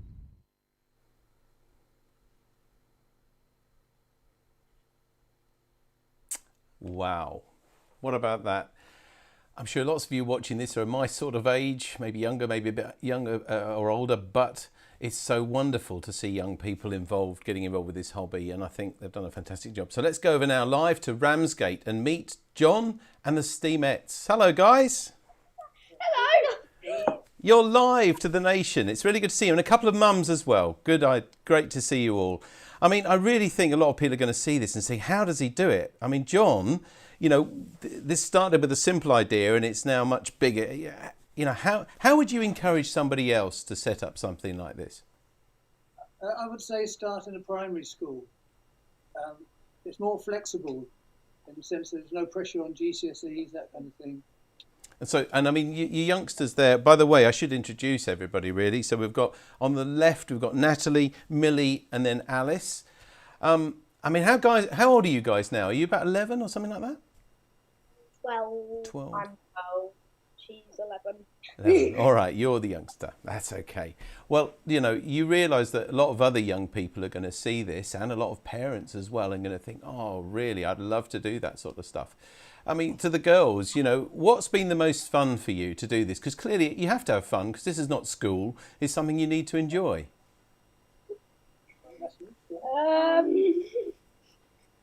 What was your favourite bit? Oh, we like meeting random people. and talking to strangers. Yeah. Better explain that. We've done some special event stations, and yeah, we've made contact with people, and yeah, they're talking to strangers, which is fine. You know, they're making friends. Well, and of course we should just point out, because some non-amateurs may watch this and may be a little bit worried by that, talking to strangers, but of course one of the things when you're a licensed amateur, we've all got a unique call sign, and because of that we're all traceable, so we're not complete strangers at least, are we? I've got a couple of questions for you. Firstly, from Pete M0PSX from Essex Ham says, what are your thoughts on a national Steamettes movement or an online resource of projects to encourage similar groups elsewhere in the UK? Maybe to you first, John. Oh, we've been talking about this. We think it's a fantastic idea. Yeah. Hello, Pete. Essex Ham. Yeah, there is an organisation, the Steamettes. But we could link in with them. They could help us, perhaps. But I think it's a brilliant idea. Similarly with the resources. Yeah, pulling everything together, sharing ideas. Yeah, lovely. And by the way, to all of you watching now, if you've got any questions to ask John or any of the girls or their mums, then please do so now. And also, if you've had any good experiences yourself and slightly different things maybe that you've been doing to encourage youngsters, we'd love to hear from you now. You can enter it on the YouTube chat channel, and we'll be happy to read those to John. Also, Pete came back and said for the Steamettes, so for you, Natalie, Millie and Alice, he asks, what do your classmates think of your interest in tech? Is it easy or hard to get your friends interested in tech and amateur radio? Yeah, we've just started in year 7, so we don't really know a lot of people in our classes. So. Okay. Yeah, because I guess you've only been at school about a month or something like that, haven't you? But what about your group of friends, though? Maybe friends who aren't involved with this. Are they sort of jealous? Are they interested in getting involved? I think some of them are quite interested, and they like that kind of thing. Yeah, good. I mean, do you think this has encouraged you, again, talking to the Steamettes now, I mean, does this give you more of an interest to make science relevant and maybe even think about a career in science? Yeah. Science technology, yeah? It's really good as well to hear that you're now studying for your foundation licence, so I guess that may be... What sort of time frame are you looking at that, do you think, John? Well, hopefully by Christmas. Yeah, it's quite a few... weekends lost. We lost last weekend because of Natalie's 12th birthday, so we couldn't do any training then. Well, I think we can let you off that, Natalie. That's for sure. And what about the mums now? Because obviously you've seen your children growing up with this technology and everything. Now maybe just over the horizon there's a thought of a license. So are you happy about that? And you going to encourage them to be able to put a radio at home, maybe in an aerial up, something like that? Well, definitely. It's been wonderful for them to be able to get in contact with people all over the world, which is something they didn't think they could do. So, yes, it's been inspiring, and I think it does open their horizons as well. And they can see that they can do this type of thing, and they're more willing to try things new. So they're not scared of anything. They will consider, oh, yes, we could do this, when before they wouldn't have done. So it's given them so much confidence and really an interest in technology, which a lot of girls don't usually go towards straight away. Absolutely. I mean, it's not just young people here, but it's girls, and the girls are not always the ones to get into amateur radio. There's certainly still a lot more men than women, and men and boys than girls getting into this hobby. Pete has come back with another question for the youngsters. Are you doing coding at school to this level, and what sort of tech do you do at the school? I know you've just explained that you've just changed schools, I guess, or changed classes, but are you doing this sort of work, the sort of coding that you were doing with electronics? At school, our coding is quite pared back right now. We haven't really got into much coding yet. Because we haven't, we're still learning how to sort files in OneDrive. Yeah, we're still learning how to use the computers. Do you know what? I think the trouble is going to be that you're going to know more than the teachers in some cases. Yeah. That'll be cool, won't it? To keep one step ahead. Well, look, all of you, thank you very much for coming, firstly for doing the film, but also for coming there live today. I know you only got in a little while ago because it was locked up, but it's really good sport of you to come there and answer some of these questions. You really are an inspiration, both to other radio amateurs to do something, that's you to John, and also you youngsters. You have been inspirational to other young people to show that this can be cool and it can be fun. And something else to do other than just play games that other people have written. Who knows, in a few years' time you might be writing your own games and coding in that way. So we'd really like to thank you all very much, both for the film and for joining us today, and all the best to you. And keep in touch, won't you? Keep the RSGB informed of progress with the STEAMettes Club. Thank you. Thank you. Thank you. Thank you very much. Well, that was really good. Thank you very much to the STEAMettes and John Hislop, of course, for that. We're going to go over to the NRC in a moment, but I hope you're enjoying the convention here, and a reminder that we'd love to have your feedback so that helps us plan other online events and other things that the RSGB will do. So if you can spare a few moments at some point to go to the form at this address, it's rsgb.org/feedback. That's on your screen now. If you can go there and give us a bit of feedback about today, so it will help us in the future. We look forward to hearing from you. But now we're going to go back to the NRC just to tell you what's coming up on this channel at 1 o'clock. We've got the Solar Cycle 25, a talk by Steve G0KYA. What's coming up in Solar Cycle 25? Is it all good news, and how far are we into it? And on the other channel, the Learn More About stream, there's a Precision Microwave Engineering, the fun of making your own components. Well, we hope you'll join us for one of those. But now let's go back to the National Radio Centre at Bletchley Park. We'll see you again soon.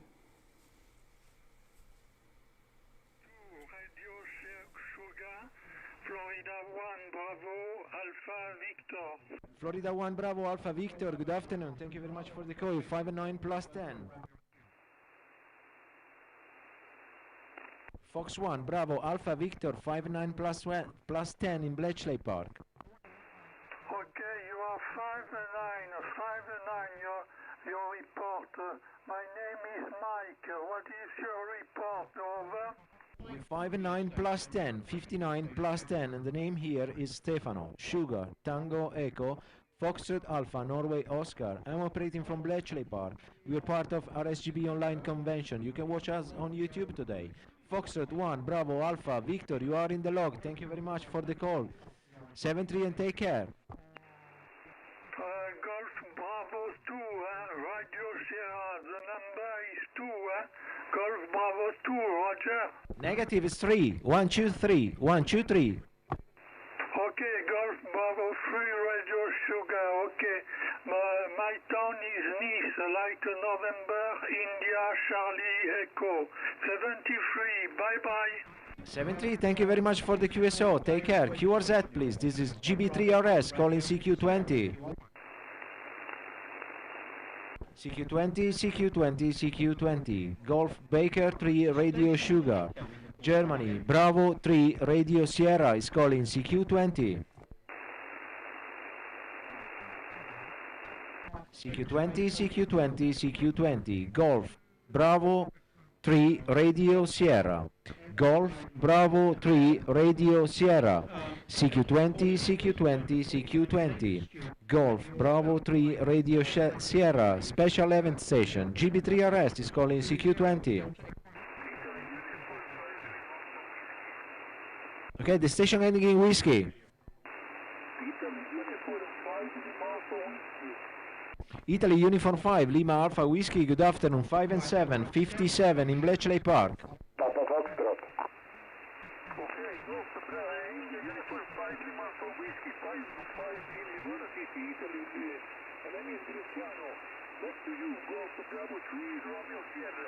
Luciano, can you please repeat my senior report again?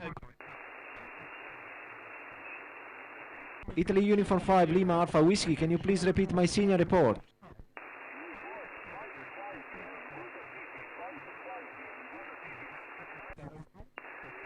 Okay, Luciano, thank you very much. 73, QRZ, please. This is GB3RS, special event station. GB3RS, Golf Bravo 3 Radio Sierra is calling CQ20. Golf Bravo 3 Radio Sierra, Sierra Quebec 3, Oscar Papa Foxtrot. Sugar Queen 3, Oscar Papa Fox, good afternoon, 59 plus 20. Sierra Quebec 3, Oscar Papa Foxtrot, 59 plus 10. Thank you very much for 59 plus 10 power. My name is Stefano, Sugar Tango Echo Foxtrot Alpha Norway. Hello there, we're still at the RSGB convention and we're here at the National Radio Centre, and I'm joined now by Stuart Bryant, G3YSX, the RSGB's president. So Stuart, how has it been today so far? Well, it's always good fun talking to lots of radio amateurs around the country. I've been doing this on air rather than via the internet this time. And you're actually operating GB4RS, aren't you, today, I think, which is the president's own call sign? Yes, well, one of the little perks, I suppose, we get is, as president, is the use during tenure of the call sign GB4RS, and if ever you hear me under this call sign or my personal call sign G3YSX, I'm absolutely delighted to talk to you. So thanks, Stuart, and we've got GB3RS on the air here as well, so both stations, an opportunity to work both today, which is quite unusual. Now, Stuart, you were elected as president in April this year. We're in October now. How's it been so far? Well, it's always an interesting experience being president. One of the things that's got a lot of my attention at the moment is the IARU Region 1 meeting next week, where I think it's 100 countries get together virtually, and we're going to discuss a number of matters of common interest to all of the member societies across the region. In particular, how we move amateur radio forward into the needs of people over the next 10 to 20 years. And that follows on from the survey that we ran, didn't it? The very quick SWOT analysis we asked members to contribute to, and we published in Radcom. So this is really the progression of that request for input that we're going to discuss with the other IARU societies. Yes, we all the societies did that, and the plan is to put our heads together and work out across the whole of, well, it's Europe all the way through to Asia, what we need to do for amateur radio. Yep, excellent. Any other things on the presidential agenda, Stuart? Okay, what's your name? I'm trying to think. Oh, construction competition's my next thing, right? So As you, as a number of people will know, I used to manage the construction competition for about 8 years. I've been doing it, and it's gone virtual now because that gets a lot more people involved. And I'm currently looking for someone to chair the judging panel, and this will you'll get the opportunity to build things over Christmas. The details will be in the next Radcom that drops on your doorstep, and judging will be in time to announce the result at the RSGB AGM in April, which I think will also be streamed. Yes, I'm sure it will be. Yep. Now, in the previous construction competitions, we used to run at the face-to-face convention, didn't we? Which was a great opportunity for people to see some of the things that were constructed. But we've run some of them last year during the lockdown virtually and online, but we're still hoping to get everybody back together for the convention in the future, aren't we? But we're still going to run the construction competition virtually. That's the plan, because the running it face to face is really great, and you do get to see the physical exhibits, but it really restricts the number of people who can participate to those who can get to the physical convention. So our experience over the last 3, I think it is, that we've run like this now, is that running it as a sort of send your video and your presentation in event allows many other people to take part who would not normally take part. And construction is really one of the key skills that a radio amateur can use. Excellent. And we really are hoping to get people back together again for a convention next year, even if we still stream some of it. That we're all missing that face-to-face contact, aren't we, as well? Yeah, very, very much so. I'm certainly looking forward to seeing people face-to-face again. I'm certainly looking forward to the face-to-face convention, but 3,500 people, that's 7 times as many people as normally take part. Yep. Took part last year, and we really can't leave that audience out of it. So hopefully it'll be a hybrid event. It's fantastic. Okay, thanks, Stuart, and more to come on the convention today. Thanks, we'll catch you later. Thank you all. Thank you very much. 7-3, QRZ, GB3RS, Germany, Bravo 3, Radio Sierra, Special Event Station. GB3RS, Golf, Bravo 3, Radio Sierra is calling CQ20.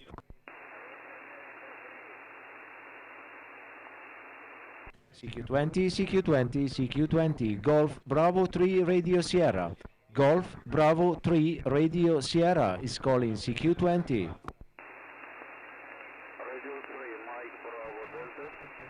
Is the Radio 3 mic? Radio 3 mic, Bravo Delta, good afternoon, 5 and 5, 55. Good afternoon, thank you very much for 5x5, you 5 and 9, 59. 7-3, thank you. Thank you, 7-3, please watch us on YouTube. Watch for, look for RSGB Online Convention. QRZ, please. This is GB3RS, Golf, Bravo 3, Radio Sierra. Golf, Bravo 3, Radio Sugar is calling CQ20. Echo Alpha 3, India, November. Okay, the Echo Alpha 3 first. Echo Alpha 3, India, November. Echo Alpha 3, India, November. Good afternoon, 5-9 plus 10. Okay, very good afternoon. You're 5-9 plus 10 as well. Thank you. Thank you, Marcel. 7-3, good luck. QRZ, this is Golf, Bravo 3, Radio Sierra. GB3RS, Special Event Session. Golf, Bravo 3, Radio Sierra is calling CQ20. Okay, the Germany. QRZ again, please. Sugar Queen 1, Echo Hotel Oscar. Sugar Queen 1, Echo Hotel Oscar. Good afternoon, 5 and 9, 59. Thank you very much, 7-3. QRZ, Golf, Bravo 3, Radio Sierra. Golf, Bravo 3, Romeo Sugar is calling CQ20.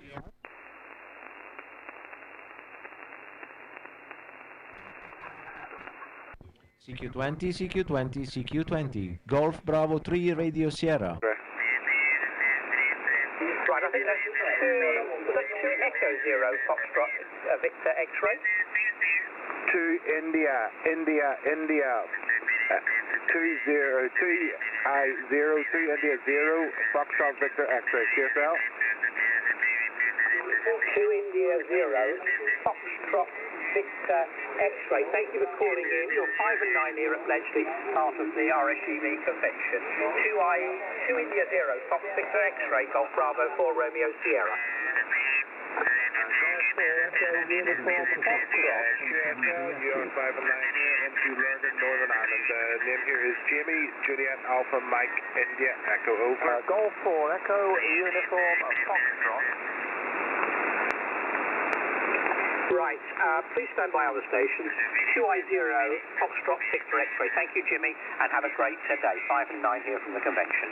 Golf Bravo 4 Romeo Sierra. I think I heard a Golf 4 station ending in Foxtrot. Yes, Roger, Golf Echo, Uniform Foxtrot. A very good afternoon. You're 5-9 plus with me. Your name is George, Golf Echo, Oscar, Romeo, Golf Echo. Go ahead. Right, Golf 4, Echo Uniform Foxtrot. Thank you for calling in. You're 5 and 9 from Bletchley. Golf Bravo 4 Romeo Sierra. Over to you. Yes, Roger. So you're 5-9 plus with me, and been watching you online, of course, as well. 7-3, and all the best for the station. 2-4 US clear and give us 5. Bye-bye. Thank you, and good luck and enjoy the day. Golf Bravo 4 Romeo Sierra, QRZ. Golf 4 Papa Zulu Kilo. Golf 4 Papa Zulu Kilo, I think. Golf 4 Papa Zulu Kilo. 5 and 9 here from the RSGB National Radio Centre. Name is Stuart. Golf 4 Papa Zulu Kilo. Golf Bravo 4 Romeo Sugar. Golf Bravo 4 RS from G4PZK. Thanks very much for the report. You're 5 and 9 plus about 10 dB on the south coast. I'm just to the north of Bournemouth. Name is Cliff from Golf 4 Papa Zulu Kilo. Golf 4 Papa Zulu Kilo. Thank you for calling in. Golf Bravo 4 Romeo Sierra, QRZ.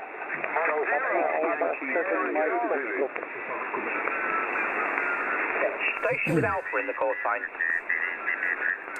Hello and welcome back to the Introduction to stream from the RSGB Online Convention 2021. And just a quick reminder that you can always ask questions at any time of the presenters just by going to the YouTube chat facility. Don't forget to include your name and your call sign if you've got one as well within the message. Now, I don't know about you, but it feels to me like we've been waiting for propagation cycle 25 for quite some time. But at last, it seems like it's just about to start. But what can we expect from it across the bands? And will it be all good news? Well, we've just the person to tell us, because it's a very warm convention welcome to the chair of the RSGB Propagation Studies Committee, Steve Nichols, G0KYA. Hello, Steve. Yes, good afternoon. How are you? I'm good, thank you. It's been a busy day, some great talks so far and more to come. How about you? Excellent, not too bad, thank you. Good, well, we're really looking forward to you inspiring us now and telling us this really is just round the corner now.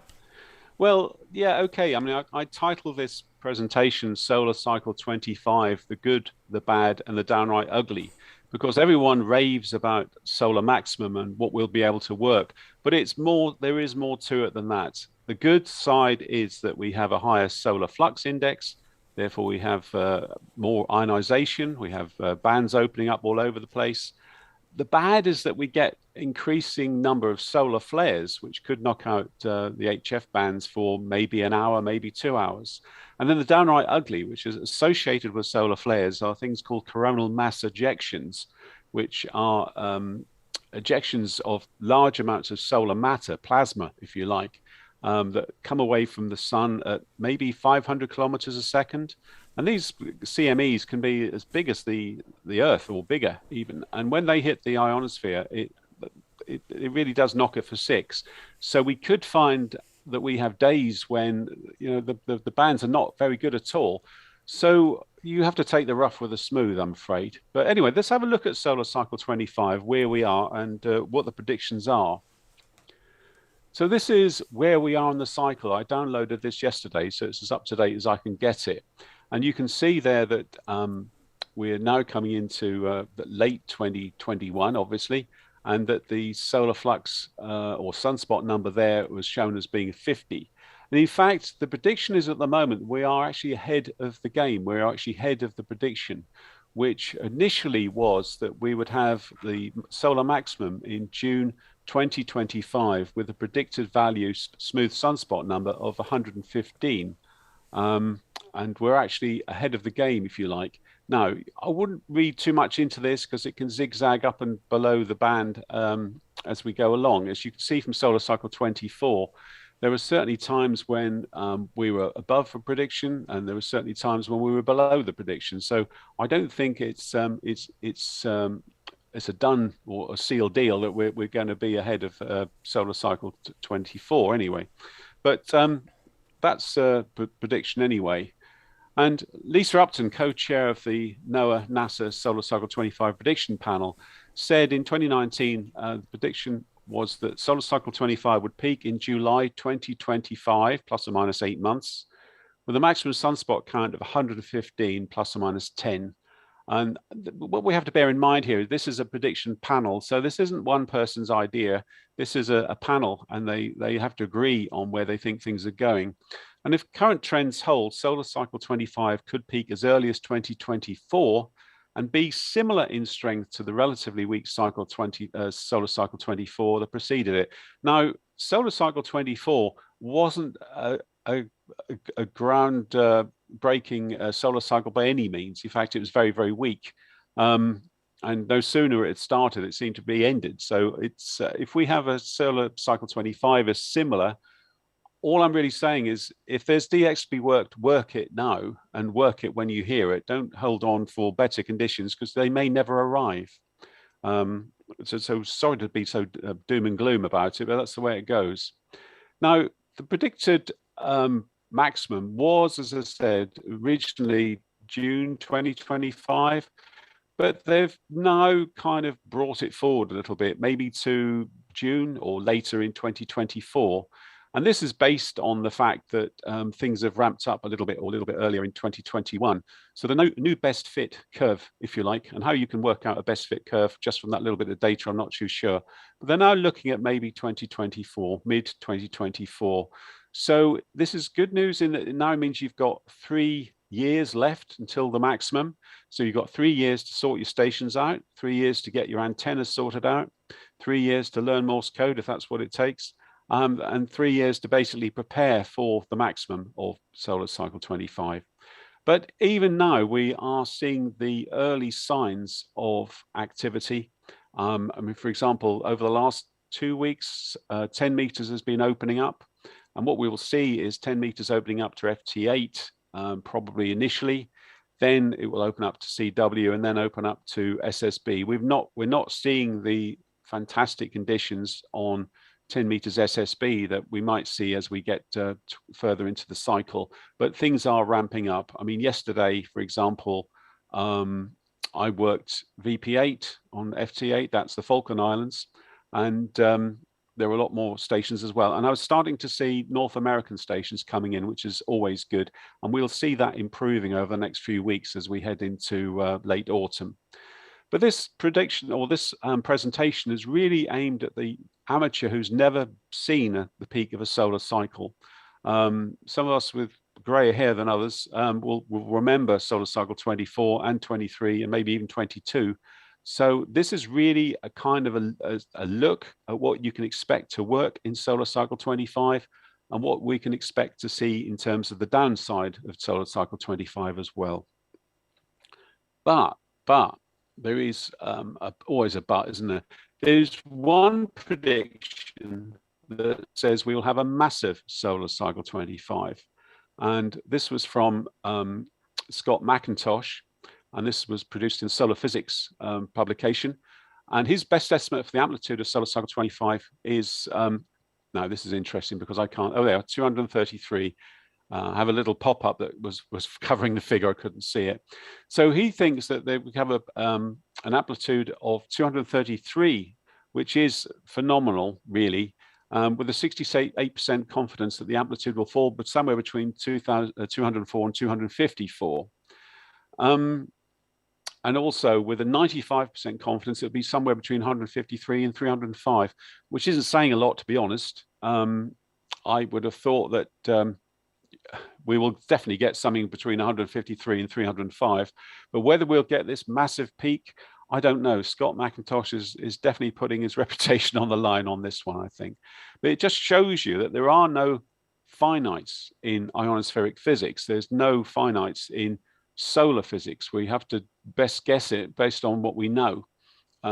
So what I've done is all the predictions in this presentation are based on a smooth sunspot number of 115. So I've gone with the solar cycle prediction panel, and we'll see where that takes us anyway. Right. So anyway, just to go for the good and the not so good then. So the good is that we'll have increased maximum usable frequencies. Yep. The upper HF bands will be open to DX. So we'll see 15 meters, 12 meters and 10 meters opening up to DX, where largely they've been pretty dead over the last few years. The bands will remain open later. In fact, you'll get to the stage where 20 meters may be open through the night, which is good. There will be fewer coronal hole issues. Now, coronal holes are something we've been suffering from on the downward part of the last cycle, but they are areas on the sun with open magnetic field lines, and they're a little bit cooler. So if you photograph them in extreme X-ray, you see them as black patches. But coronal holes have open magnetic field lines, which means that they, rather like a CME, in effect, they contribute to the fast solar wind coming off the sun, and that can drive down the MUFs. So we should have fewer of those going into the cycle anyway. They generally happen on the downward part of the cycle. So for now, and we are starting to see them disappear. They're not as prevalent as they were maybe even 6 months ago. We'll have more long path openings. By long path, this means that you may find that you can work, say, Australia in the morning and in the evening, depending on which path it's the signals take. And 6 meters might even open up as well. If the flux is high enough, 6 meters suddenly opens up to F layer DX. So it's quite an exciting time. Now, that's the good. And you'll notice that the not so good is actually a bigger list. Wouldn't worry about that too much. But the not so good is that we get increased solar flares. These are massive explosions on the sun, and we'll look at those in a minute. Increased number of coronal mass ejections, as I said earlier. Absorption on the lower HF bands. So you may find that 80, 40, maybe even 30 meters suffers from higher absorption when the sun is out, when it's daylight. So you have to go up in frequency to get the DX that you want. Coronal holes, as I said, can be a problem, but should be worse after the maximum. So once we get past maximum, coronal holes may increase. 40 and 80, not so good due to D and F layer absorption, and top band, not so good due to D and F layer absorption. So in other words, for the lower bands, we've probably had the best conditions that we will have maybe for this cycle. So I think the focus is, as we head towards solar cycle 25 maximum, is focus on the higher bands, 20, 15, 12, 10, that kind of area. But the lower bands, I'm not saying that you'll never work any DX on 40 and 80, but it may be easier to work DX on the higher bands anyway. Now, just to remind us, this is what the sun looks like at solar minimum on the right. This was March 2009. And solar maximum, July 19th, 2000. As you can see, absolutely peppered with sunspots there. That's pretty typical, and I would hope that we'll see the sun like that on solar cycle 25. You'll notice that there are sunspots in the northern hemisphere and the southern hemisphere of the sun. And this is not unusual at all. In fact, what you find is that one hemisphere usually peaks before the other one. So you get a double peak in terms of the sunspot maximum as one peak takes over from the other one. And that we've seen that on a number of cycles now. They're out of sync slightly. So we don't get the same number of spots in the northern hemisphere as we do in the southern hemisphere. So we'll probably see a double peak to solar cycle 25. But we'll have to see. So solar flares, mentioned them earlier. What are they? Well, they're massive explosions of energy on the sun. And that electromagnetic energy arrives in about 8.3 minutes or thereabouts. And that can cause a sudden ionospheric disturbance on the daylight side of the Earth. So the way of thinking of it is, if you could be working somebody on maybe 20 meters, and it's like somebody flicking a switch.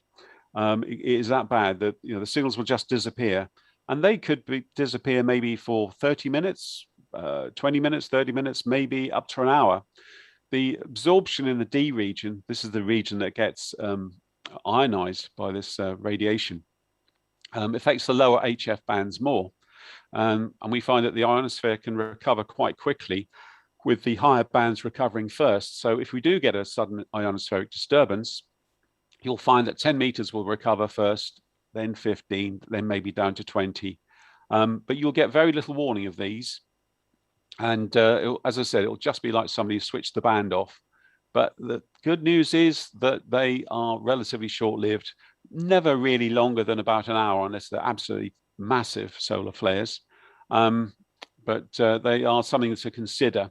But as I said, if you're working on HF and everything just disappears, and you check your antenna and everything seems fine, it's probably a solar flare that will be reported on solarcycle25.com in due course. And as we get towards solar maximum, the sun produces about 3 solar flares or CMEs every day. So this is where at the moment it's maybe something that happens maybe once a week, maybe twice a week. We could end up with 3 solar flares every single day. So the chances are you are going to hear the effects of a solar flare. Now, this gives an indication of what a flare does to the ionosphere. This was when the sun was overhead, roughly in Mauritius, that kind of neck of the woods. And you can see that the big red blob shows you we've got absorption there up to 35 megahertz. And as we peel away from that, you'll see the absorption goes down until we get to the UK. And there is an effect there, but it's nowhere near as bad. So you can see that the attenuation there is much, much less at 28 megs at 10 meters. But as you come down to 14 megs and 7 megs, the attenuation goes up dramatically. So again, this is just to re-emphasize that the lower bands are going to be hit hardest and recover latest, or the latest recovery when we get a solar flare. But they are something we're going to be seeing quite a bit of in solar cycle 25. Now, associated with solar flares is something called coronal mass ejections. This is basically just like the sun burping and throwing out solar matter. And there is literally tons of the stuff when this happens, moving at up to maybe 500 or more, 550 kilometers per second, not per hour, per second, which is very, very fast indeed. Now, not every solar flare results in a coronal mass ejection, but if we do have a solar flare that occurs somewhere on mid-latitude on the sun, maybe towards the center of the sun, then we can probably expect to see that impact the Earth maybe 48 hours after we've seen this CME. So if you see a solar flare or you hear a solar flare, chances are there's a CME associated with it. And it may be that in 2 days' time, we're going to get a solar CME effect. And the way we will recognize these is we'll look for the KP index increasing. So the KP index could go from 2 to maybe 5 or even 6, or massively even to 7. And the KP index gives a measure of how the Earth's magnetic field is being distorted by this material coming in. Now, it could be that the CME misses the Earth completely. If a CME occurs on the edge of the sun, it doesn't necessarily have to hit the Earth. It can fly by, misses completely. But if it does hit the Earth hard on, then the KP index is going to go up. The usual effect is for reduced MUFs. The maximum usable frequency will be crushed, if you like. It'll be reduced. And it can take a few days to recover. It may take 2 or 3 days to totally recover and get back to where we were. And in that time, you could get another CME hit. So this is why everyone raves about solar cycles. This is what we're going to get. But you get the CMEs as well. So it's not always good news. Other good news about CMEs, they affect the poles more than the sort of mid areas or mid latitude areas. So signals that go over the poles are going to be affected more. So if you want to work maybe Western Canada, you may find it harder to work it. What you may find is there's either no signals at all as a result of the CME, or the signals that go over the pole are very, very fluttery. That's usual as well. But it does mean as well that we're more likely to get aurora. So you might want to go up to 2 meters and try auroral propagation as well. But we're going to concentrate on HF today. But so that's the coronal mass ejection. I said millions of tons of solar matter being ejected at a massive speed, and it usually about 48 hours to hit the Earth. But watch out for the KP index rising. And if the KP index rises to 5 or 6 or thereabouts, expect MUFs to decrease and expect that for it to take maybe a couple of days to recover. Don't worry, this is not all going to be doom and gloom, this talk. So here we go again. So severe geomagnetic storms are most likely during the equinox seasons, or most frequent when the equinox seasons. And this is due to the layout of the sun and Earth. And so when the equinox, what you find is that you're more likely to get a magnetic storm impact the Earth. The other thing is that the polarity of this plasma, the magnetic polarity of this plasma, is important. As this plasma is ejected from the sun, it has a frozen-in magnetic polarity. And we talk about the BZ, the interplanetary magnetic field's magnetic polarity. And if this BZ is pointing south, that means it will couple more easily with the Earth's magnetic field, and you're more likely to get an effect. If the BZ of the plasma coming in is pointing north, it's not going to couple with the Earth's magnetic field, and we may not see the effects at all. So the BZ is very important in terms of knowing whether the CME is going to have a massive effect or not. And the further south it's pointing, the more likely it is to recover, or sorry, to couple with the Earth's magnetic field. But as I said, just to confirm it, most likely effects are noted with signals that pass through the auroral oval. And that's usually far western Canada and northern states, and across the other way to Japan as well.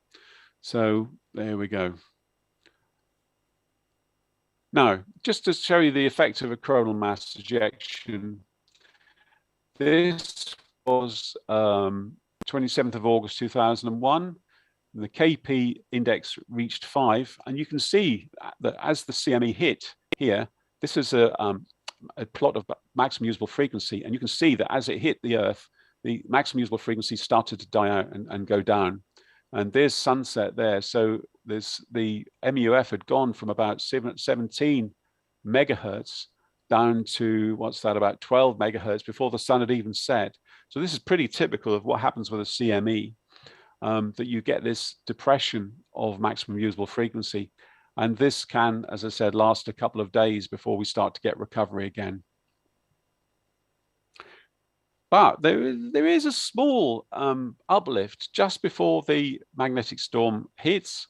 You sometimes get a little bit of an initial phase or pre-auroral enhancement when signals seem to go up before we get the main phase, when signals die down completely, and then we get the recovery. I tried to do some work on this last solar cycle, didn't get very far, but I'm going to certainly have a go at this solar cycle to try and predict how soon we get the initial upward phase of a CME effect, and try to work out just how strong that initial effect is. But it's very tricky because you don't quite know when the CME is going to hit the Earth. So it's going to involve a lot of time and a lot of work. But it's best to start doing this work when there's lots of CMEs about. That's just why I've left it for this solar cycle. But then again, so here we go. So the initial phase of a CME hitting the Earth is a positive phase. So you might get an enhancement on signals. Things go up. You think, well, this is okay. Don't know what the trouble is. Then you'll find that the KP index really does go up, ramp up completely, and signals die out. And then we get the recovery phase during the geomagnetic storm. And coronal hole effects, I just mentioned them again, not a problem as we head up towards maximum, but they will tend to occur once we start going down the other side again. We've just gone through a whole period of CME effects, sorry, coronal hole effects, and we're now in a situation where they're less and less. But there are areas of the sun with lower energy and open magnetic field lines, but they add to the high-speed solar wind and can cause geomagnetic disturbances with increased KP index. So not a problem on the way up, but certainly once we get past maybe 2024, 2025, we'll have more coronal hole effects. Again, we may find MUFs being depressed by these coronal holes as we head towards minimum again. So we said there that the prediction is for a solar smooth sunspot number of 115. So what does that mean in terms of solar flux index? Well, this is a graph of solar flux index on the left against sunspot number along the bottom. And you'll see it's not a straight line. There isn't a hard and fast tally between the two. But on average, there is an equation at the bottom there. 0.6 of the sunspot number plus 67.02 gives you a rough solar flux index. So 115 is roughly equivalent to an SFI of about 136. So that's what we're supposed to be getting as a maximum on this solar cycle 25, an SFI of about 136. Most propagation prediction programs generally use smooth sunspot numbers. Excuse me. So I'd stick with using SSNs, I think. But if you want to look at what that means in terms of an SFI, solar flux index, about 136. And just to recap, the solar flux index is a measure of the sun's strength measured on the Earth, at the Earth, at I think 2800 megahertz, 10.7 centimeters anyway. And they call it the 10.7 solar flux. So this is a measure of how much ultraviolet activity is coming off the sun, but measured at a much, much lower frequency. And there's some correlation there between how many sunspots there are and the solar flux strength. But it's just generally easier to work with sunspot numbers or smooth sunspot numbers with the programs. So as I said, an SFI 136 will be roughly equivalent to 115 solar sunspot number, but we'll have to see as we get onto the cycle. Okay, now this is a graph of a path between the UK and New York in October. And what I've done is I've plotted there, this was done in W6EL prop, but this is a path that was measured and predicted for solar flux levels of 66 and 275. Now, 275 is an awful lot bigger than 136, which is our prediction, but it does show you that at levels of 66, you can see on this path, it peaks around about 4 o'clock in the afternoon. And previously, you may have got 17 meters open at that point. But at solar maximum, you'll see that it's open on 28 megs from around about maybe 1 p.m. to around about 8 p.m. And that's the difference. What we'll find is that 10 meters opens up an awful lot earlier and closes a lot later on paths like this, when in fact at solar minimum a couple of years ago, you never heard America at all on 10 meters. But this is what we're going to get. We're going to find the band opening up and you'll be able to work the world on 10 meters over a larger period of time. And we'll look at that in more detail right now. So this is, again, using VOACAP, and this is a prediction program. So this is the maximum usable frequency between the UK and New York in October for smooth sunspot numbers of 10, which is what we had maybe 6-7 months ago, and a smooth sunspot number of 115. So this, if we look on the left here, we see that the maximum usable frequency on that path from the UK to New York in October was probably about 18, 19 megahertz. But now look, sunspot maximum, it's off the scale. It is way up over 28 megs, 30 megs is or more than 30 megs actually. And so again, from roughly 12 o'clock in the afternoon or midday right the way through till nearly 6, you're going to have 10-meter openings. And it's up there at maybe 100%. In other words, 10 meters is going to be open to the States nearly every day, and it will be like clockwork. In fact, I remember the last solar cycle, I got fed up with working in the States on 10 meters. It was open every day. And you get some fantastic DX as well. We're just talking about New York on this case, but when the bands are open, they're open everywhere, as we'll see in a second. And I chose 2000 earlier, and the reason is 2000, 2001 was a massive solar peak. It was also when 9/11 happened, and I heard the tragedy of 9/11 on 10 meters on one of the repeaters on 28 megs, the K2QH repeater, I think it was actually on the World Trade Center and was broadcasting what was going on in America, and I heard it on the radio that afternoon. So that shows you what you can actually hear. It was not a good thing to listen to, I can tell you, but that's the sort of DX you'll be getting. You'll be getting 10-meter repeaters open into the States and into the Caribbean on 10 meters, and again all afternoon, maybe every afternoon in the right months. October is probably the best month for DX. Right, so let's have a quick look at the charts then. I've used Veriprop here just to show you very graphically what you can expect to work. So this is Veriprop, 3 o'clock in the afternoon in October, with a smooth sunspot number of 10 on 10 meters. In other words, look at that. There's hardly anything to be worked at all. There is a slim chance of working, Western Africa, but hardly anything.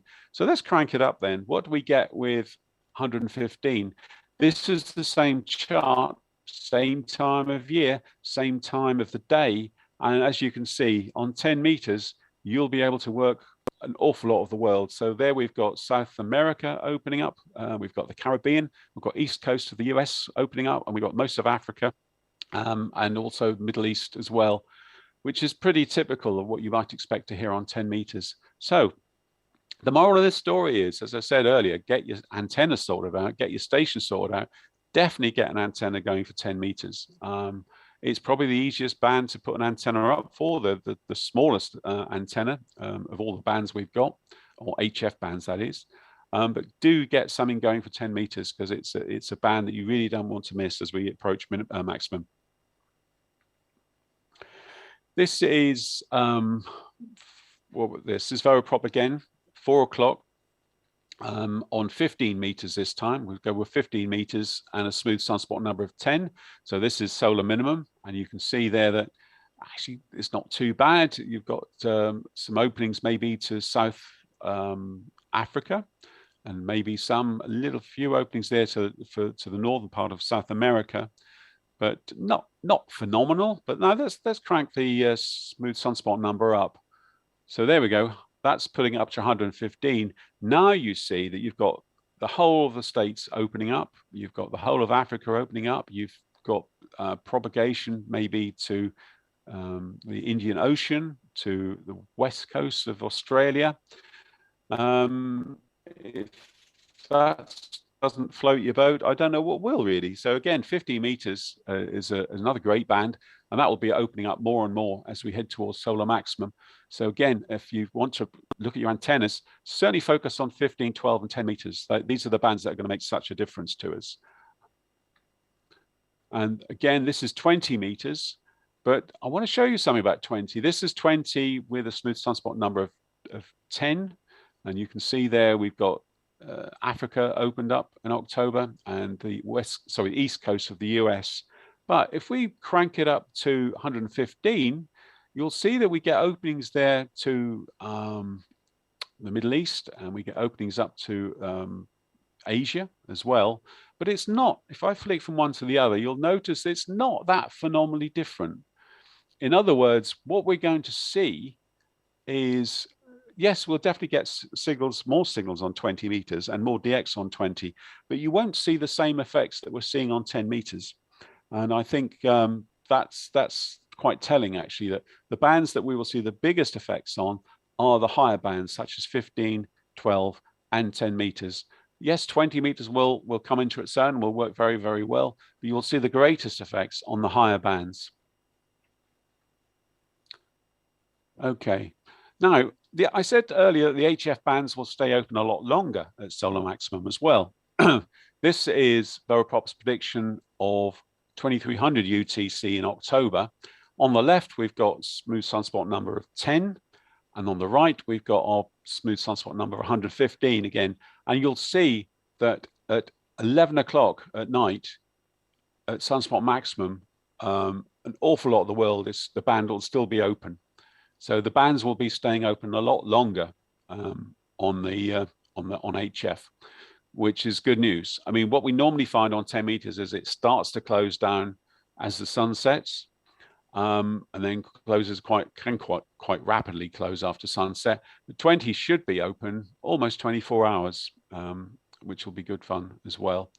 So don't just think, oh, well, the sun's gone down now and 10 meters is dead. That's it. I'll switch off. Just come down in frequency. Come down to 15, come down to 17, come down to 20 meters and see if that actually works a lot better for you, because there will be DX to be worked around the world, probably all night long.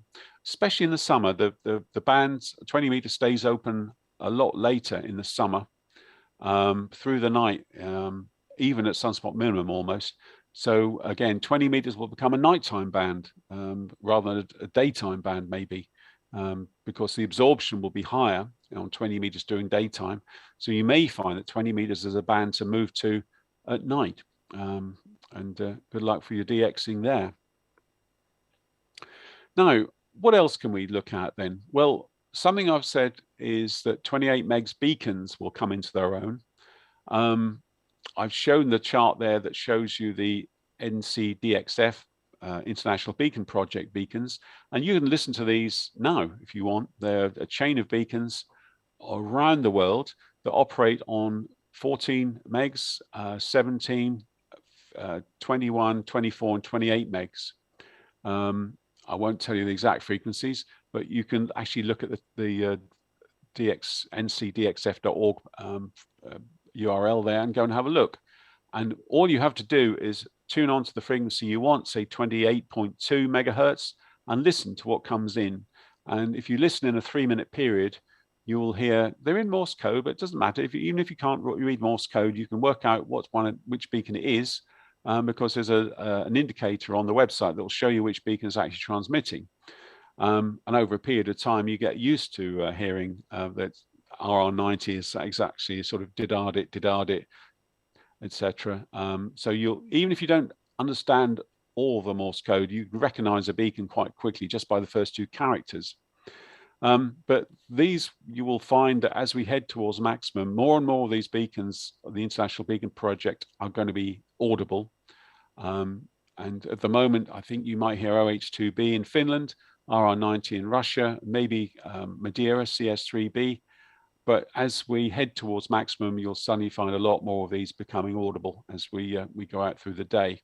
So that's the 28 megs beacons. Well, actually, that's not it's all the beacons from 20 to 10. But what I wanted to mention was that there are hundreds of beacons operating on 28 megahertz. And many of these operate at power levels below 10 watts. Now, we keep a list of them. There is no official list because they come and go daily virtually. And there is a list on the RSGB website there, and it was compiled by Martin G3USF and the Propagation Studies Committee try and maintain that list now. We've made probably about 200 changes to it, I think, in the last year. But it will just show you. And the great thing is that if you go down the bottom end of 28 megs, when we're at sunspot maximum, you'll hear all sorts of things. You'll hear 3-watt beacons coming out of the States nearly every day. And the great thing is to just drop the beacon owner an email with your signal report, because they like to hear where their beacon's being picked up. But the list grows and decreases because these things come and go. People in America, they can put beacon up and take it down again. So it's very, very hard to keep the list up to date, short of emailing everyone saying, hey, is your beacon still up? But it's not unusual to hear beacons from all over the world and operating at much, much less than 10 watts. Some of them 10 watts beacons, some of them are 5, some are 3 or even 1 watt. And even in Europe, we've got some 1 watt beacons that you can hear every day when conditions are good. So that's another thing you can do on 28 megs. 28 megs is the lowest band where beacons are actually allowed to operate. So unless you've made a special case for operating a beacon on maybe 20 meters, you can't really operate a beacon there. The International Beacon Project has got dispensation, if you like, to operate on 20 meters, but there really shouldn't be any other licensed beacons on say 20 meters.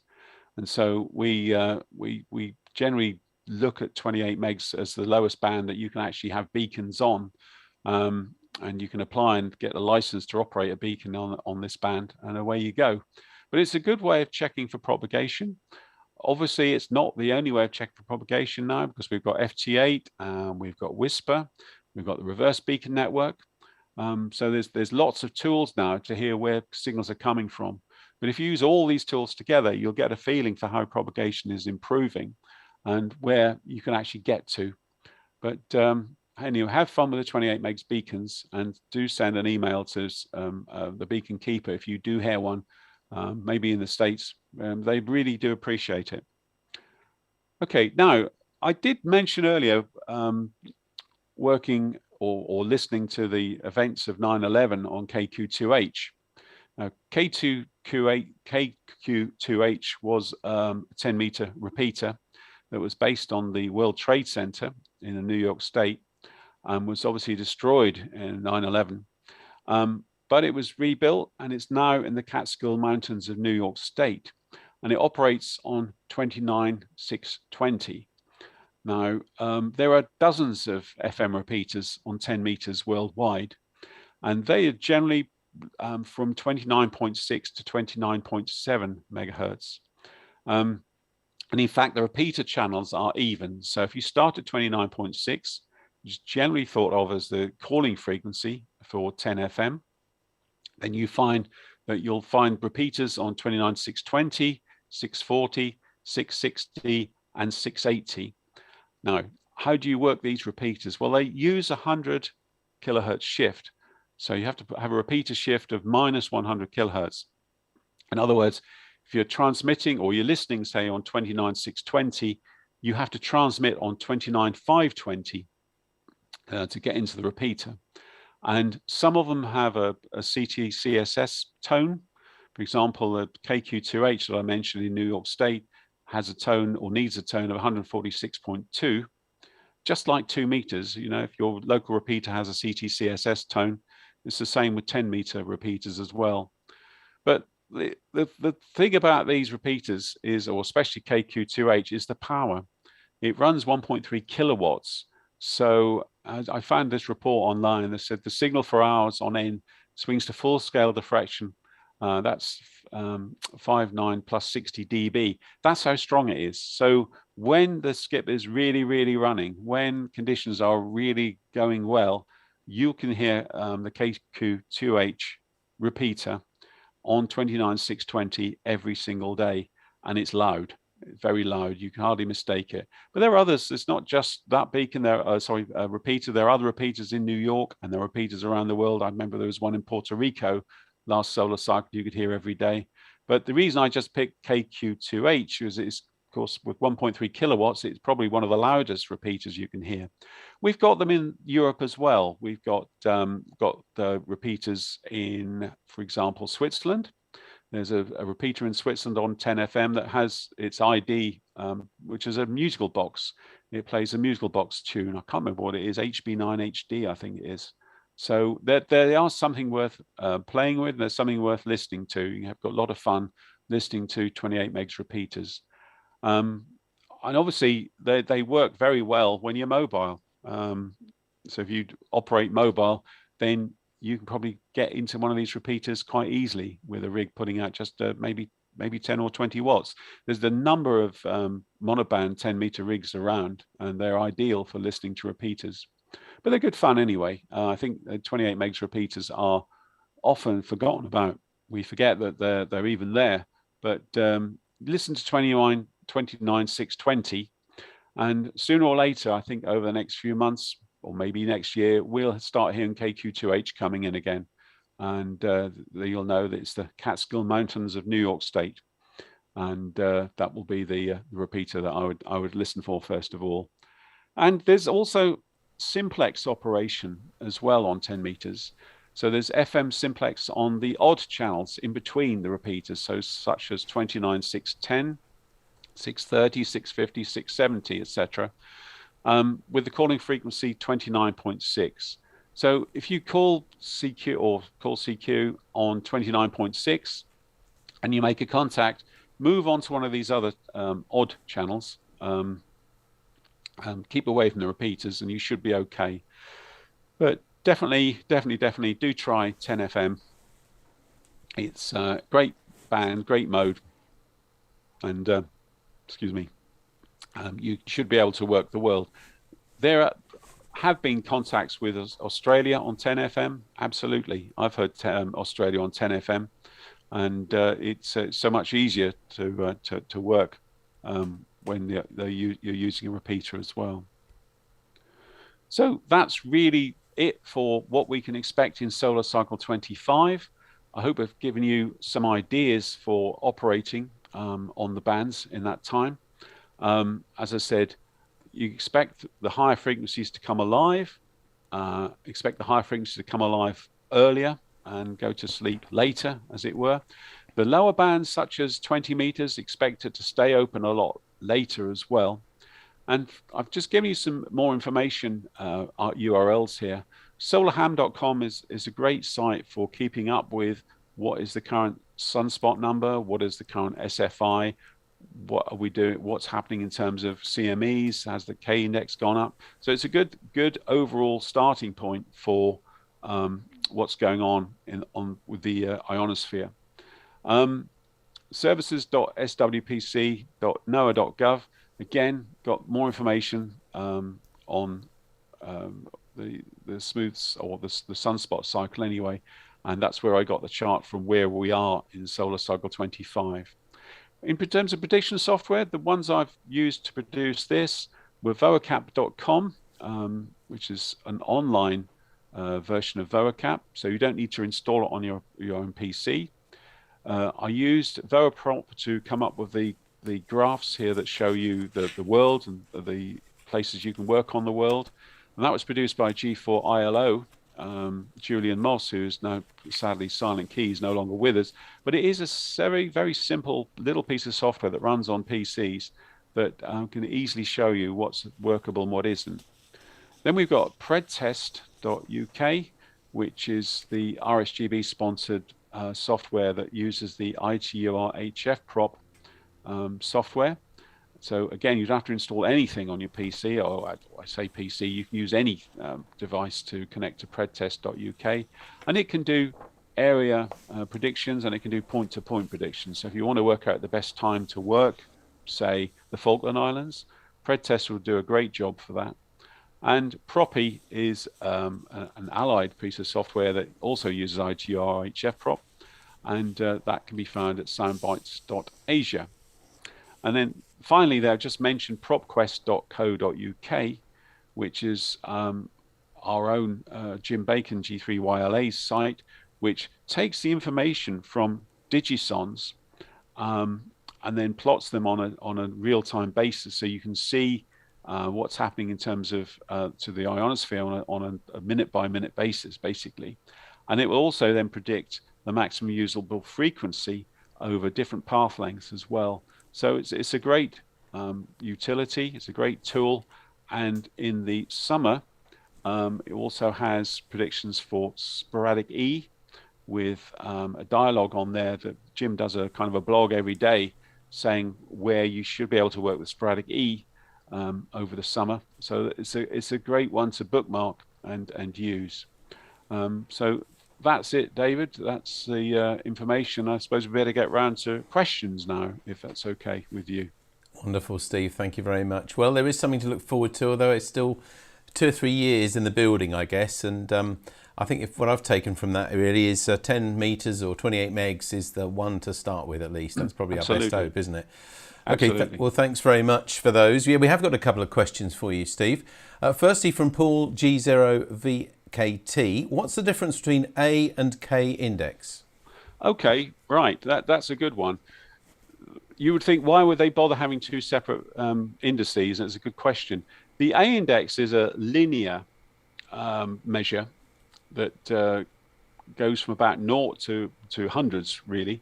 So, and it's updated on a 24-hour basis. So I generally use the K index, which is updated every 3 hours, which gives you a more up-to-date measure of geomagnetic disturbance. They both measure geomagnetic disturbance, but the K index is updated every 3 hours. The A index is generally updated every day. The K index is a logarithmic measure, so it goes from 1 to, I think it goes to about 9, but you generally don't see K indices of 9. So if it goes from 1 to 4, that is quite a massive change. And you can equate K index to A index. So going from K index of 1 to 4 is probably going from about 10 to about 50 on the A index. But as I say, I generally don't use the A index now because it's not updated regularly enough. And the K index will tell you what happens in the last 3 hours. And what you generally find is that most prediction programs use the K index, and there's an awful lot more talk about the K index now rather than the A index, because it tells you, the A index will tell you really what happened yesterday, but it doesn't really tell you what's happening. In fact, it's possible to have a high K index but a low A index because everything's happened today. But yeah, so the K index is updated every 3 hours and is logarithmic. The A index is updated every day and is a linear method. That's the easiest way of putting it. So I generally would look at the K index because that will tell you what's happened in the past 3 hours. Thank you. Ronnie Buckland's just made a comment that it's great to see VKO land being available. Tim G5TM says, does higher sunspots mean 40 improved at all for Inter G? Yes, it does. Didn't really mention that. That's a good point. What we've had is lower MUFs over the sunspot minimum, and basically the highest band that you could work around G was probably maybe 80 meters or maybe 60 meters, 5 megahertz. But he's absolutely right. As we get more ionization, 40 meters becomes an inter-G band, which is quite important actually. So you will find that you can work around the UK on 40 meters because the higher ionization is just making it work for you. What's happening is that at the moment, on signals that go upwards, which is what you need around the UK, you need near vertical incidence sky waves, so near vertical incidence signals going up. And at the moment, they're going straight up, and on 40 meters, they're going straight out into space. And as we get more ionization, we'll find the MUF, or the critical frequency actually, is going up, and it'll go above 40 meters, and you'll suddenly find that you can start working UK on 40 meters. So that's a really good point, and one I didn't make, which is thanks for pointing it out. But yes, so just to recap, 40 meters will become an inter-G band as ionization goes up. Absolutely. Thank you. Yeah, and in fact, Per Einar Darlin, I hope I pronounced your name right, Per, 40 meters becomes as good as 80 meters during sunspot maximum, and better signals on longer domestic QSOs too. Yeah, so, absolutely. Lots of people saying thank you very much. We're really out of time now, Steve, but thank you very much for that. We've got a lot to look forward to, and I shall remember your talk because you described the coronal ejection, I think it was, like the sun burping, which I thought was a wonderful way to sum up. Thank you very much indeed to Steve G0KYA. Thank you. Okay, thank you very much. There we are. Now we're going to go over to the NRC in a moment to see what's happening there, but just to tell you what's coming up next. On Learn More About Stream in a moment, the DX Commander is giving us a video about an obsession with antennas, and he'll be there live afterwards to answer questions. And on this channel, on the Introduction to, you can find more about summits on the air, parks on the air, islands on the air, and QRP expedition fun with Ray of ICOM America. So we look forward to that. But now we're going to head back to the NRC. And just a reminder, if you want to work the NRC, there's several people working from it there. If you want to know what frequencies they're on, if you follow the RSGB on on Facebook and on let me think, Twitter. Sorry, I couldn't think for a moment. Then they'll update you with what frequencies are operating there. But let's go over to the NRC now, and we'll see you again at 2 o'clock.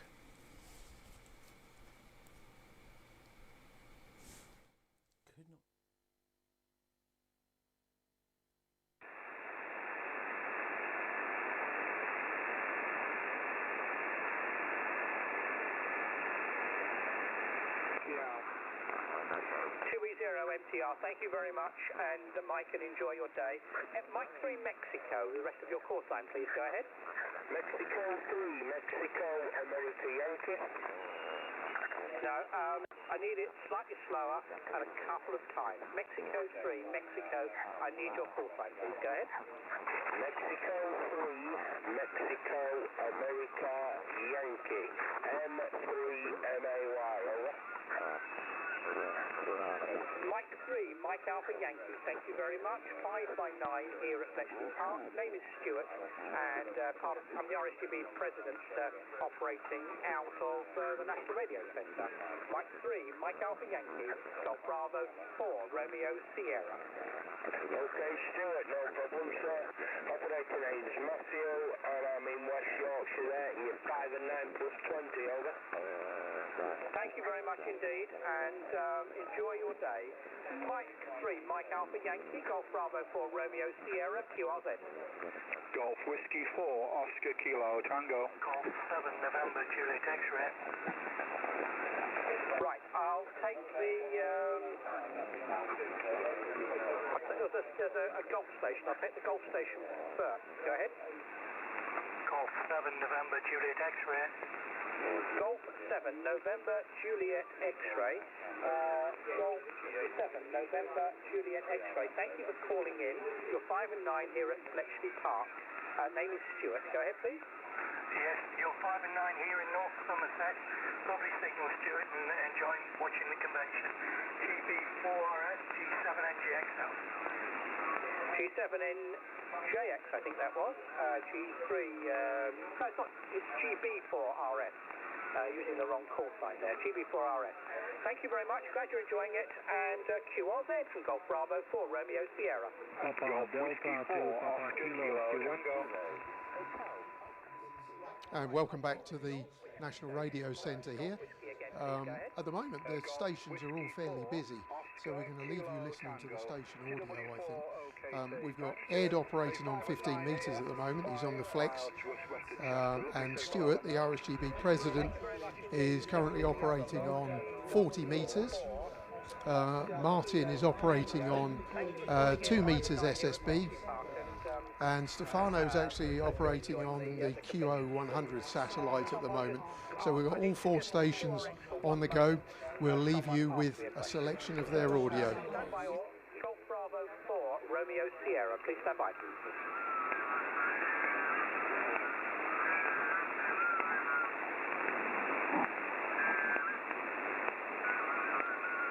Right, Golf Bravo 4, Romeo Sierra, QRZ.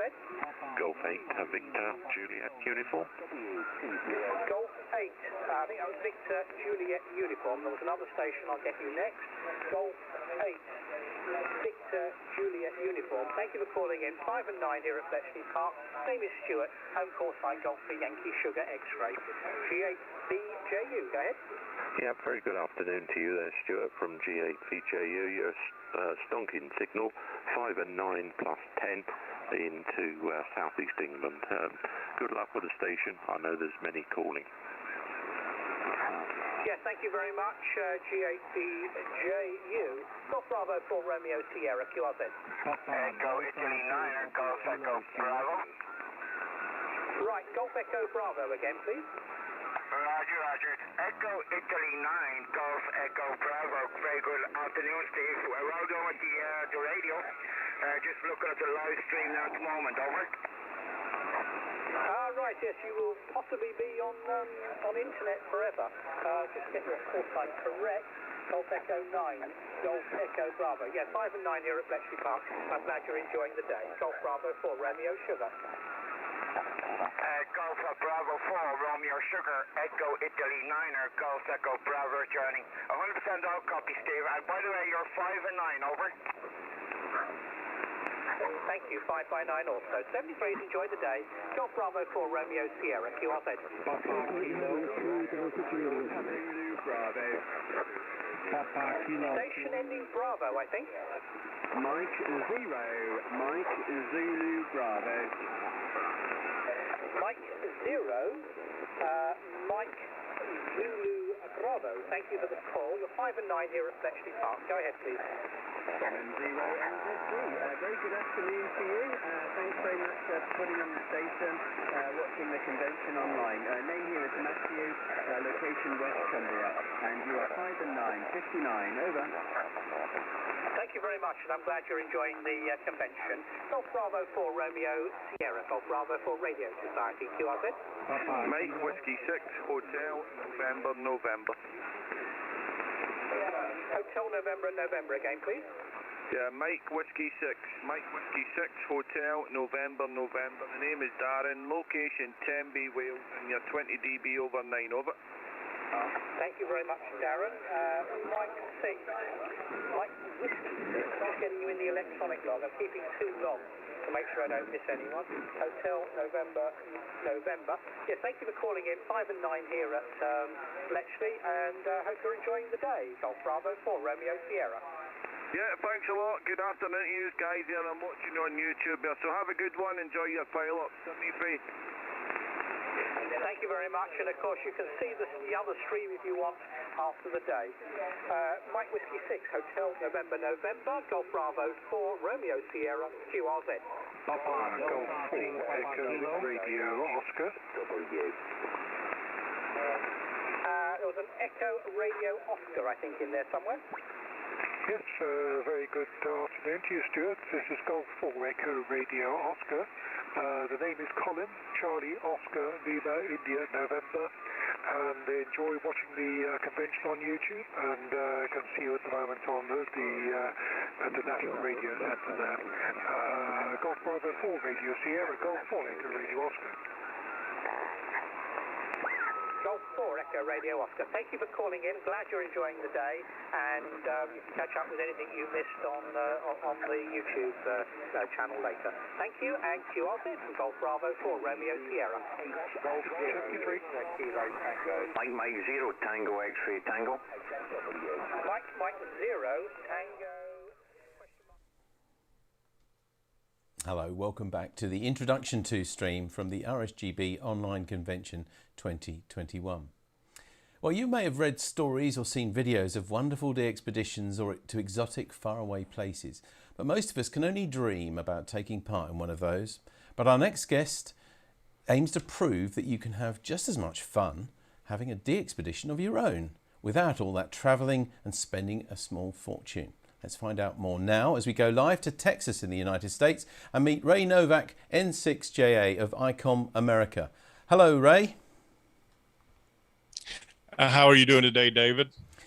Great, thank you. And how's things for you over there? What time is it where you are now? It's 2 o'clock in the afternoon here.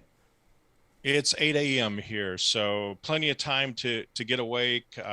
Been listening to the live stream. Heard you guys have got 40 meters open, so following a little bit of the gray line with this morning's presentation.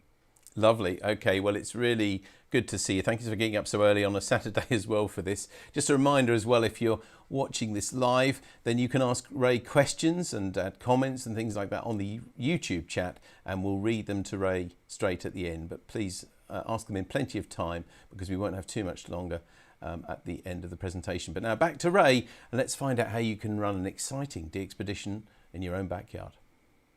Thank you very much for that wonderful introduction. Again, my name is Ray Novak, N9JA. I've been licensed for 23 years, but I was licensed at the age of 23. So I've seen some of the presentations so far about youngsters getting involved in the amateur radio.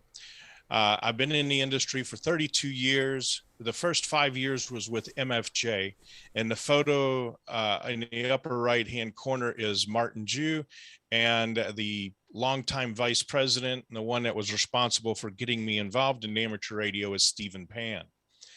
I've been with ICOM for 28 years, and just like MFJ, the founder of the company, Mr. Inouye, has been very influential. One of the first meetings I had with him was at a Land Mobile show in Las Vegas. We call it IWCE. He walks up to me, introduces himself, and he goes, "If you could design any radio, what would you want?" And I told him my first ICOM I used was a 781. And he started laughing, and we went from that point on talking about contesting, DXing, and some of the things that I hoped and dreamed of doing. And at that time, under 30, and he looked at me as just somebody that was very young, very passionate about the hobby. And this photo with him was taken at the last Tokyo Ham Fair. In this picture, he said he's either 88 or 89 years old because they did not document birth dates when he was born. And both my passion for the hobby and his are at the same level. He comes into ICOM every day, midday, runs our engineering department, and his focus is on performance and technology. So before I get into the core of the presentation, I just want to show a few of the qualifications. While I've lived vicariously through DXpeditions through many of my friends, one of them right there with me is M0DXR. He did go over to the dark side and work for one of my competitors, but last Dayton Hamvention, he was with us in the booth and represented the UK very well as far as DXpeditions and contesting. The actual last time I saw him was in Germany for the WRTC. I myself have been on a Alpha 51 Alpha Bhutan back in 2001. This was after the very first DXpedition there with Glenn Johnson. He went back, took a lot of his contesting medical friends, went with them.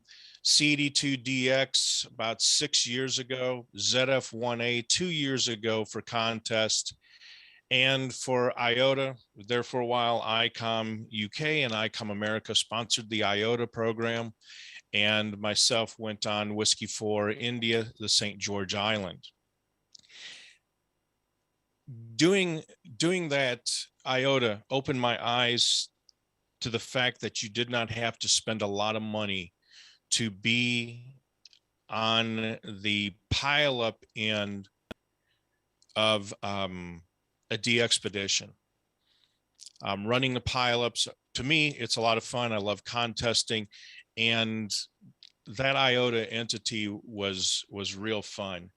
I did a video with the group that went to Whiskey 4 India. The RSGB actually put it as a CD in their main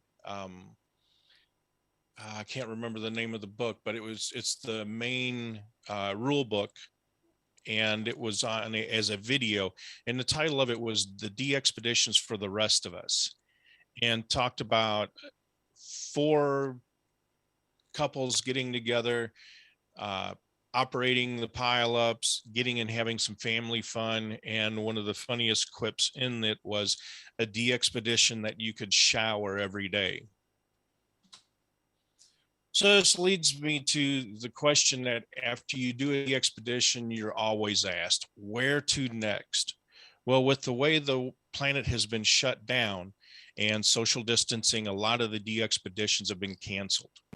So there are different ways to get out and have excitement on the radio and keeping the airwaves active, especially after hearing the great news about Sunspot Cycle 25 and different ways of getting out and doing portable operations.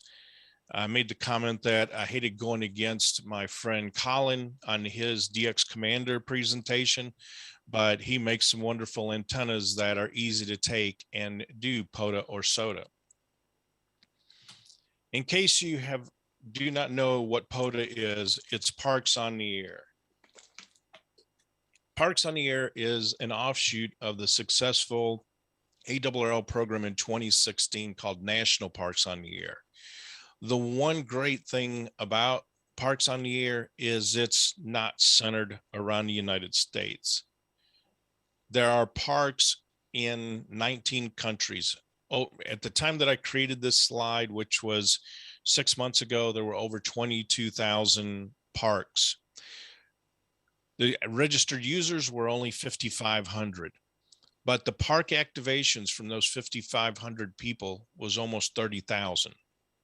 DX entities, 28, and again, since the creation of this in 2017, over 1.2 million. Now, that has changed in the last 6 months as there's all kinds of activations. You can see this information on the POTA dashboard, and I'm sorry, I forgot to put the link on that. But you can see the top activators. Yes, there's a lot of US entities on here. We've got a few Canadians, but looking at the spotters page and the activations page, there are entities coming up from the UK as well as Germany for today. The spotters page, pota.app/#. And when I did this screenshot earlier this morning, this is what the spotter pages look like. And as you want to dig deeper into it, you can click the links on each of these little tabs and see. But we did have MM0MMN, boy, that's a mouthful for phone contest, and DK9CA. So there was also one in Italy, Italy, Quebec, 3 Delta, Quebec, sorry, tongue-tied. And more activations out there can really help this program grow. And it doesn't matter what radio you take with you, what antenna you set up. Part of the fun is actually doing the setup and operating on battery power or an inverter off your vehicle, solar power, depending on what you want to do. I did do a screenshot. The DX entity is England and the location was Greater London. And the little yellow dots throughout the screen are these POTA sites. If you click the yellow dot, it will come up with the call sign designation for each park.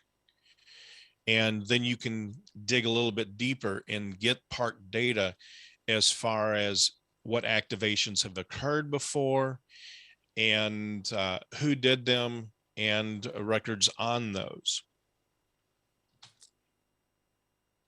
I clicked right in the center of London and came up G0401, Hyde Park, 0 activations. So this would be considered a rare entity. And when you look at setting up, whether it's spontaneously, you wake up one morning and say, I want to go activate a park, or you plan out a trip with friends and family to go do an activation, there are ways of spotting the activation that you've done. 2 slides back, I was showing the spotters page. There's also a page that looks very similar that is for future or scheduled activations. So you bring up these activations and you show when you're going to be operating, what times. And there are a few of my friends that have done activations that they had people come and join. I've done an activation myself during the IARU contest. I was doing it just for the contest itself. I didn't didn't think about doing it for the POTA activation. But it's interesting. You put an antenna up in the air or string it through the trees, and people start hearing the sounds of the radio. They'll come and start asking you what you're doing. I actually had 2 kids walking by. One of them was a scout, and he immediately knew what we were doing and came over and joined, and I let him operate the radio a little bit. And that was a cool thing to do, to share the hobby with people that were not familiar or really don't have access to it. I also had posted on social media the activation. I was within, I'd say about 50 meters from a gorgeous lake. I took a photo of the antenna and myself and the lake, and it surprised me to see someone who had followed me on social media. His parents were camping 3 spots away from me and came over and introduced themselves, told me about their son and how crazy he was. And then when I asked what radio, they go, it started with a letter other than a letter I. So still, it was fun to meet more people through the hobby. Of course, Summits on the Air, a great activation and get out program originating in the UK. And I have yet to do one of these, so I cannot speak as an expert, but I do follow quite a few people that do. And I don't know if they do it for the health, they do it for ham radio, or the gorgeous sunset and sunrise photos that I see them posting. Now, ICOM recently came out with a new QRP radio. To me right now, that's the fun thing to do. The IARU contest was done with a buddy pole antenna and a 100-watt transceiver. It was interesting to find out that I forgot to bring a BNC to SO239 adapter. So what I ended up having to do was go from SO239 to a SMA to BNC.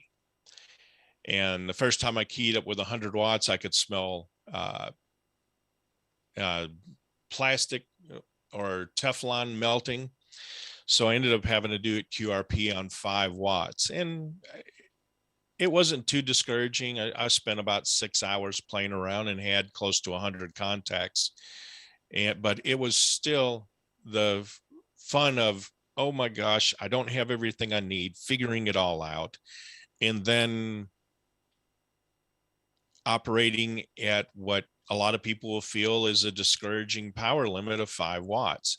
But it was fun to see how many DX entities I could work, how many of the headquarters I could work, and the total number of queues. But as far as on the SOTA, I'm not one that does a whole lot of hiking. So I think I would be one of the glamour ones that would want to be helicopter dropped in on the top of a summit and take it that route. At least not be picked up by helicopter. But we're talking about QRP. September 22nd, 2020, an incredible QSO was recorded, and it was the solar minimum of cycle 24, long path, 26,000 kilometers away, and it was 10 watts on 20 meters. The ZS1 SBW video is on YouTube. It was intriguing, especially for those that think you have to run high power. It was very intriguing to listen to the QSO that they had. And I know right now we're going into fall, and comments about, well, it's going to be too cold, it's going to snow. My friend OH8STN does some very interesting QRP activations. It's not for everybody. and he does some very interesting things with solar panels. So if you want to see some of the outings he has, the antennas that he's tested, go check out his YouTube page. It's very interesting, the things that you're able to do and the stuff that he packs in. So I think I went way quicker than my allotted time. Open for any questions. Okay, Ray, thanks. That did catch me a little bit out, to be honest, but that's okay. So hopefully you've enjoyed Ray's talk about those various ways of operating DXpeditions. And if you've got a question or a comment, or maybe you'd like to share something that you've done portable, then we'd love you to do it now on the YouTube chat channel. So please make those comments known as soon as possible, please. Otherwise, we will be going back to the NRC a little early, I think. Ray, one thing I must pick you up on is you mentioned that Hyde Park was a rare entity in London. I mean, that's incredible, really, because most of us Brits, at least, will know that Hyde Park's one of the biggest parks in London, very prominent place, the end of Oxford Street. I can't believe it's a rare entity. For the parks on the air, it is. As you can see on this slide, park leaders, go back to that page. Park leaders, you can see it's completely empty here. So there has not been any activations for this park in the Parks on the Air program. So that would be an exciting thing to activate, get people excited about it. I know on some of the special event stations that I do, I remember listening to one of the presentations about some of the World War II spies and radio operations and things like that. I myself am a World War II fan, and I each year do the special event station for the Warbirds at the Oshkosh Air Show every July. And it's incredible to have an operating station, people walking by asking what's the antenna in the air, because I use a large hex beam, and behind me are P-51 Mustangs, T-28 trainers, T-6 Texans. It's very incredible to be in the middle of all that history and working modern technology and people just asking what you're doing. It's gotten to the point now where we have hams that come to the show to see the radios that we're using, the antenna setups, and then go and enjoy the air show afterwards. So these kind of things are very fun to do, especially if you like promoting the hobby. Yeah, it does. And so if you mention Hyde Park, I guess that most of us living in the UK, if we've got a park in our nearest town or city or something like that, we'll be able to find those as well on that POTA website. Brilliant. It was incredible when I pulled it up, and this was as of this morning, these screenshots. And there's quite a few yellow dots. It appears better on larger screens. But if you're to go to the POTA.app/pound/map and click England as a DX entity and then your geographical area, it will pop up on what parks are around your location. Indeed. Actually, I should just tell you, we've had a comment put up on YouTube on this channel now, someone watching it. He's actually our guest in a couple of hours' time, Sean Kutzko. And he said, POTA and SOTA are incredible opportunities for enjoying a new facet of amateur radio. Great pile-ups, lightweight kit and low cost make it accessible for everyone. Try it, you can do it, is what Sean says. Yeah, Sean does his own interesting activations. He likes going and doing satellite operation from parks, from shopping centers, anywhere that he could think of to just get on the air. And it's that kind of passion that is driving things like Parks on the Air. And he was part of the ARRL and part of the development team. I personally think he was the team leader for the National Parks on the Air program. So Sean's a great guy, and I'm looking forward to his presentation. Yeah, and so am I later on. But you're with us now, and I know you're not here. You wouldn't think of promoting your company's equipment, but there is a newish radio that you introduced probably only a year, maybe 2 years ago, the IC705, which we actually see you behind you there.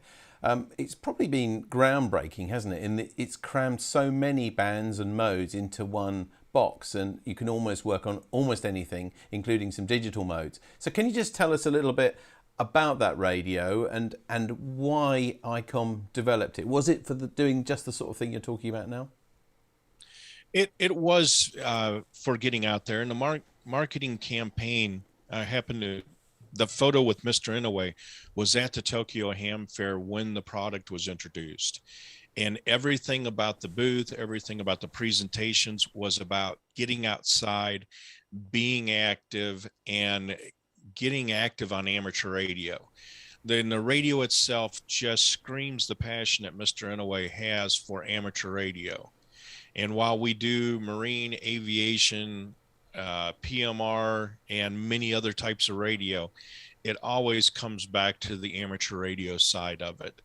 And he wanted to pack as much technology into it and really challenge the engineers on how it was going to be done.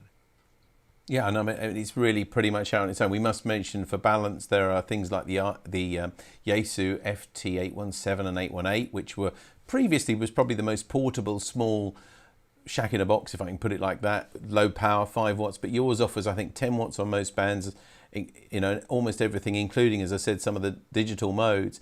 So has it been a success for ICOM? It has been very successful for ICOM. In fact, it's created its own industry, as we've seen other manufacturers design product just for the 705. The first one was Alpha Antennas to come up with a small magnetic loop. The design concept was the 10 watts on a park bench or a picnic table, and be able to get on the air real quick to go inside the backpack. And that was the very first product. Worked with Bengali Keys. They've got a nice foot plate for it that will hold the radio on an angle, and then 2 mounts for either left or right handed for their key. We've seen Buddy Pole come up with a Buddy Pole kit that's real small, compact. I thought I had it right here next to my desk, but I don't. But it's in a package that is about the same size as the latest iPads. So it's small and compact, but the whole thing is 1 or 2 small handfuls and you're able to get on the air. So really spurning and encouraging people to get out there, which is what your talk's been all about. You mentioned earlier on that you've met the ICOM founder, that I think you said 88 or 89 years old, goes into the office every day. ICOM, as well as for amateur radio, is known for things like marine radio and PMR for industry and things. Can I ask you if amateur radio is at the heart of ICOM? How important is it for ICOM? It's extremely important for ICOM. The going and talking to the engineers, it's for the PMR product, it's very business-like. It's very serious. The marine and aviation are life-saving tools. It is to a hobby, but it's more life-saving tools or quick communications to get from point A to point B. It's not the focal point of the hobby. But the amateur radio side of it, the hobby is really the radio, and completely different mindset when we look at it. We're able to dream with the product and the development that on new products. Indeed, thank you. And when you look at some of the history of ICOM products, the 50, I call it the 51 series, the 751, the R71. When that product was developed, the microprocessors were running at 18 megahertz. At that point, you had the old IBM AT clones that were running at 8 megahertz. So to be able to use that processor speed, they had to use volatile RAM with a battery backup for the operating system. A lot of customers looked at it and go, what was ICOM thinking? But the thing is, we were trying to make the product perform the best and have very little lag. And I mean, lag really wasn't a term used, but when you spun the dial, you wanted to see the frequency change immediately. And that was leading edge at that time. The 900 series mobiles using fiber optics between the control head and the body. There again, the communication speeds over wire was not fast enough, but to do a remote head and to do what we were doing with dual band, with audio, in and out, everything. So ICOM's looked at performance on the product side. And when you're looking at pushing the envelope on technology, we can't be the cheapest out there. No. You've already got the main radio, you've got a backpack designed specifically for it, you've got an antenna tuner out now as well.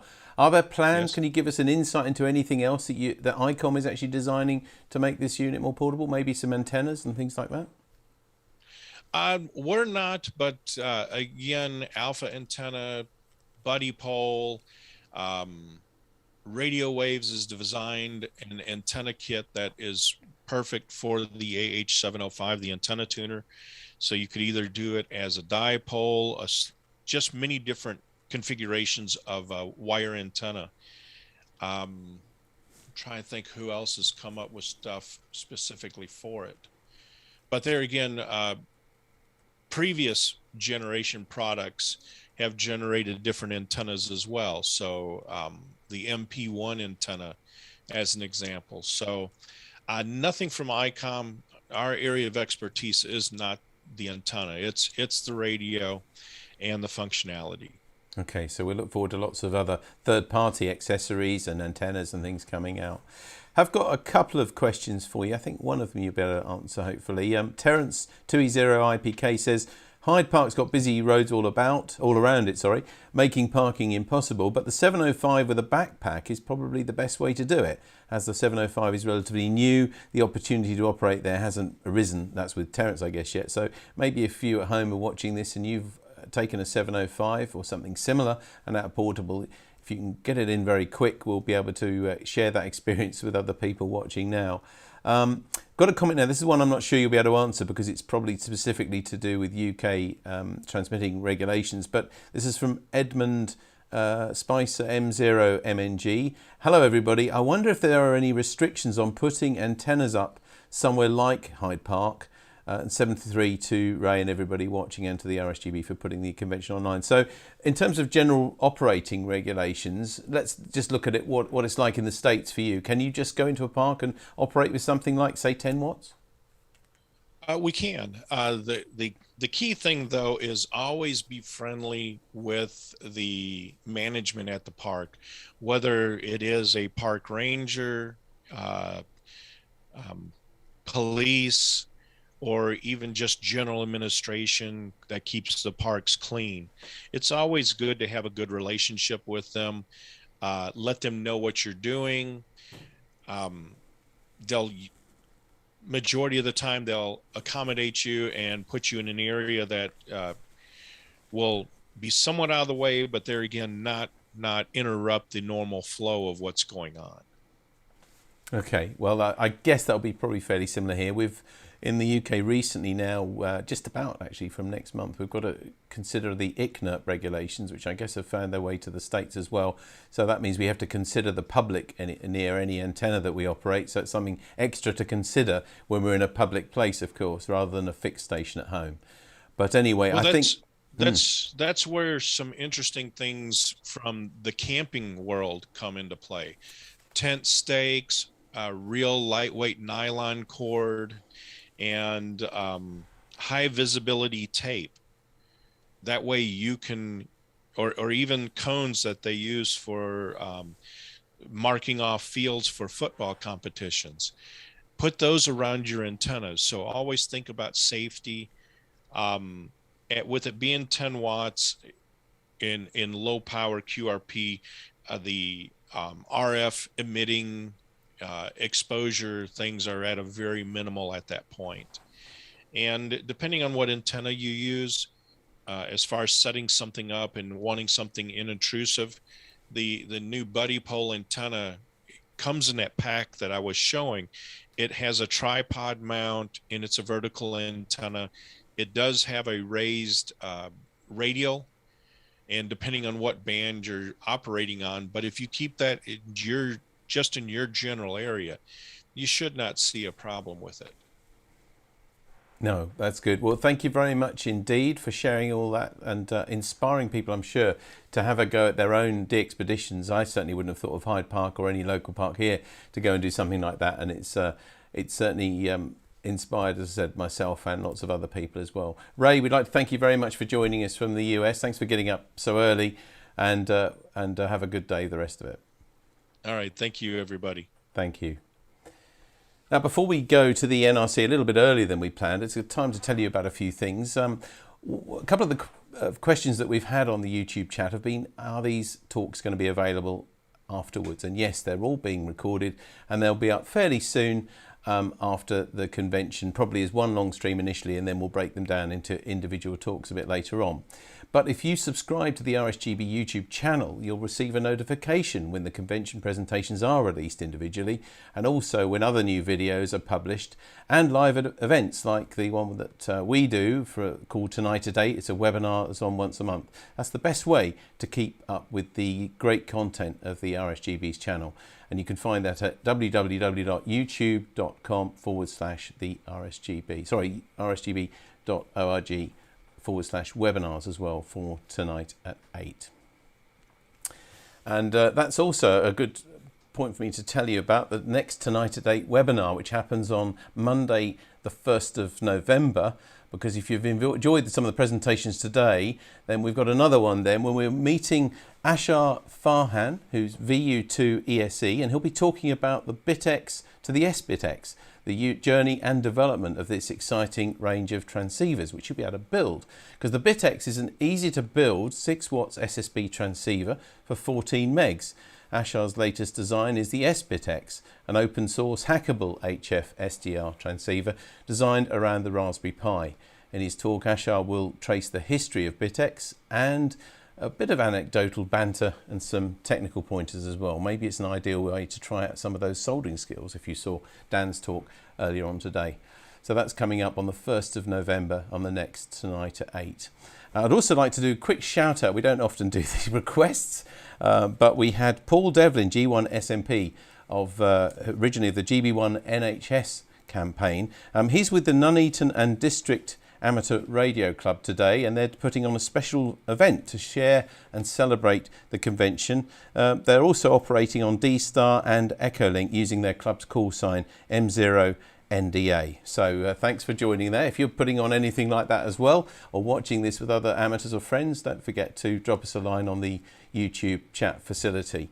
And one final reminder that we hope you're enjoying today's convention, and if you've got any feedback about the convention or anything else that we're putting on, then please let us have some feedback for it, because it helps us plan other online events in the future. You can do that by going to rsgb.org/feedback. But we're now going to hand over back to the NRC and tell you that the next talk on the Learn More About channel will be VP8PJ 2020 de-expedition to the South Orkney Islands.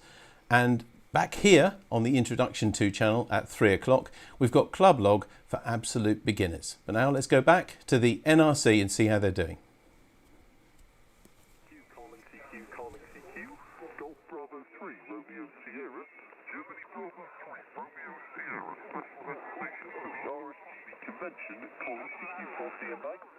Golf Italy 0 Delta Uniform Papa. Golf Italy 0 Delta Uniform Papa. Good afternoon. Hope you've been enjoying the convention streams if you've been watching. Name here Dan, Delta Alpha November, and you're 5 and 9 into us here at Bletchley Park. Over. Okay, Dan. Okay. Nice to hear you on. Just on for a few minutes, and because the competitions up in 20 there, so we thought we'd see what was happening down here in 40. The name on this side is Roderick, and the QTH is 10 miles southeast from Belfast there. And you report 59 plus 20, 59 plus 20 down, over. Yep, all copied, Roderick. Thanks very much for working us, and great to get you in the log. Hope you have a good day. 7-3. Okay, Dan, thank you very much for the contact. 7 days, enjoy your special program, please. Thanks, QRZ, please, from Golf Bravo 3, Romeo Sierra.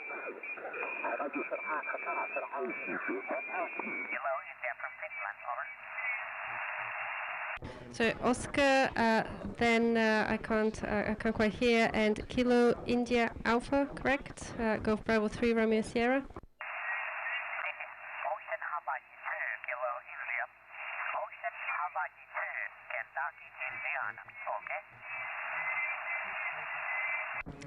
Negative. Say again for Golf Bravo 3 Romeo Sierra.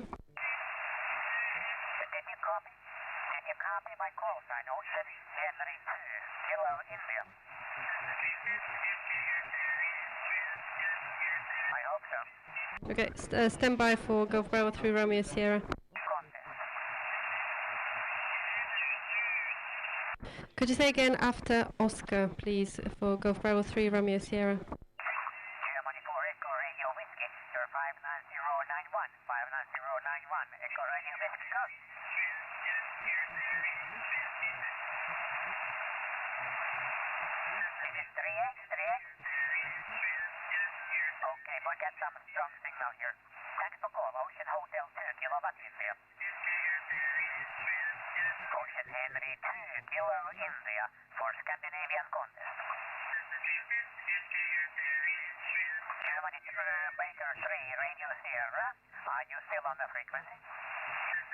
Sierra, calling CQ40 and bike.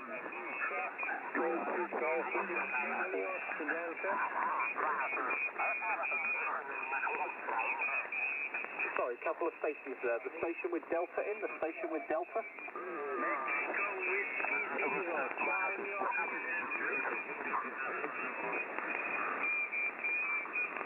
I'm sorry, you're quite weak there. So Mike Whiskey 0, Mike Whiskey 0 Delta.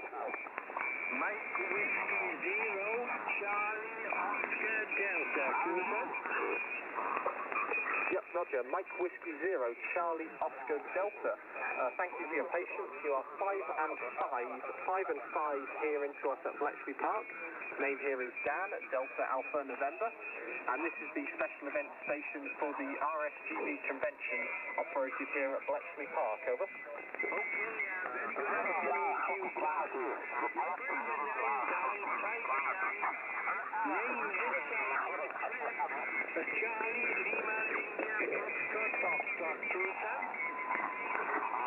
Yep, Robert Cliff, all copied. Thanks very much for the 5 and 9, and great to get you in the log. If you're watching, I hope you're enjoying the convention.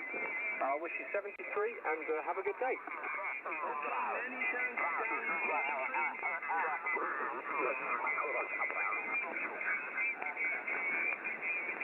Yep, 73, QRZ please, from Golf Bravo 3, Romeo Sierra. Germany 6, Alpha Yankee Uniform. Golf 6, Alpha Yankee Uniform, good afternoon. You are 5 and 9, lovely strong signal here into Bletchley Park. Name here Dan, Delta Alpha November, and we're running the special event station for the RSGB convention, over. Roger to that, Dan. Name this end is Peter. Alpha Echo Tango Echo Romeo. You're 5 and 9 plus 20. 5 and 9 plus 20. But I'm only in Peterborough, just up the road really from you. Just thought I'd get you a call in. You say we're watching the convention, it's online, isn't it? So I don't quite know where it is, but I haven't got a computer on. But good luck to you. Have a great day, and see anything else you can get. 7-3, GB3RS, G6AYU. Yeah, no problem, Peter. It's being streamed on YouTube. There are two convention streams. There's a beginner stream and a advanced stream, and I'm sure if you put RSGB convention into Google, you'll be able to watch them. There's no requirement for membership. They're just on YouTube there. Anyway, great to get you in the log, and 73. Thank you very much for the information. Dan 73, G6AY, good luck. Golf Mike 4, Zulu Oscar Alpha. Golf 0, Mike, uniform kilo. Golf Mike 4, Zulu Oscar Alpha. Golf Mike 4 kilowatts again, please. Golf Mike 4, Zulu Oscar Alpha. Okay, Golf Mike 4, kilowatt Oscar Alpha, good afternoon. You're 5 and 7 into us here at Bletchley Park. Name here Dan as Delta Alpha November, and this is the special event station today for the RSGB convention, over. Fine, Dan, and the call sign is Golf Mike 4, Zulu Oscar Alpha, Zulu Oscar Alpha. Did you get that, Tom? Yes, very sorry about that. Golf Mike 4 Zulu Oscar Alpha, corrected now. Fine. Running 7700 with a magnetic loop, Tom, from GM4ZW. Well, it seems to be working fine for you. Equipment here is a FTDX 5000 running into a dipole suspended above some of the museum buildings. But great to get you in the log, and hope you're enjoying the convention if you're watching. 73 from Bletchley Park, and QRZ please from Golf Bravo 3, Romeo Sierra. Okay, cheers, have a nice day from GM4ZW.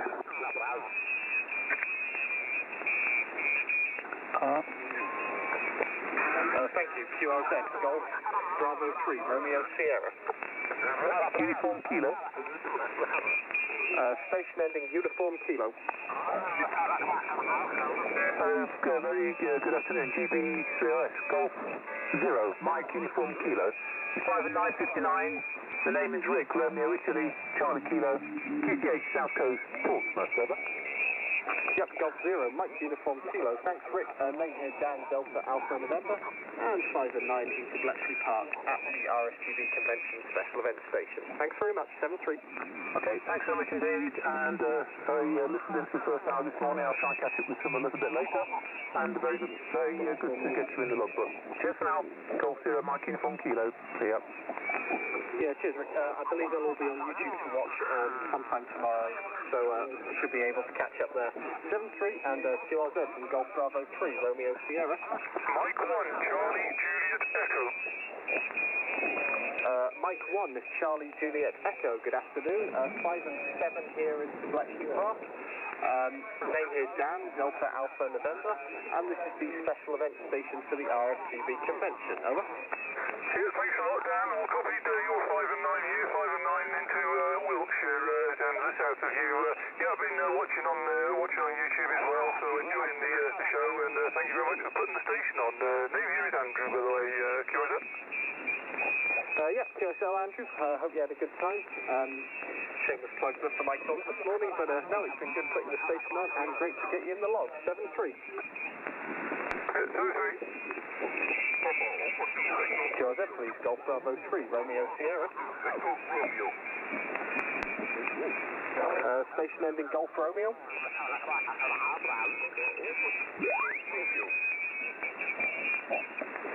QRZ, please, QRZ, Golf Bravo 3, Romeo Sierra.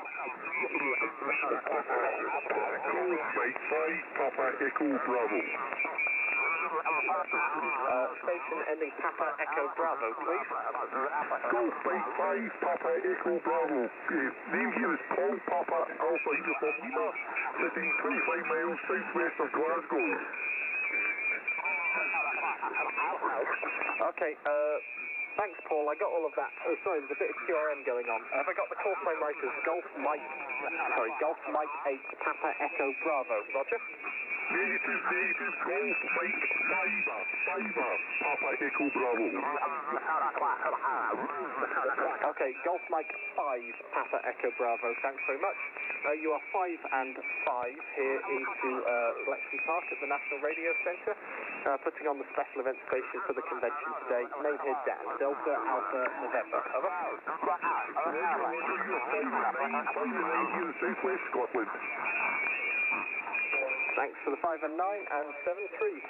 QRZ, please. Golf Bravo 3, Romeo Sierra. 3 Victor Bravo Echo.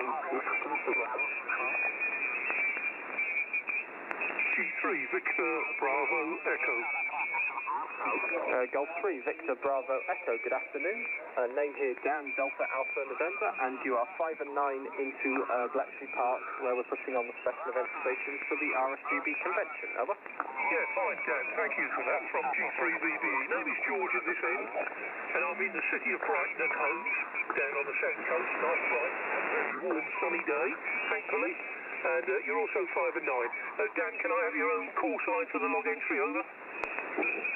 Yeah, no problem. Personal call sign is Mike 0 Whiskey Uniform Tango. For my home call and normal CTH would be somewhere around Cambridge. Over. Yeah, okay, that's fine. Thank you for that.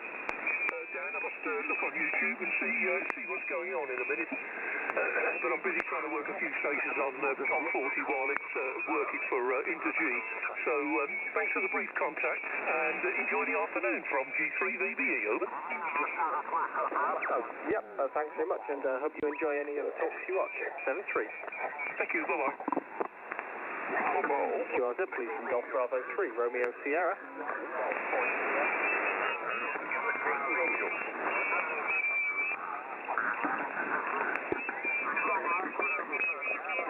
The Golf Mike station, Golf Mike, go again.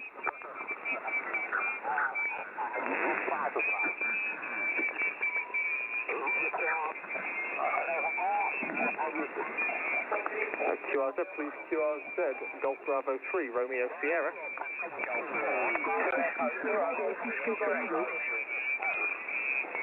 The 2 Echo 0 ending in Echo again, please. 2 Echo 0, Whiskey Sugar Echo, over.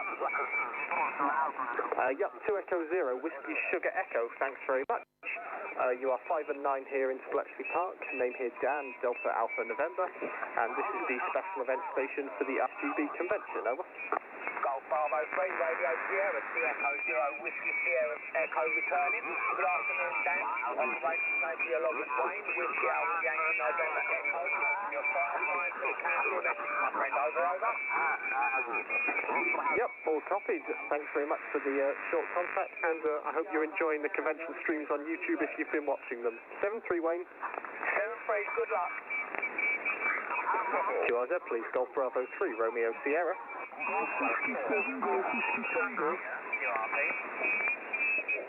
QRP station again.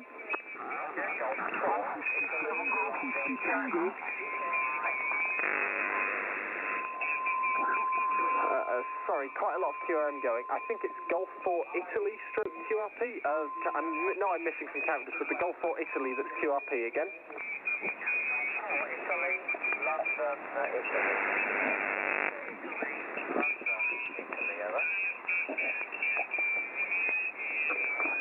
Can you confirm Golf 4 Italy, London, Italy stroke QRP? Is that correct? Yeah, I'll get that. Correct. Okay, go ahead. Okay, Golf 4 Italy, London, Italy stroke QRP. Thanks very much. You are 5 and 5 here into Bletchley Park. Operator here is Dan, Delta Alpha November, and this is the special event station we're putting on today for the convention today. So thank you very much for the contact from Golf Bravo 3, Romeo Sierra.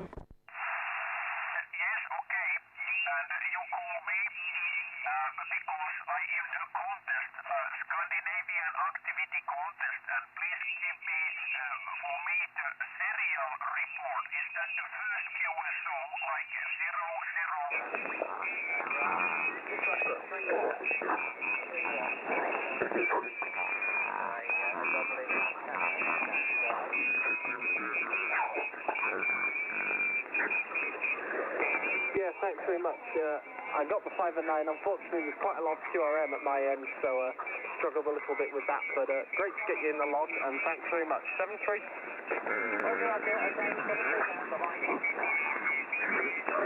QRZ, please. Golf Bravo 3, Romeo Sierra. Golf 4 Kilo Lima, G4 KLE. G4 KLE, good afternoon. Name here Dan, Delta Alpha November, and you are 5 and 7 into us here at Bletchley Park, putting on the special event station for the RSGB convention, over. Yeah, G4 KLE, yes, hello Dan. The name is Merv, Mexico Echo Radio Victor, and I'm the Friday team at Bletchley Park, so I was down there yesterday with trusty ICs sitting by your side. So good to go. You're good 5 and 8, 5 and 9 here in Cambridgeshire. So please pass on my regards to everybody at the NRC. But I was down there on the Friday team yesterday. Have a great day, Dan. And yes, I'm following the convention at GB3RS, G4 KLE. Good stuff. Yeah, NRC's been very kind hosting, and actually got a list with Martin G3ZY, who I think is also one of the NRC teams. So very generous from all of you putting us up here, but it's great to put the station on for today. Anyway, glad you enjoyed the stream, and I wish you all the best. 7-3. So please, Dan, take care. QRZ, please. Golf Bravo 3, Romeo Sierra. Golf Whiskey 7, Golf Whiskey Tango. Is it Golf 4, Golf Whiskey Tango? Golf Whiskey 7, Golf Whiskey Tango. Sorry about that. Golf Whiskey 7, Golf Whiskey Tango. Very good afternoon. 5-9 here into Bletchley Park. Name here down, Delta Alpha November. And putting on the special event station today for the RSGB convention. Over. Thank you for the 5 and 9, Dan. You're 5-9 plus plus. In Mid-West Wales, and a small village called Beers. Bravo, Oscar, Romeo, Tango, Hotel. And my name is Graham. Golf, Romeo, Alpha, Hotel, Alpha Mars. Graham. Over to you, Dan. Yeah, thanks very much, Graham. Nice solid coffee both ways, and great to get you in the log. I wish you 73, and I hope you join the convention if you're watching. 7-3. Yeah, I'm watching the convention at the moment. Dan, very interesting. It's been brilliant this morning. Thank you to everybody for your putting on there. Great. And, yeah, carry on with the good work. Over. Yeah, thanks very much. That's very kind of you. And 7-3 from GB3RS. QRZ. Golf 4, India, Lima, India. Golf 4, India, Lima, India. Have you found the amplifier by any chance? You're much louder than last time. Yeah, Roger. Okay, Dan. Yeah, just fine. Give you a call on the main radio. Yeah, name is Grant, and the QTH is Cheltenham, and now running 100 watts. I was running 3 watts before, just testing an 817. Go ahead. Yeah, no problem, Graham. Thanks for the info. Sorry, I sort of missed a lot of it before, but got enough to put you in the log. But no, definitely that giving you 2-3 F points, and gone from sort of 50% copy to 100%. So the power is useful sometimes. Oh yeah, undoubtedly makes a difference. But yeah, I would say just playing with the 817, and it's an 80 meter dive, 80 meter doubling. Okay. Thanks, Dan, for putting on the station, and hope to be there in person next year, all being well. DB3RS, Golf 4 India, Lima, India. 7-3, QRZ, please, from Golf Bravo 3, Romeo Sierra.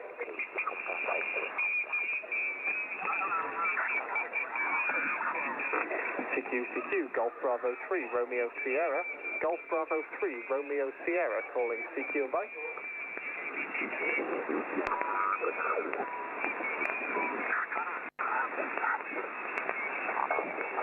CQ, Golf Bravo 3, Romeo Sierra.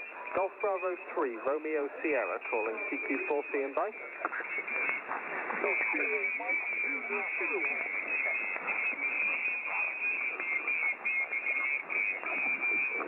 QRZ.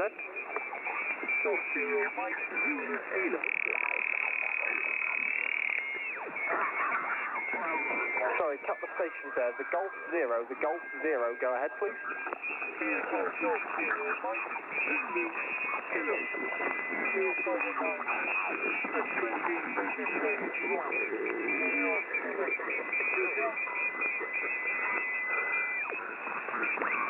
I'm sorry, I've got a lot of QRM. The Golf Zero, go again, please. Golf Zero, Mike, Zulu, Kilo. Zero, Mike, Kilo. Is that Golf Zero, Mike, Juliet, Kilo? Is that correct?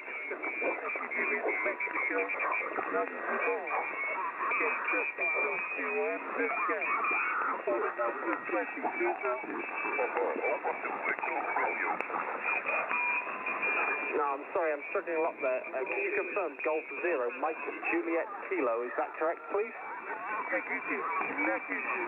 Golf Zero, Mike,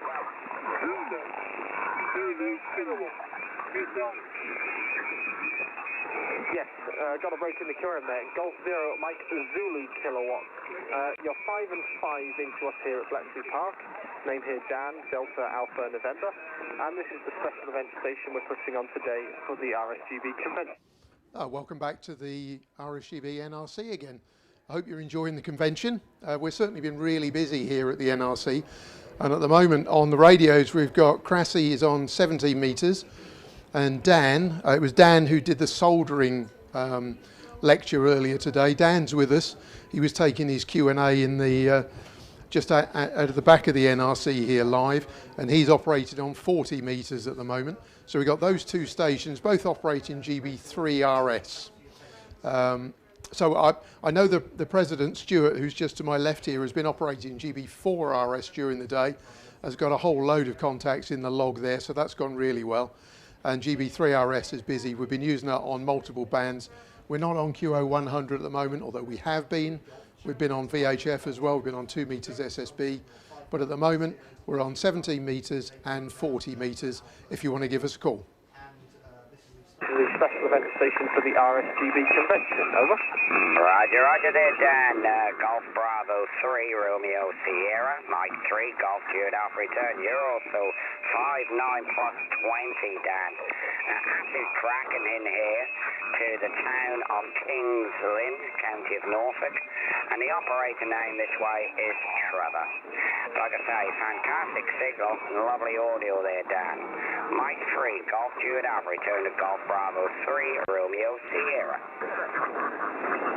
Yeah, no problem, Trevor. Lovely to get you in the log, and hope you're enjoying the convention streams if you've been watching this. Trevor 3 from us here at Bletchley Park, and have a good day.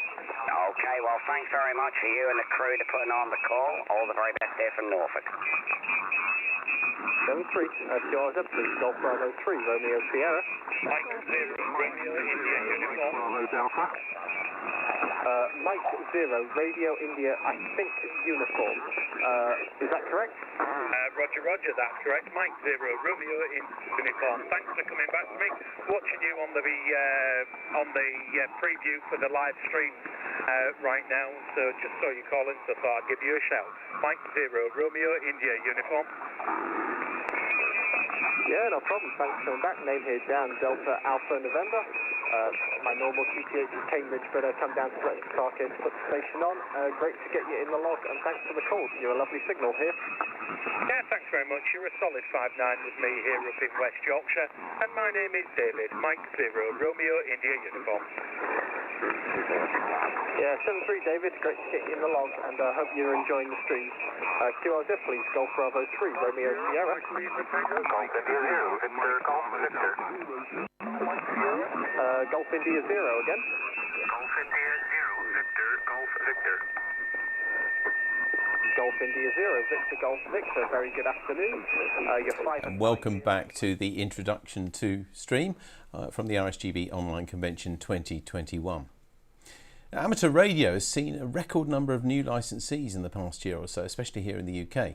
But once you realise that you've got that shiny new call sign with so many different frequencies and modes, it can be quite difficult to know where to start and even how to understand what you hear on the bands or see on the web. Clublog is a wonderful web resource to make sense of those precious early contacts, and with us to show us how to get started is the founder of Clublog, Michael Wells, G7VJR. Welcome to the RSGB convention, Michael. Hi, David. Thank you very, very much for the nice intro there.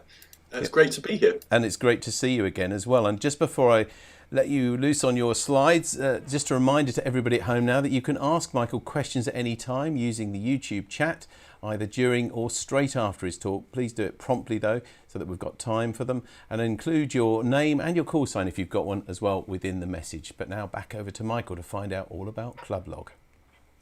Brilliant. And then thank you for inviting questions. I would love to hear what people would like to know as we go through this today. A word of thanks, if I may, just before I start, to the team at the Cam Hams who are doing all of the incredibly professional work behind the scenes to do the streaming. It's like an outside broadcast service that they provide, and it's really remarkable and has been for a number of years now. So thanks, guys. Thanks for helping. So let me tell you about Clublog and also a little bit about me. I'm the guy behind Clublog, which is a web service, as David introduced. It's been around since about 2008, and it's a piece of software which is quite central to a lot of things that people do with their radios. But in all the time that I've been working on Clublog, I don't think I've ever done a talk where I've addressed such an important audience of newcomers to the hobby. And today I'm really looking forward to doing that for the first time. I think during the COVID pandemic and the times that we've been through, a lot of newcomers have come into amateur radio, and I'm so excited for you because it's such a thrilling hobby with so much to do.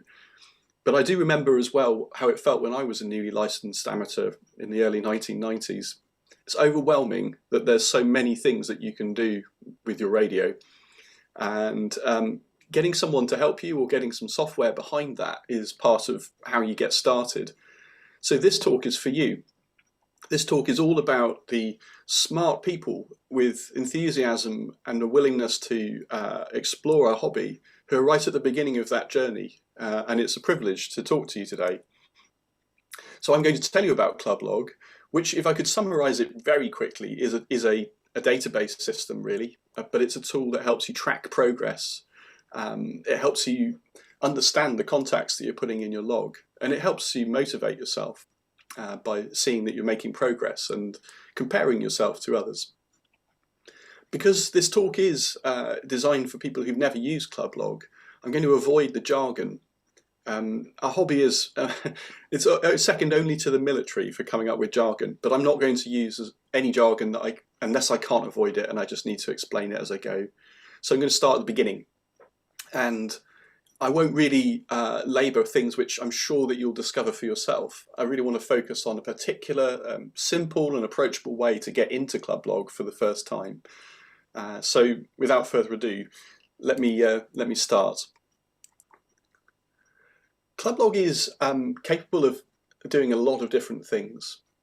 The idea of it is that when you upload your log, which has got all your contacts in it, that we can use that to create analysis, graphical reports, maybe charts and tables, which show you the nature of what's in your log, how you're doing over time, which countries you've contacted, which bands you use most, that kind of thing. It does a lot of different features as part of the service, but they all start with the idea that your log is uploaded to Clublog. In the early days, Clublog was really just the personal tool that you might use in that way, and then I obviously, with more users joining, realised that it could also do something quite unusual and unique, which is analyse everybody's data and produce reports that reflect the needs of the hobby. For example, the most wanted lists is a good example of that. Most wanted as in most rare, that kind of thing. And also make league tables within clubs or countries or even continents to show which people are doing well and what progress is being made, de-expeditions, all sorts of things that have really slotted in well with this idea of storing log data. So when you look at Clublog, down the left-hand side of the screen, you see this long list of features, and across the top there's even more. So lots to explore there, and they're all about this idea of analytics and reporting. Clublog is a worldwide tool, and it's been really widely adopted across the hobby. Today there are 89,000 users with call signs registered. I'd like to welcome you to being one of those as well. It's completely free for you to sign up and become a member of Clublog, and you don't need to pay for it at any time to get any of its features. It really is just free. In the database overall, we have 782 million contacts, which I think is an amazing resource. When you load your data into Clublog, you become part of that data set. And it's because of the size of it that we've got the analytical powers to say, what trends there are in the hobby and create things like most wanted lists. So I would like to stress, I think, that your log data is a valuable thing, and that putting it into Clublog is a contribution to the hobby. So for those reasons, I hope you would participate as well. It's a simple website, clublog.org, and you don't have to download any software to install to use it. Now today I'm going to look at 3 of the features. I think there's probably 40 or 50 features in Clublog, and I'm only going to look at 3. But they are the most important and foundational features that you'll want to use. So I think this makes it more manageable. Let's just do a quick cross-check. Are you someone who will use Clublog or not? Well, as a newcomer to amateur radio, you may not have chosen your path or specialism. You might be interested in a bit of everything at this point. But you've probably already heard the word DXing, and you know what it is. I will go on to define it for you as well, because I think it's quite a useful thing to do.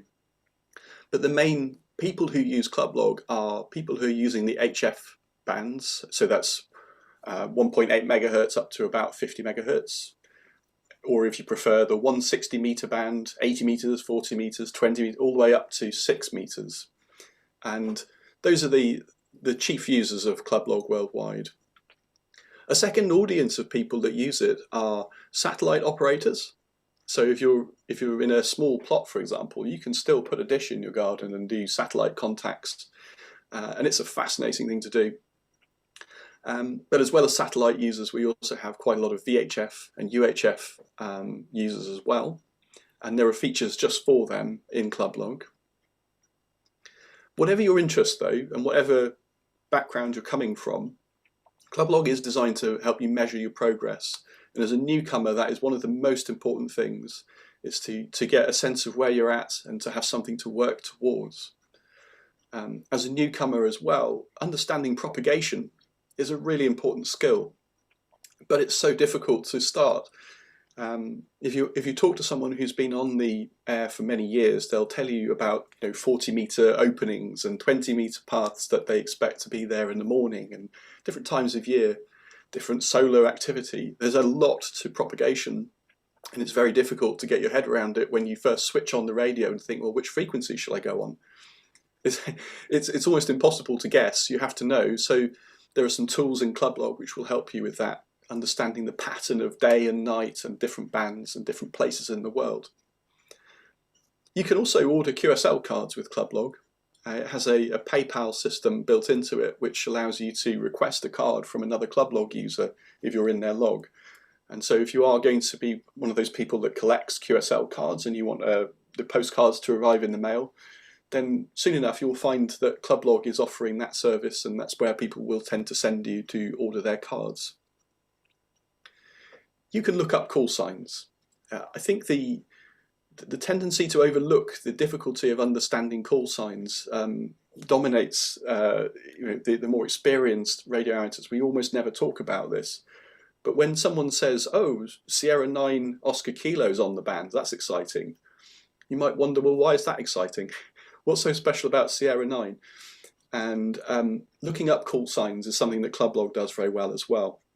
So when you're in the website, or in your logging software, which might well talk to Clublog to get these answers, then you can type in Sierra 9 Oscar Kilo, and it will tell you where it is, which is Sao Tome and Principe, an island off the Hook of Africa, which is actually on the air at the moment. Very exciting.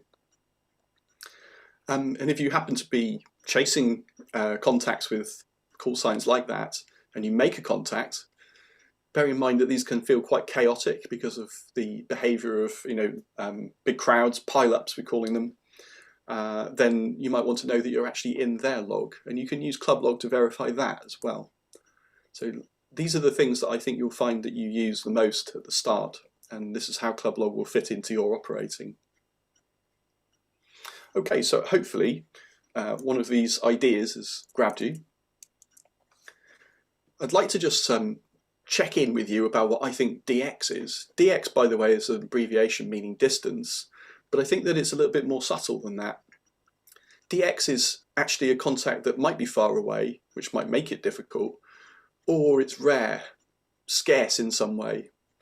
For example, it's quite common to make a contact with Australia, if you're lucky, because there's lots of people in Australia who are licensed radio amateurs. But not far away from Australia, off the coast of New Zealand, is Chatham Island. And Chatham Island, in terms of propagation, isn't hugely different from contacting Australia. It's a bit different, but there's nobody there to make a contact with. And so in terms of difficulty or rarity, it goes up many notches. And so Chatham Island is very much a sort of DX contact because of that rarity. I would say, though, particularly as a newcomer to the radio and to HF DXing maybe, that you should try and think of it as a personal thing, because at the start everything is unusual. You haven't worked any of these places and they're all rare and they're all interesting to you. And it will be an amazing thrill to work Australia for the first time because it feels so far away, and that's a great moment. It's a really great contact to make. So DXing is chasing challenging contacts. Contacts that you haven't made before is another way of sort of seeing how it would get more difficult over time, because soon enough all the easy stuff will have been in your log already and you'll be looking for the ones that you haven't made a contact with, and so necessarily it gets more difficult. You can look at DXing in lots of ways, but most people are collecting, or chasing is often the word used, chasing contacts with individual countries, islands, maybe individual satellites that might be rather difficult because of their orbits or because of their age and reliability. So you pick your challenges, but then you need to be able to track your progress with those challenges. It's not a surprise to me, but maybe it's worth sort of pointing out that radio amateurs really obsess over this stuff. The reason is that it's fun, and it's quite easy to get addicted to it, because once you've made your contacts with the countries you're looking for, there's always another one. There's always another island. So it can be a real addiction thing, and really enjoyable for it as well. A healthy addiction, I have to say. So maybe on the right you will have seen I've put a few ideas there, but your first contact with Australia is certainly DX if you're new to the hobby. Your first contact on 6 meters, the 50 megahertz band outside the UK, well, that's DX. If you've never done that before, that's quite an interesting challenge. You need to know something about how 6 meters works in order to do that. And if you've got only an indoor antenna, like a loop in your loft or a very small garden with just a small vertical or a low dipole, then actually making a contact outside Europe is DX. So let's keep it honest. DX is for everybody, no matter what your circumstances. And so you should try and personalize the challenge so that you know that you're achieving something that matters to you. Let's dig in a little bit now. So what kinds of DX? I've mentioned things like countries and islands. Well, I'm glad I'm not a map designer, because the map that I've put on the screen here is probably the most cluttered and complex map I could possibly imagine. It's extraordinary, the number of numbers and letters that have been written on this map. And I kind of picked it deliberately just to show you what a complex thing it can be made to look like. But actually, it's very simple. First of all, let's get our references here. The American Radio League, a Radio Relay League, ARRL, essentially RSGB's counterpart in America, runs a scheme called the DX Century Club, DXCC. And the idea is to issue awards to people who work 100 countries. And there are 340 countries. Technically, they're actually entities because some of them aren't really nation states. 340 countries on this list. And they are mostly places that you might think of as obvious countries like England, but sometimes they're states like Hawaii is a state of America, or it might be a nice exotic place like Madagascar, which has got its own entity code. So 340 different entities that you might want to contact. You can tell where a call sign is by looking it up in Club Log, and often in your logging software as well. So you start typing in a call sign like Papa Yankee 2, and as soon as you've typed in that first bit, typically just where the number stops, that's called the prefix. Papa Yankee is the prefix, the 2 is a territorial thing, and by then we know it's Brazil. So all these prefixes are out there, and when you hear them on the air, it's very, very difficult at first to know what you're listening for. If someone says they're in Oscar X-ray 3, that's Greenland. If they say Juliet Alpha, it's Japan. Sometimes they're obvious, sometimes they're not. Like Australia is VK. I don't know why. Apparently there might be something to do with the letters used on aviation. So if you look on the tail fins of aeroplanes, often these codes are very similar. So anyway, that's your first challenge, DXCC. Can you work all 340 countries? And just to give you a clue, it's a lifetime's work to work them all. You can't just go through them in a weekend. With a really good station, you can probably only work about 200 to 250 of them in an entire year. And the reason is that they're scarce because not all of them are active. Not all of them are even populated. So a really tough challenge, a lifelong challenge to chase the DXCC award all the way to the end. Here's another way of looking at it. In America, again, there's a magazine, CQ magazine, which is a radio amateurs publication. And they run lots of awards. And in fact, they run the biggest contest as well, which is called CQ Worldwide. And they've split the world up into 40 zones, and each country sits within a distinct zone. So, for example, in England, in G, we're in zone 14, along with most of Europe. Zone 15, just a little bit to the east of us, has got places like Ukraine in it.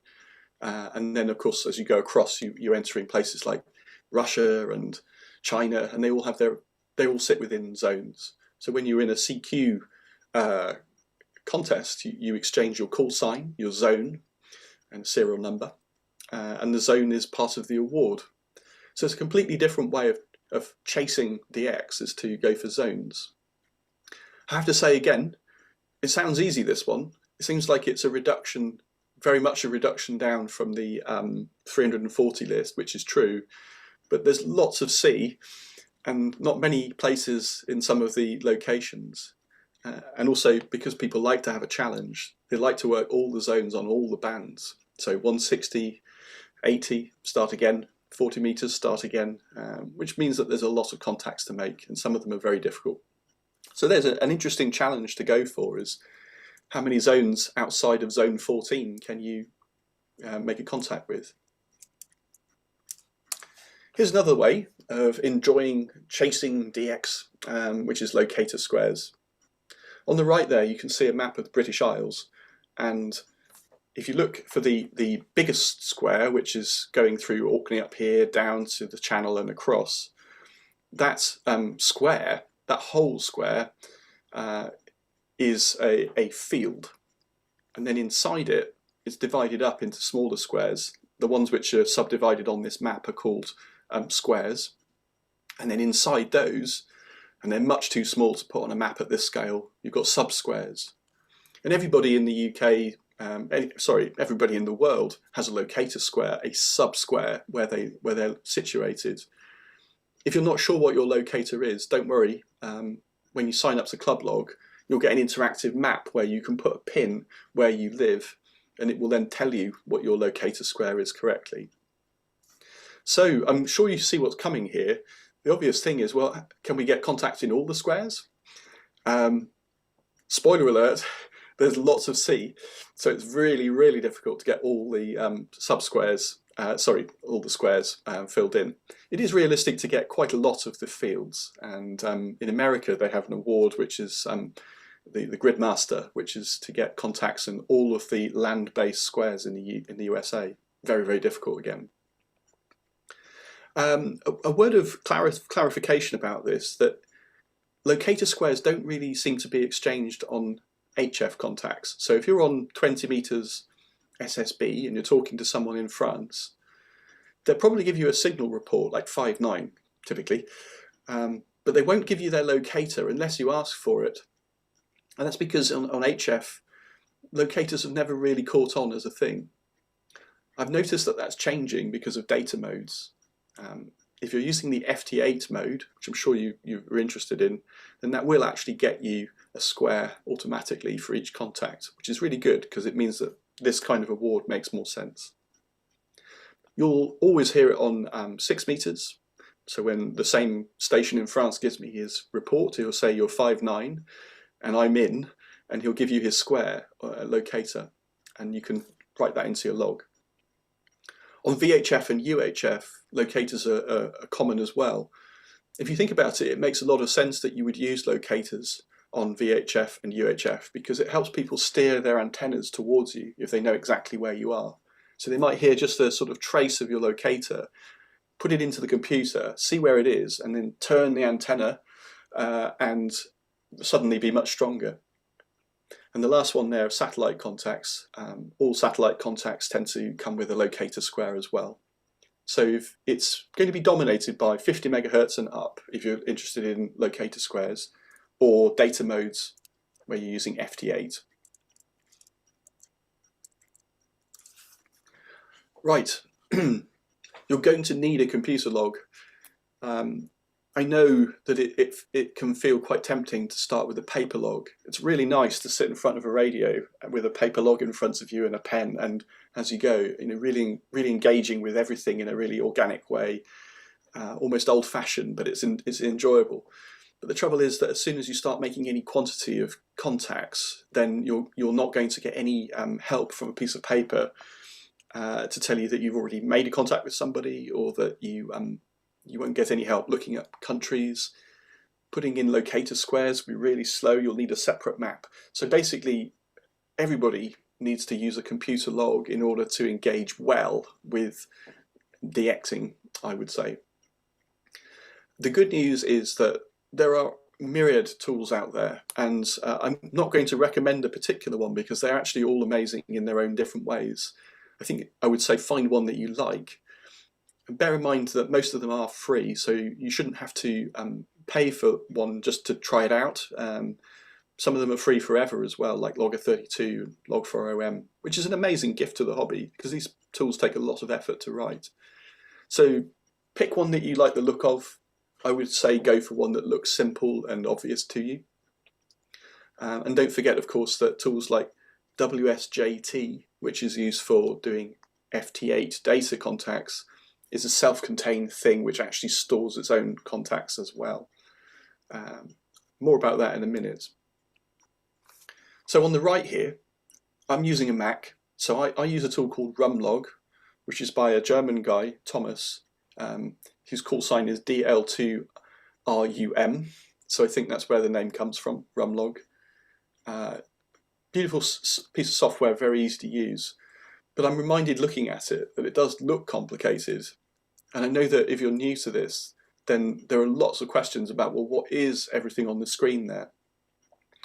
The basic idea of it is that log entry starts with a form though, and you'll see this in almost all logging software. A date, a time, a call sign, a frequency, a mode. Those are the basics, and all logging software is going to be asking you to fill that in when you're making contacts. I can show you how I do it on Rumlog. So first of all, you put in the call sign that you're making a contact with. So if you were logging a contact with me, you would type in G7VJR. Check the frequency. Sometimes it's confusing if it's written in megahertz or kilohertz, but check the frequency is what you expect, and check the mode is what you expect. And Then, if you hear it or ask for it and you've got a locator, type that into the locator box, which is usually one of the things on the logging form. It could be 4 or 6 characters long. 4 is sufficient, that's all you really need. Most of the time, your logging software will tell you the country and the zone just because you typed in the call sign. And this is a great help because there you can see the CQ zone, 14, that should sound familiar now. G, which is the prefix, and England in the EU. And in this case, I've actually got some extra details about sunrise and sunset times and how far away, which is all great. When you've completed the contact, and be sure that you really feel like it's genuinely happened, press enter, and that's going to log your contact. What do I mean by log your contact? I mean it puts it in your log, which is like your local database on your PC or on your Mac. So every time you press enter, you're saving it into your PC as a record. And then there's this feature of the hobby which is called ADIF, Amateur Data Interchange Format, which allows us to move that data between computers. And I'm sure you can guess what's coming next. That means that you can put it into club log. If you've got an ADIF file from your log, then you can upload that to any service, clublog, EQSL, QRZ.com, there are all sorts of things out there. Or even move your log between different logging software if you've changed your idea and you prefer to use something different. So I can easily get my log from rumlog and put it directly into, say, logger 32 on a PC just by using the ADIF file. It's a standard, and it's a really well-maintained standard as well. So I'll just show you how the upload process would work. First of all, let's say that I need to get my ADIF file. I look in a file menu and there's a link there that says export all QSOs, contacts, as ADIF, which is what I want in this case. You might also be able to use a real-time upload button somewhere in your logging tool that goes directly into clublog.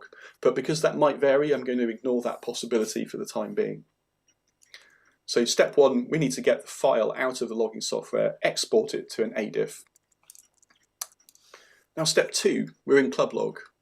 I assume that you managed to sign up okay. Hopefully you do. At the top of the page, you're looking for the button there that says upload, and it brings up a form that looks like this. There's a drop down that says your call sign, and then there's an option there to merge or clear. Merge is usually the right choice because you're just adding then the new contacts. It won't duplicate anything. Clublog sorts that out for you, so you'll only get the new things merged into your existing record. You click the upload your log thing where it says choose your file, and it will make your browser bring up a file picker so that you can find that ADIF file that you saved. So once you've got the ADIF file selected, then you'll see there's this progress bar. I thought about doing a little video, but I thought, who needs a video of a progress bar? I think you get the idea. You transfer your log across, which won't take very long because they're quite small. And when it's ready and the file's on clublog, then you can press submit upload. And that will queue it up and put it into your clublog account, probably about a minute later.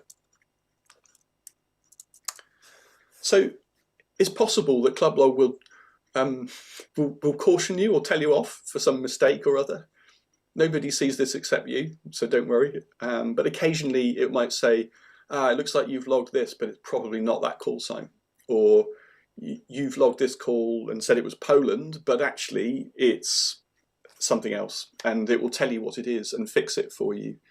It's supposed to be supportive and helpful. And so if it ever happens that you get some feedback from clublog, hopefully you'll want to do something with it, but no one's obliging you to do anything about it. It's just for your information. But expect these emails to come in just after the upload goes through. As you can probably see, there's actually a link there that says you can ask for help. If you see something and you just don't understand it, get in touch with me or the volunteers on the help desk and we'll talk you through it. We know that it's not easy being completely new to DX or to HF radio even, so rest assured, friendly, helpful people are waiting there, and we do care, and we want to make sure that you get it all cleared up and that you're happy.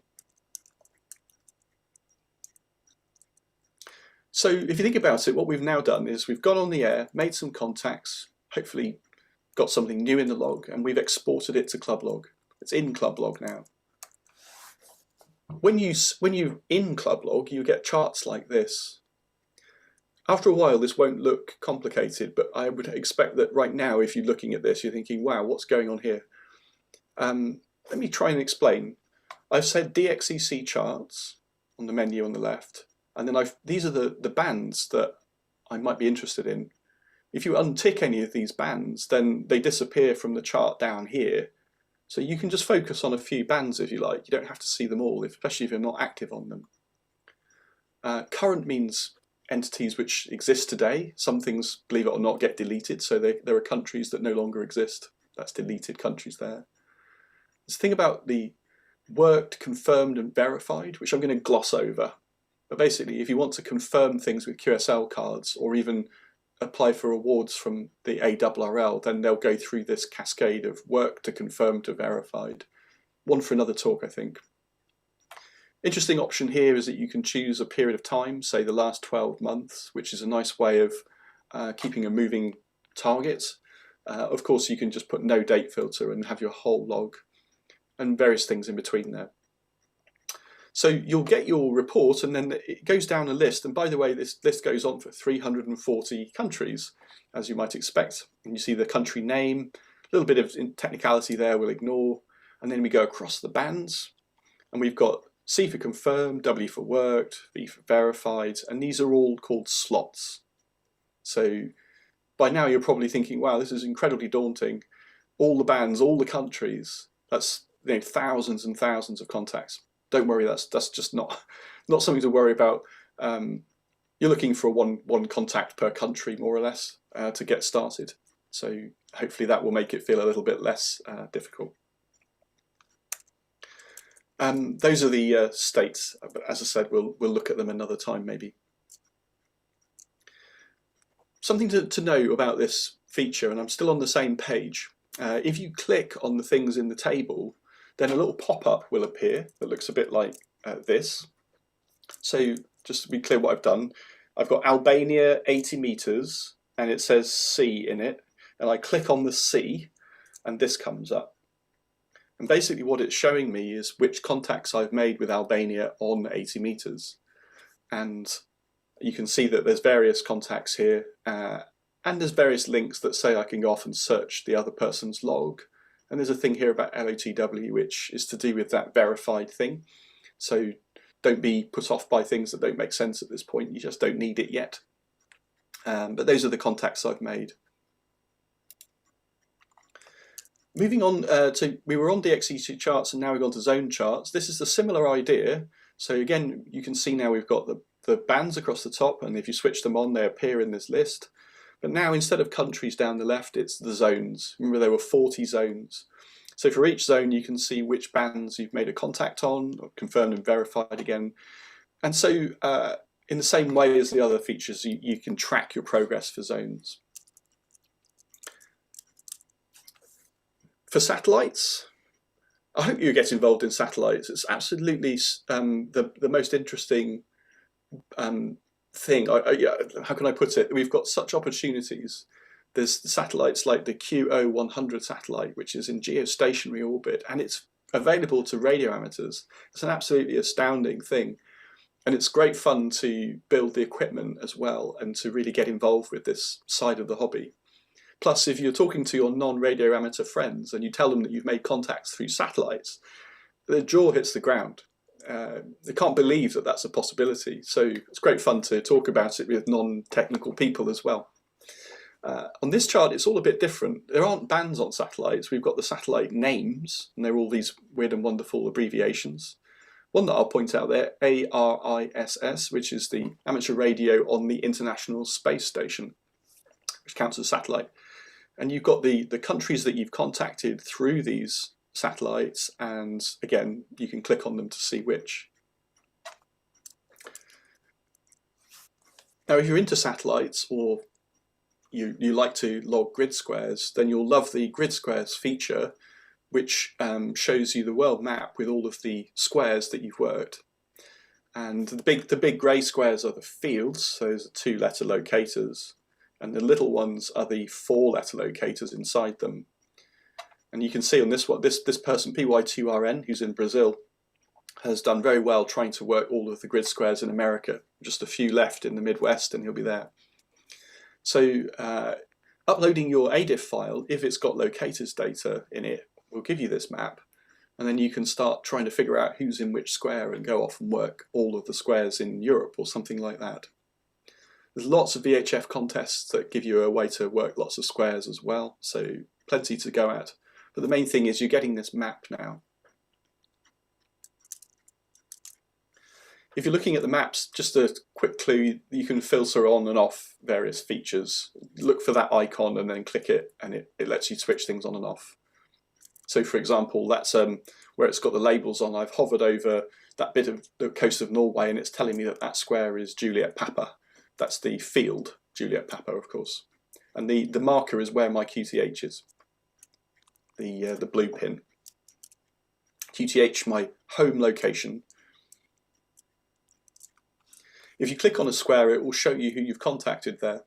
So in this one, in the south coast of Ireland, I've worked Dave, EI9FBB, and he gave me his locator, India Oscar 51, and that's filled in that square for me very nicely.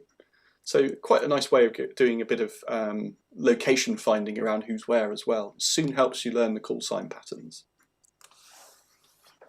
So I think, I'm being a bit brave here, but I think that's probably all that you need to know in order to start using ClubLog.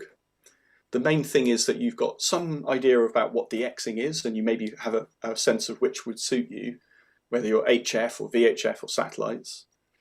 You know about computer logging, at least a little bit of a clue there about how to get started with a computer log. I've explained what ADIF files are, this interchangeable way of moving your log through systems, which I hope you'll find you'll find it just disappears from sight once you start using it. And you know what ClubLog will do with that log by giving you these charts and reports.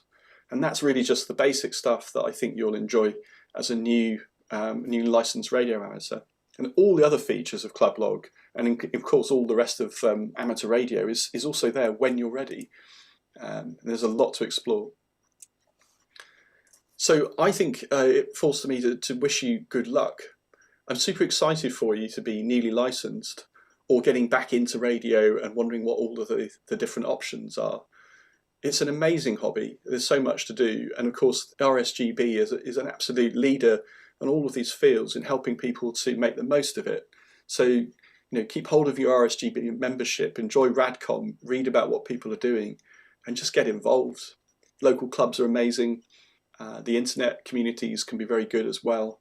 And soon enough, you'll be driving all of this complicated looking software and hardware as if it's second nature and really enjoying yourself. So good luck. It's a real honour to have a chance to talk to you about this. There's a few details about how to get in touch with me, which I hope you'll take the opportunity to do. ClubLog itself is a large system, so there are a few volunteers involved, but we're all the same, we're all out to help.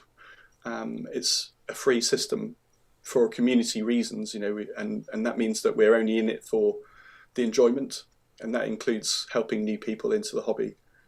You can follow me on Twitter, although watch out, if you do follow me on Twitter, you'll learn about antique clocks as well, which you may not be expecting. Nevertheless, I'm sure you'll enjoy the occasional radio tweet that I do. And at this point, I'm free to answer any questions that you've got. And if there are questions, I think David will be handling them. So let me hand back to the chair and see how we go from here. Thank you very much, Michael. Great talk and great advice as well. And hopefully lots of either, as you said, newcomers to the hobby, or people maybe haven't done the hobby for such a long time, coming back, finding that computers are very much a heart of it for many people. Anyway, we do have a few points for you, but if you've got a question for Michael, or you've got any comments or suggestions or experiences with ClubLog, then now's the time to let us know.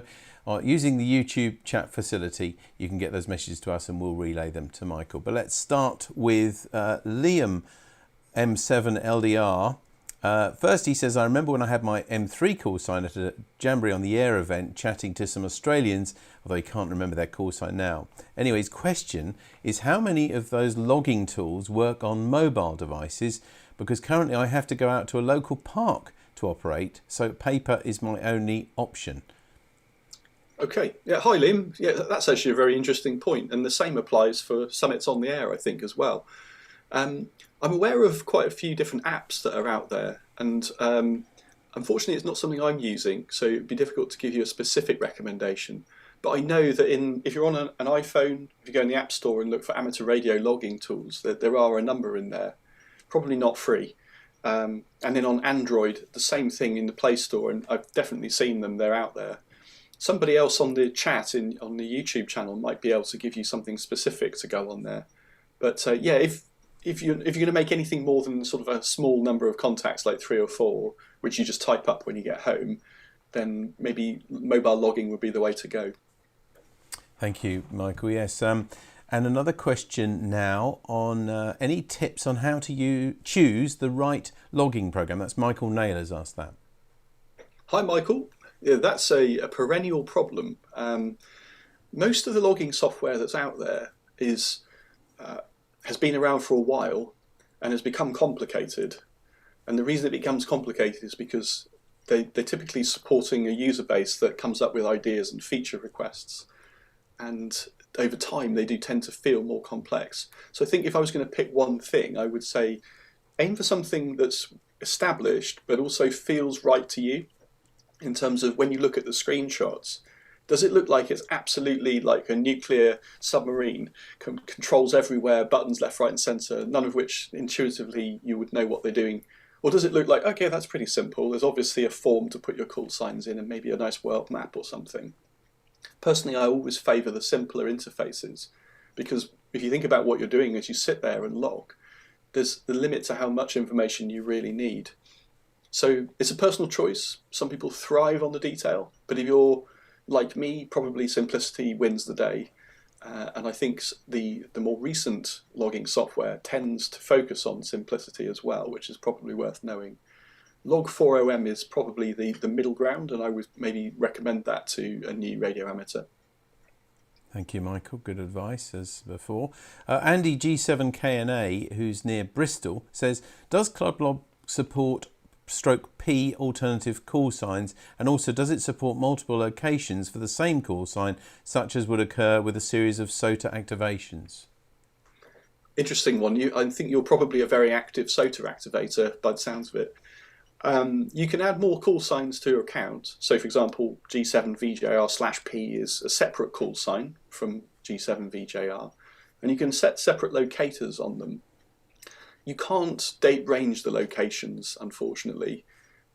We can do that with zones, and various exceptions can be applied there. But perhaps belying ClubLog's original purpose in HF, that particular thing doesn't exist in ClubLog. So really, you probably want to just set the locator to where it feels like your log is predominantly located, or leave it blank if you actually can't say that your log belongs in one place. Okay, thank you. We've got a few other comments. Several people saying great talk. Thank you very much. That includes G5STU and many others as well. Maduka VU2MUD says, my last log upload was in 2017 off air. Wonderful changes have been made and the facilities now available. Great job, he says. Oh, thanks very much. That's obviously, I'm delighted when people come back to the hobby in any way, but to know that you've spotted some changes in ClubLog, that's brilliant too. Thanks. Good luck. Peter M0PSX says, also, how did the name ClubLog come about? Do many people assume it's only for clubs, he wonders? Okay. Well, that might have been a factor a while ago, but I think it's pretty well known now that it's not for clubs only. But I'll explain the name. When you go into ClubLog, you'll see that it has league tables, and the league tables are things like CDXC or RSGB or DARC. This is all clubs, by the way. And the idea is that you might be on a league table or a ladder comparing yourself to people in your club. And if you do that, it suddenly makes it much more personal. You know the people, you know their call signs, and maybe you'd like to get a bit competitive about it. Now, if we compare that to just running some sort of global league table, what you'll see is that you can't make any progress because it's dominated by people who've been in the hobby for a long time. And so that one global league table is a sort of an impenetrable and unachievable challenge. So my original design for Clublog, and the reason for its name, was to focus on drawing activity into local and regional club level, and to make it feel like we could all be active on the air and enjoy our club as a community more. Thanks, Michael. Sorry, I'm concentrating on some of the questions and things coming in. Graham Lee asks, what is the easiest way to upload contacts to Clublog? Is there any program that can auto send bulk contacts after a day's contacts? Right, okay. I'm going to change my screen share to a different panel and just show you something that will add a little bit of interest. Remember I was mentioning about that activity in S9OK. If you look on the screen, they're actually on the air at the moment. There's a team of them sitting in, I think, in a location with just open to the air with all the radios out near the beach. And let me move this. They're where the purple circle down here is, and these spots are where they're actually making their contacts. So why have I put this up in response to your question? The reason is that it shows that actually some people are logging in real time. No doubt you've noticed that every few seconds another contact arrives in this log. So they're using what's called real-time uploads to Clublog. And if you look in most logging software, you will find that Clublog is supported in this way. In the menu or preferences, you'll find an option that says, do you want to just upload your log in real time every time you press return? Do you want to just send it off over your broadband and straight into Clublog? So that's how this works, and that is very likely to be something that you can just use and just have a quick look around the menus, or if you have to, maybe Google will show you how to find that setting in your logging software. Now, on the other alternative is that you're not logging in real time, but you want to batch upload once a day or something like that. And in those cases, either your computer logging software actually knows the date of the last export and only exports things that are new, or has somehow kept you might call it a high watermark, things after this point or things that haven't been sent before should be sent.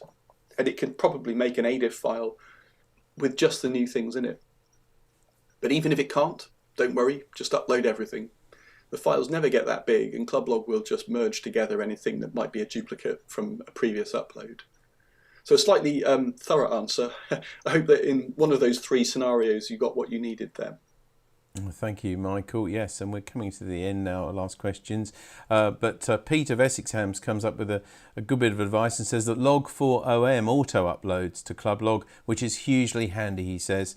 Clublog offers an embed for QRZ pages too. Yeah. So that, I guess, helps things. Michael, it's been wonderful. We've got lots of comments and thanks for your talk, as you won't be surprised, including Graham VK6MIL from Perth. He's been looking in as well. So we're DXing over there as well. I've got one other question just popped in. I think we've just got time to do this to you. So this is Maduka VU2MUD. Again asks, does Logger32 have the option of real-time upload to Clublog? Do you know? This is the logging software that he's been using. Yes, it does. It has a plugin written by N2AMG, which is used to make it do real-time uploads to Clublog. So, yeah, that's definitely a supported one. Lovely. Michael, thank you very much for telling us more about your wonderful program and resource. It's available free for all amateurs, and as you say, it's a great resource for people just getting started and not knowing what to do and how to make sense of all of these different contacts and different modes and everything. Thank you ever so much, both for the talk today and also for what you've brought to the community with Clublog. Michael Wells, thank you. G7VJR. Bye-bye. Thanks, David. Real pleasure talking to you all today. Good luck. Enjoy the hobby. Thank you. There we are. Now, before we go back to the NRC, just to remind you what's coming up next. This is our last presentations of the day. In fact, over on the Learn More About stream, we've got de-expeditions on VHF, how to be successful at the other end of the pile-up.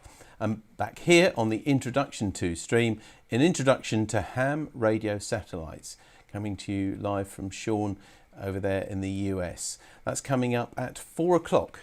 But now we're going to go back to the NRC and find out what's happening there.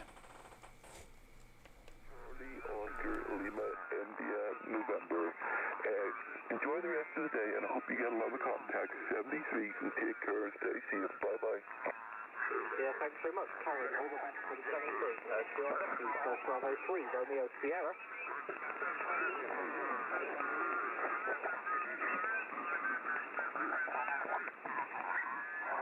CQ, Golf Bravo 3, Romeo Sierra. Golf Bravo 3, Romeo Sierra, calling CQ40, advice.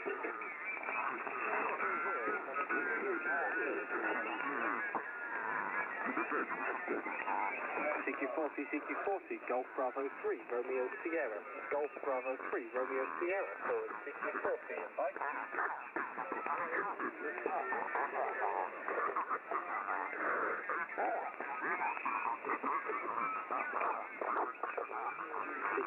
CQ40, Golf Bravo 3, Romeo Sierra. Golf Bravo 3, Romeo Sierra, calling CQ40, advice.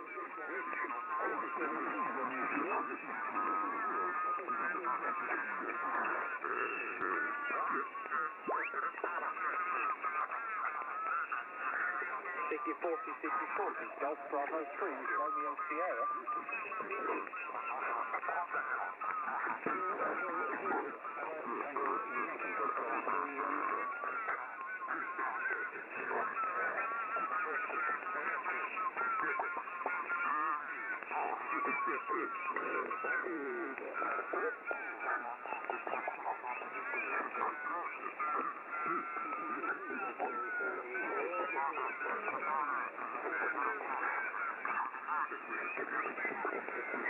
CQ40, Golf Bravo 3, Romeo Sierra. Golf Bravo 3, Romeo Sierra, calling CQ40, advice.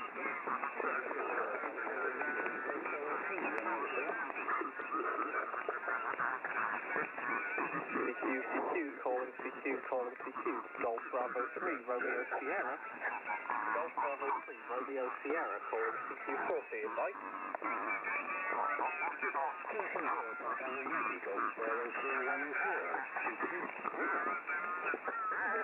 QRZ, please, QRZ, Golf Bravo 3, Romeo Sierra.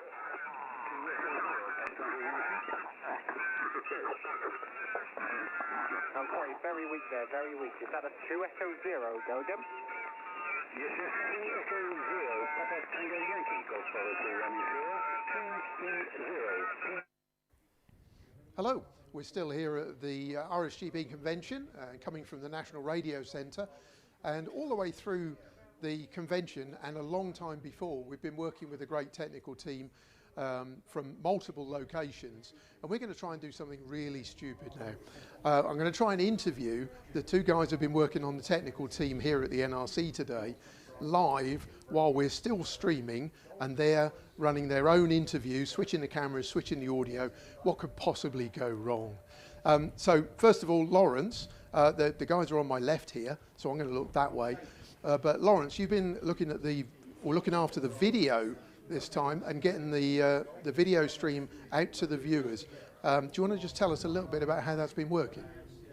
Yeah, well, it's a little bit unusual talking to a camera that you've actually set up, which was looking at radio operators a short while ago to catch them while they're making QSOs as GB3 RS, or when Stuart was on as GB4 RS. And now interviewing yourself feels a little bit strange. But anyway, a selection of cameras running full HD set up in the NRC's radio room here. Those all streaming back into a Blackmagic Design ATEM video switching unit. Great bit of kit. That's then streaming via a web streaming device, one of the ATEM Blackmagic streamers, over 4G via YouTube back to our two studios in Cambridge and in Norfolk, where our two streams then pick that feed up and take it out, mix it in with the rest of the video, and feed it to the audience out there on the web. So yeah, back to you, Steve. Yeah, it's been going fantastically well as well, so thanks, Lawrence. And we've also got John here. John's been looking after the audio, not only for the microphones, like I'm mic'd up, but also the audio that's been coming from the radios for GB3 and GB4 RS. So, John, do you want to tell us a little bit about the audio setup? Yeah, Steve. So we've been working here with a couple of microphones for the interviews and things like that. Obviously, Lawrence has got one now, you've got one on you, and I've got a third one. We've also got direct audio feeds from all the radios, so we're pulling audio straight from them for both the transmit and receive audio where we can. And of course we've got a backup feed as well from one of the SDRs just to make sure that we get some nice clean audio from everything. That's all running into a mixer desk that we've got here to the left of me. I've got all the controls over there, but obviously I'm looking at the camera right now, which Lawrence has set up earlier. But yeah, we're mixing it all together and then providing a single output feed over to Lawrence to add into the video stream, which then of course gets pushed to the web for everybody else. So it's a bit of a complicated setup on the input, but then when it all comes together, Lawrence gets a single feed, that goes out to everybody else, and then the world gets to see it from there. Yeah, well, it's been fantastic, as always, working with you. We couldn't do anything like we do without you and the help of all the technical team. So you know we appreciate it. It's fantastic. And we always work with you at the face-to-face conventions as well, but that's normally just for recording video. And doing it live just adds that extra level of complexity and preparation and everything. But it is hugely appreciated by ourselves at the RSGB, and I'm sure by everybody watching the convention. Thanks very much for what you do. It's great. Cheers. Again, please. QRZ, please. Golf Bravo 3, Romeo Sierra.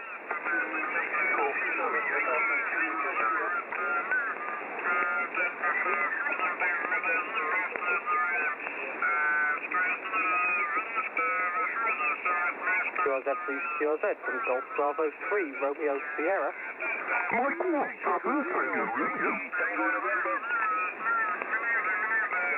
Station ending Tango November. Mike 0 Yankee Tango November QSL. Yeah, QSL Mike 0 Yankee Tango November. Thanks very much. You're 5 and 9 here. Name is Dan Delta Alpha November. Operating from Bletchley Park for the RSGB convention. Over. QSL, I just want to confirm you got my call sign correct. It begins with the number 2. Mexico 0, only an intermediate license. The name here is John Julius Oscar Hotel November, and my QT is done. Delta Uniform November Sierra in Scottish Borders. RSGB 2, Mike 0, Yankee Tango November. Yeah, thanks John, and apologies, call sign corrected to 2 Mike 0. Sorry about that, but great to get you in the log, and I hope you're enjoying the convention today. 7-3. 7 trees. Good luck. Thank you for volunteering for all the work you do. No worries. Great to get you in the lock. QRZ, please. Golf Bravo 3, Romeo Sierra. Mike 1, Papa Tango Romeo. Mike 1, ending Tango Romeo. Sorry, missed the letter in the middle, bit of QRM. 5 and 9 here. Name here Dan Delta Alpha November. Putting on the special event station for the RSGB convention. Over. Mike 1, Papa Tango Romeo. Mike 1, Papa Tango Romeo. Yes, only 5-9 Dan. Looking some really good quality signal. They use SOGC. We're in the northwest of England, just a few miles south of Manchester. I've been listening. I've just taken a break to listening to the lectures in the Antarctic was absolutely amazing. The things we do as a radio club just pale into insignificance compared to what those guys do. Thanks for putting on the special event station, and good luck with the rest of the day. Mike 1 Papa Tango Romeo. Thanks very much for the contact, and I hope you're enjoying the convention. 7-3.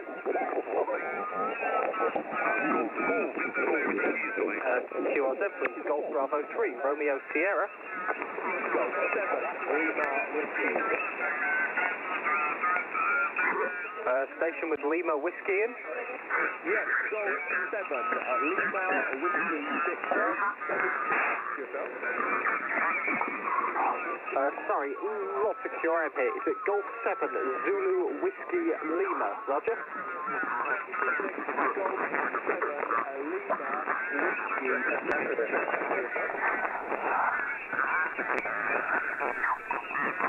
Sorry, having a hard time with the QRM. Is it Golf 7, Zulu Whiskey Lima? Roger.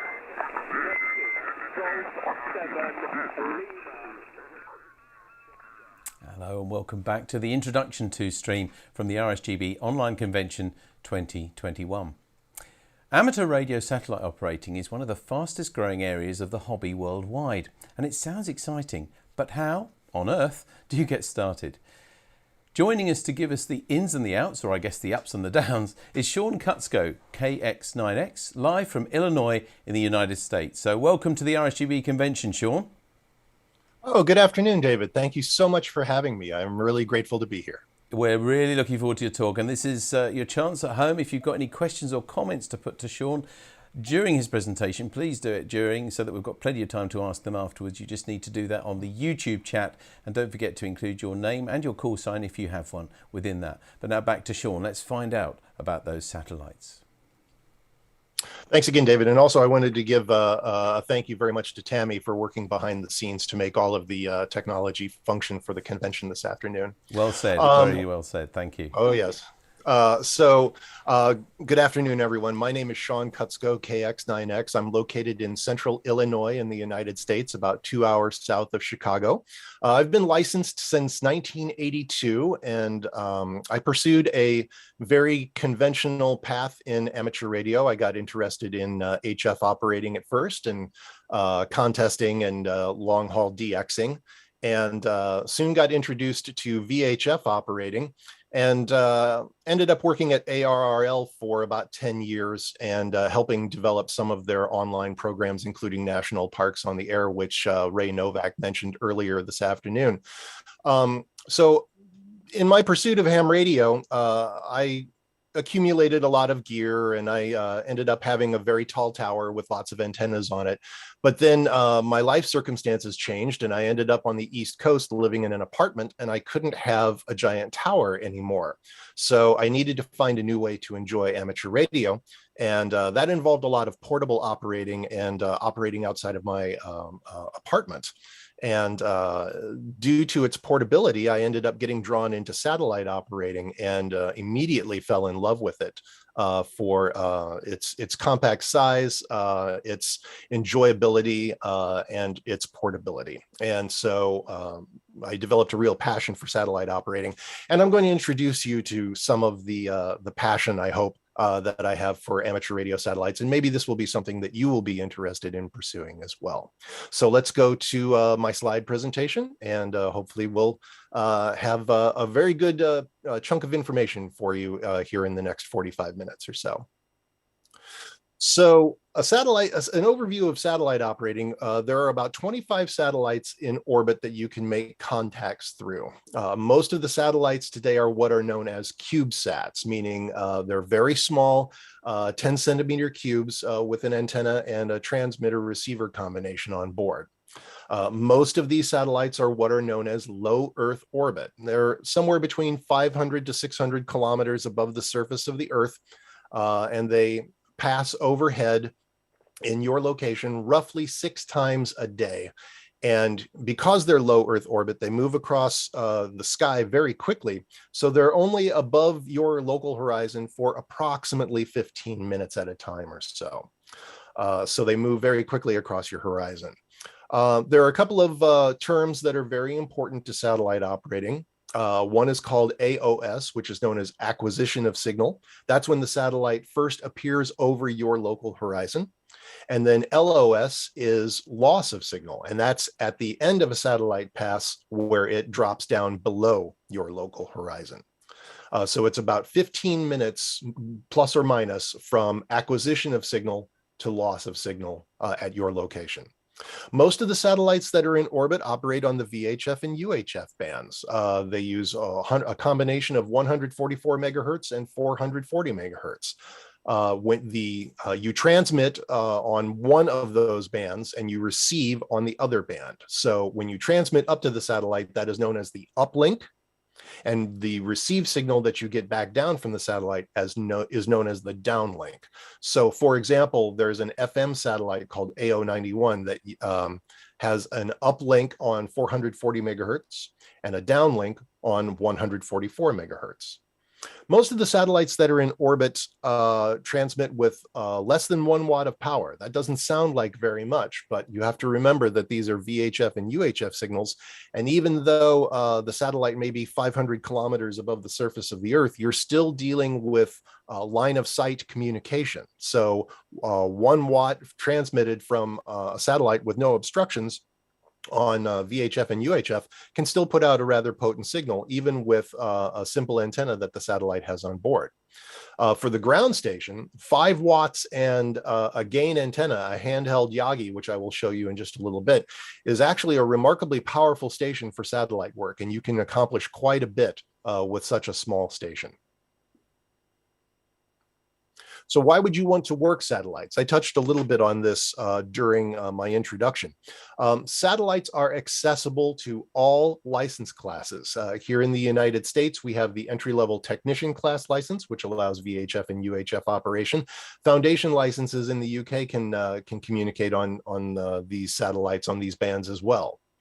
Satellite communication is exceptionally reliable because it is not affected by terrestrial propagation fluctuations. So if there's a solar flare that takes out propagation on the HF bands, you can still communicate through satellites because satellites are not affected by that. Satellite passes are exceptionally predictable. You can know weeks or months in advance when a satellite pass is going to occur. And we'll get into how to track a satellite pass and know when a satellite pass is going to be overhead in just a little bit. It's extremely diverse. You can use voice communications, you can use CW, you can use digital modes if you like. I'm not much of a digital mode satellite operator, so I will defer to other satellite experts on how to communicate through some of the digital satellites. My presentation will be focusing primarily on voice communications. Satellite operating is extremely compact and portable. You can use only a handheld HT and a handheld dual band antenna to communicate through some of these satellites. So it's extremely portable. You can take it with you on a holiday, you can take it with you on a business trip, and still be able to squeeze in a little bit of ham radio enjoyment using such a small compact station. And it's exceptionally satisfying. I came from the world of HF contesting and DXing, and there is a very strong enjoyment factor using satellite communications. Satellite passes are rather quick, as I mentioned earlier, and you can get a pileup experience on a short satellite pass. So it's like a little short mini pileup experience on some of the satellite passes. There are plenty of awards that you can collect for various operating achievements. And if you operate portable, you can go to some rare locations, which we'll talk about in just a little bit. And the satellite community is an extremely close-knit group of people. I've made friends all around the world, just like you make in other aspects of amateur radio. Satellite community is a great place to build lifelong friendships. So what can you actually work using ham radio satellites? So each satellite has what is known as a footprint. And a footprint is simply an area of coverage that the satellite has as it's passing overhead. The area of coverage of a footprint will vary from satellite to satellite because each satellite has a different height that it is orbiting the Earth with. On average, FM satellites will have a footprint in the neighborhood of around 5,000 kilometers. Some of the linear satellites that use sideband and CW have a coverage area of around 8,000 kilometers. So there's quite a bit of difference there. As the satellite is moving overhead, the area of coverage in the footprint will constantly change. So stations that you hear at the beginning of a pass may drift out of the footprint by the time the pass is over for you. So you have a moving target, and the area of coverage of the satellite is constantly shifting. Real DX is very, very possible on some of the satellites, especially for stations over in the UK. You have access to most of Western and Eastern Europe using the FM satellites. Africa and Asia is possible if there are operators available in those countries. Communications with the United States, certainly the eastern part of the United States, are relatively common on even FM satellites. And the DXCC award, working 100 different countries on satellite, is mathematically possible. Sometimes you get into issues where you can have coverage to a country in a satellite's footprint, but there may not be any operators there in that particular country. So if anybody's interested in going on a de-expedition to some far-flung corner of the Earth, see about taking some satellite gear with you as well. You might make a lot of people very happy in the satellite community by doing that. The primary unit of geography that is exchanged during satellite passes is the Maidenhead grid square, what was just referred to in the club log presentation as locator squares. Those are roughly 2 degrees of longitude wide by 1 degree of latitude high. And there are about 34,000 grid squares all around the world. And one of the primary awards that you can achieve is the ARRL's VHF UHF Century Club Award, which is known as VUCC, for confirming contact with 100 different Maidenhead grid squares anywhere in the world. So that's a relatively easy award that you can pursue on the satellites.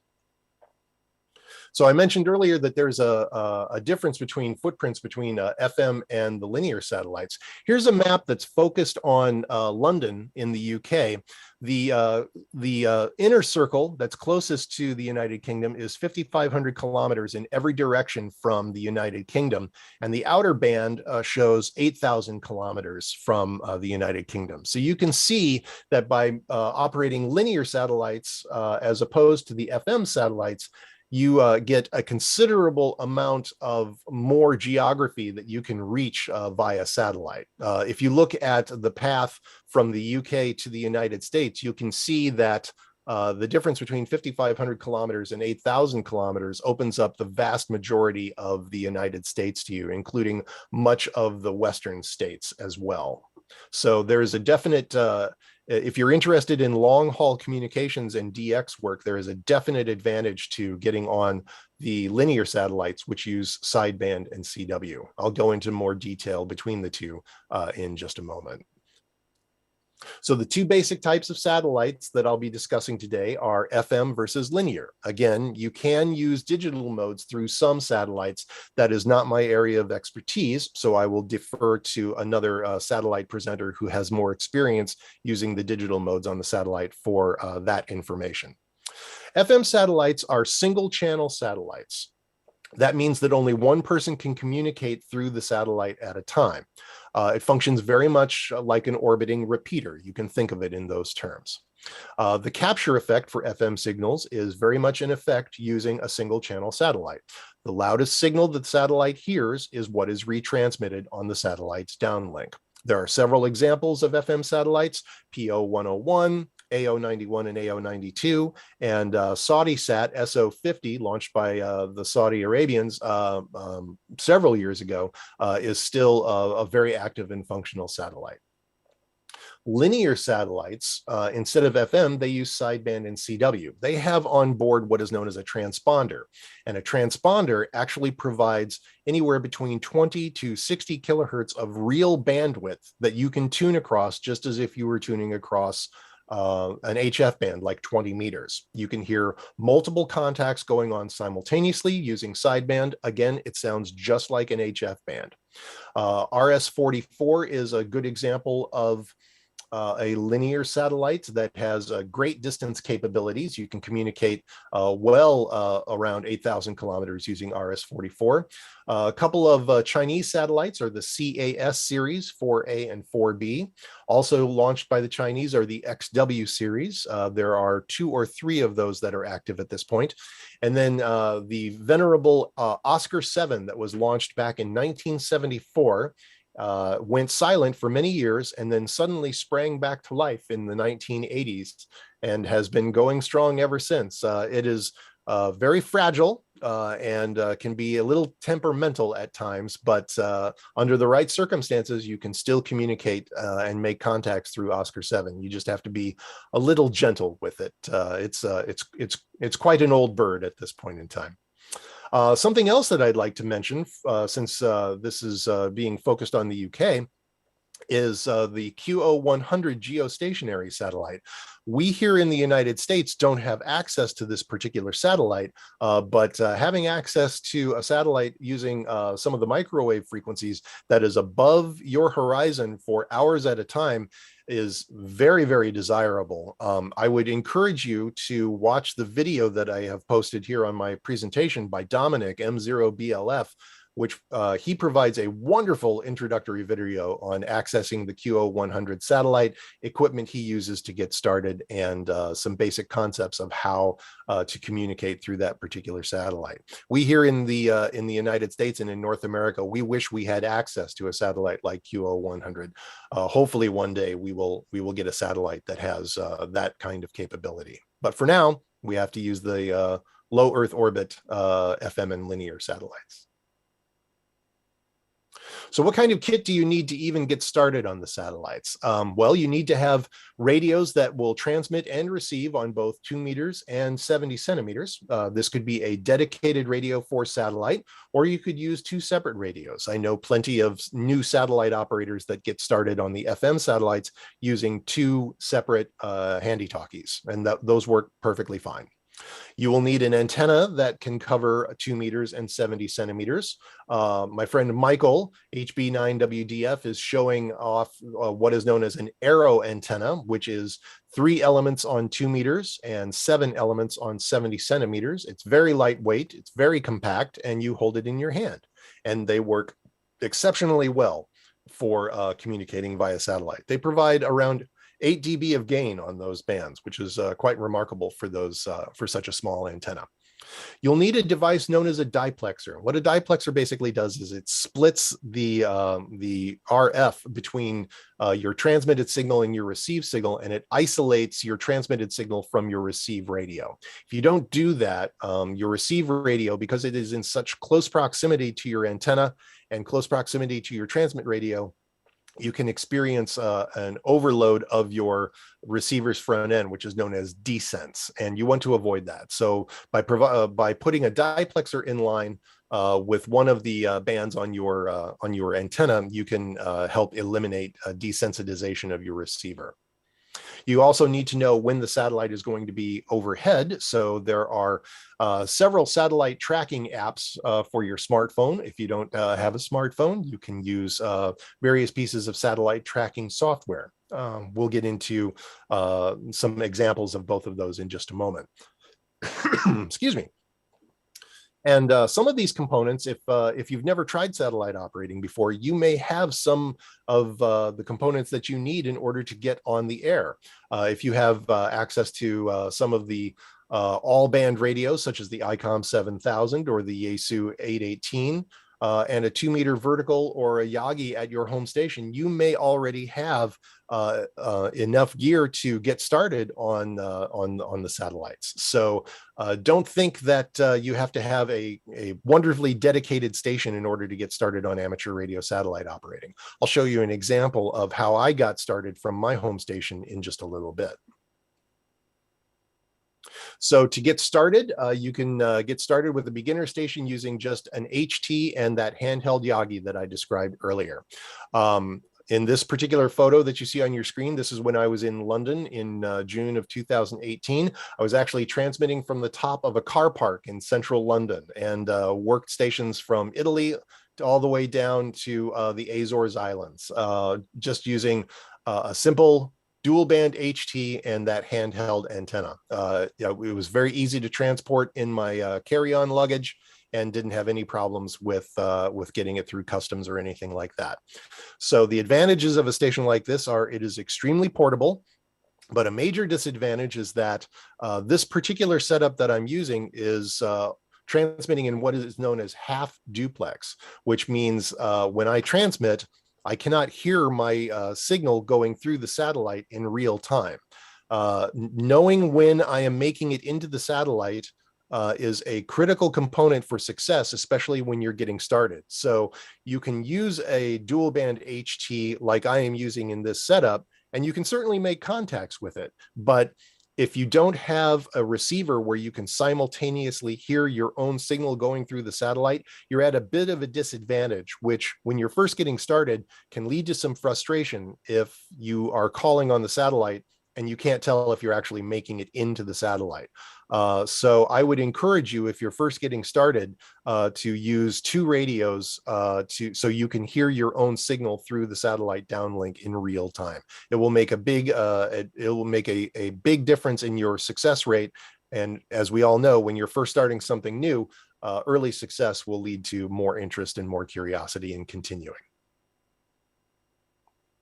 Another example, this is what I use when I go operating portable, is I have a photo camera bag that I have equipped with 2 Yaesu 817s and a battery pack. That's a lithium polymer battery that is a 12 amp hour battery.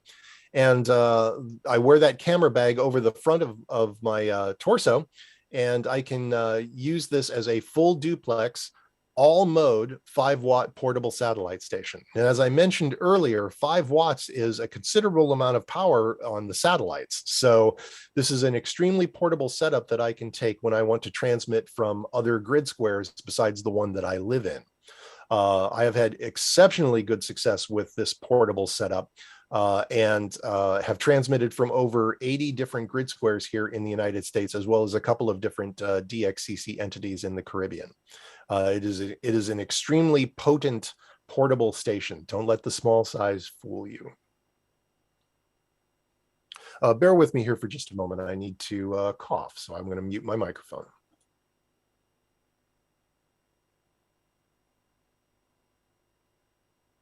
My apologies. So as I mentioned earlier, you may already have equipment lying around your home station to get started on the FM satellites. And this is a prime example of how to do that. So when COVID first hit in 2020, we all got locked down, and I had a lot of spare time at home. And I was already very keen on satellite operating to begin with, but I decided I'd try to see if I could get a station set up at home using gear that I already had. And I was very successful using what I already had. So for 2 meters, I was using my main HF radio at the time, which was an ICOM 746 Pro. I used that for 2 meter receive. And on 70 centimeters, I broke out the radio that I use for my mobile operations, which is an ICOM 706 Mark II-G. My antennas were very simple. I rent the apartment that I live in, so I don't have the ability to put up a giant tower, but my landlord was gracious enough to let me put up a mast with some VHF and UHF antennas. So I have a 5-element beam on 2 meters that is horizontally polarized, and I have a 70 centimeter horizontal or omnidirectional antenna that's known as an egg beater on a little tripod on the roof. Both are only about 7 or 8 meters off the ground. Neither of my antennas has a preamp. I do not have any kind of software interface on this configuration to control Doppler correction, which I'll get into Doppler correction in just a little bit. I don't have a way to computer control my antenna rotator. All of this is completely 100% manually operated. And this is what I had lying around during 2020 when COVID hit. This station has several flaws to it. One of the big flaws is that my receive antenna, or my 70 centimeter antenna in this setup, is not very good on receive. I don't have a preamp attached to it, and it's not much of a gain antenna. So I don't hear very well on this antenna on 70 centimeters. So that limits me to using only antennas that have a 2 meter downlink. I also have issues with receiving on 2 meters because my antenna is in a fixed horizontal plane. As the satellites are passing overhead, they don't pass overhead in a stationary position. They're constantly rolling and tumbling as they're moving across your horizon. The antennas for these satellites are basically quarter wave vertical whips. And as the antenna, or as the satellite is rolling and tumbling overhead, the orientation of that vertical antenna is constantly shifting. So that means that the plane of that antenna is constantly changing as well. If my antenna is not perfectly lined up in a horizontal plane with the satellite's antenna, I'm going to hear what is known as polarization fading on my signal. Polarization fading is a difference between my antenna's horizontal polarization and the antenna's polarization on the satellite. If there can be as much as a 20 dB difference in signal between polarized antennas, horizontal polarization versus vertical polarization. So I have deep receive nulls and fades that occur on these satellites from time to time during a pass. Despite all of these negative attributes to my station here at home, I'm still quite successful with my satellite operations. In 9 months in 2020, I made contact with almost over 150 different grid squares here in North America and Central America using this setup with both FM and sideband satellites. So if you don't have the latest and greatest satellite capable radio, and if you don't have the latest and greatest circularly polarized antennas for satellite operation, do not let that deter you from experimenting from home. Amateur radio is a hobby of experimentation. Try to cobble together a station and see what you can put together with gear you already have. You may be very surprised. I was certainly surprised at my level of success using the station that I have here with all of its limitations. I was still able to enjoy plenty of satellite operating time. So how do you track a satellite? Again, I mentioned that you have to know where the satellite is in order to communicate through it. There are a couple of pieces of software that are great if you're operating from home. The gold standard for Windows-based systems is a piece of software called SatPC32. It's about $50 US. And that gets you all kinds of tracking information as well as computer control interfaces and Doppler correction as well. If you're in the iOS family, Mac Doppler is extremely popular for the Macintosh community. If you prefer to use a smartphone app, iPhone has several apps available for it.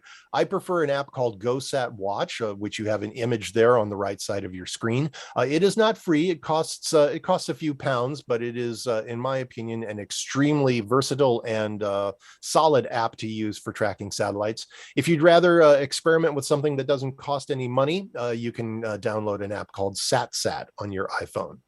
If you're using an Android device, AMSat Droid is available for you, and the website Heavens Above also has a satellite tracking app that you can use for an Android device. If you prefer to just go to a website, the AMSat, which is the Radio Amateur Satellite Corporation, located here in North America, has a website where you can punch in your grid square, your latitude and longitude, and it will print out a list of satellite passes for your location for a specific satellite. There's also an independent website, n2yo.com, where you can punch in the name of the satellite and it will track it in real time, as well as display the satellite's footprint in real time. To know what satellites are currently operational, you can go to the AMSat current status page at the URL that I have listed there on my slide. And all of these URLs will be made available on the YouTube presentation after the fact as well. So there are several important things to remember about satellite operating. I mentioned a communications process known as full duplex. That is the ability to hear yourself on the satellite's downlink in real time as you are transmitting. This is exceptionally helpful for you on the FM satellites, but if you move over to the linear satellites with sideband and CW, it is absolutely critical that you have that, because you have to navigate 20 to 60 kilohertz of bandwidth in order to find your transmitted signal on the satellite's downlink. If you don't have full duplex capability trying to use a linear satellite, you are in for a very, very difficult process. It can be done, but that is best left to extremely experienced satellite operators to try using a linear satellite without full duplex capability. I mentioned earlier there is something on the satellites called the Doppler effect. So we've all seen the videos where you're standing next to a train track and the train goes by, and the train whistle blows, and as the train goes past, the pitch of the train whistle decreases. That is a phenomenon that also occurs on satellites as they are passing overhead. The Doppler effect is increased as you go up in frequency in the radio spectrum. So as a satellite is going overhead during a satellite pass, you will have to adjust your 70 centimeter frequency throughout the pass. Depending on the satellite you are using, that may be your transmit frequency or your receive frequency. It will depend entirely upon which satellite you are using. The FM satellites often have a CTCSS tone attached to them. Most of them function at 67 hertz. There are a couple of exceptions to that. If you are getting started on the FM satellites, you will need to make sure that you have your CTCSS tone enabled on your transmit signal for the FM satellites. Clear horizons are best. If you can find a location with nothing blocking your local horizon, that will maximize your transmit and receive success. Leafy trees can definitely impact your receive signal on satellites, especially on 70 centimeters. Obviously, buildings and other objects are going to impact your performance on the satellite as well. The ideal location is someplace that is up high and away from any objects that are blocking your local horizon. If you live out in the countryside, find yourself a park or a clearing somewhere, or if you're operating from home, get your antennas up on a tower to maximize your visibility of the horizon. If you live in a more urban area, do what I did when I was visiting London and set up on a car park or the rooftop of a building you may have access to, something like that. Maximize your visibility to your local horizon, and that will improve your chances of success. The cardinal rule of satellite operating is if you cannot hear any signals coming through on the satellite, please, please, please do not transmit. You may actually be able to transmit into the satellite, and for various reasons, you simply can't hear it yet. There are numerous cases of new satellite operators and experienced satellite operators, for that matter, that are unintentionally causing interference with other users of the satellite who can hear the satellite properly. So if you cannot hear other stations on a satellite pass, you're not going to hear yourself either. So please wait until you hear other signals on the satellite before you start transmitting. Otherwise, you may unintentionally be causing interference to other users of the pass. One of the nice things about having an aspect of the hobby that's extremely portable is you can go out and transmit from other locations. This is known as roving in the satellite community, being able to transmit from multiple grid squares over time. You can take your gear on a holiday, a business trip. You can even have a dedicated roving adventure to a very rare grid square. Some of these grid squares, at least here in the United States, don't have very many ham radio operators in them, let alone ham radio operators that are interested in satellite operations. And as I mentioned earlier, there are numerous operating awards that focus on Maidenhead grid squares. So hams naturally like to collect things like DXCC countries, for example. And so establishing and confirming radio contact with as many grid squares as possible over satellites is one aspect of satellite operating that many satellite operators enjoy. They want to contact with as many grid squares as they can possibly get. So some of these rare grid squares, dedicated satellite operators actually take their gear and go set up in these squares for a period of time. And there is always a great demand for these squares. And if you're interested in portable operating, or you like running pileups on HF or in a contest, satellite operating can produce very similar pileups from very rare grid squares. So it's worth considering. It can also be done very inexpensively, and you can combine your satellite operating with other portable activities, such as summits on the air, or as Ray N9JA mentioned earlier, the parks on the air. Parks on the air and summits on the air both allow satellite communications to count for their awards programs. So if you're already interested in POTA and SOTA, you can bring satellite gear along with you that doesn't take up much space, doesn't add much additional weight to your current kit, and gives you another venue to get contacts for your parks on the air and summits on the air activity. You might draw some very interested spectators. This was me down in Florida in a rare grid square, EL86, near the Tampa St. Pete area, which is 99% water. So I set up right on the beach, and these kids definitely had questions about what I was doing on the satellites at the time. That's one of my favorite photos of my operating activities.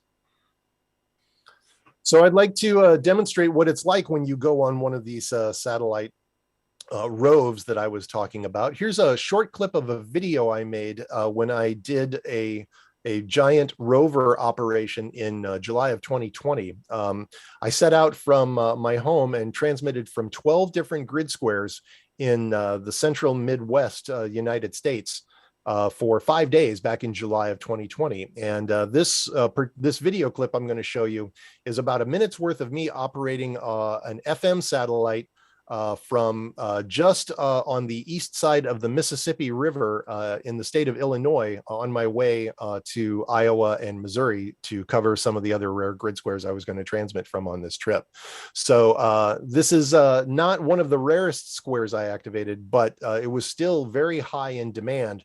And I made about 25 contacts during a 15-minute pass on an FM satellite, which is pretty darn good. So I'd like to ask the folks in Master Control to go ahead and show this video for us, and we'll see what it's like to operate a pileup on an FM satellite.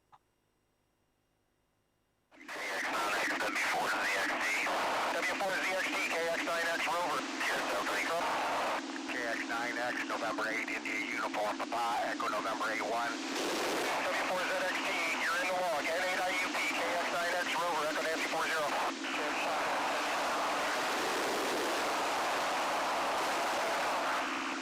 KX9X, N6AJ, Michael 5. N6AJ, KX9X Rover, Echo Nancy 40. KX9X Whiskey 0, Nancy Bravo Charlie. 0XC, KX9X Rover, Echo Nancy 40.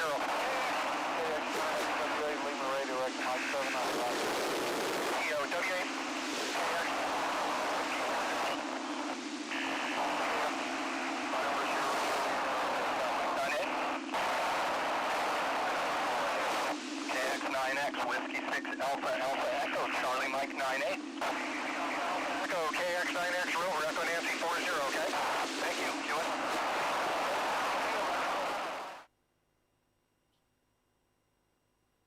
All right, so you can see that things can get quite frenetic and heated during an FM satellite pass, and for me and other people who are interested in contesting and DXing who like to run a pileup, you can definitely have that same experience on an FM satellite pass when you're transmitting from a rare grid square like that. You might have noticed in the video that I was constantly rotating my antenna during that satellite pass, and that was me adjusting for the maximum receive signal, trying to bring my receive antenna in alignment with the satellite's antenna as it's orbiting overhead. So that was me manually correcting for the polarization fading effect that I described earlier in this presentation. So holding your antenna in your hand actually gives you a faster way to respond to those types of polarization fades, as opposed to having your antenna mounted on a tripod. If you can hold your antenna in your hand like that, you'll be able to respond to those fades much quicker. So your first steps in satellites, this all sounds very interesting to you. You're saying to yourself, how do I get started? The easiest thing you can do is simply monitor satellites from home with your existing 2-meter antenna. I have a few satellites listed here on the screen with some of their downlink frequencies on 2 meters. If you have a 70 centimeter at home, you can try listening to 70 centimeter satellites downlinks as well. I have provided a link to the AMSAT FM frequency list and the linear frequency satellite list here on this slide. And again, links to these resources on the web will be available after my presentation. You'll be able to see these links when the presentation is posted to YouTube. So there's certainly nothing wrong with just trying to monitor an FM pass as it's going over your head. Download one of the apps or go to one of the websites that I mentioned earlier in this pass. Find out when one of these satellites are going to be overhead and see what you can hear. You might be very pleasantly surprised. Lots of resources are available for more information on satellites. Of course, you should head directly over to AMSAT UK's website at amsatuk.org. There is tons of beginner information there. Definitely a solid resource if you're curious about learning more on satellite operating. I have several blogs that I've published for DX Engineering, and you can find those on onallbands.com. I encourage you to read those.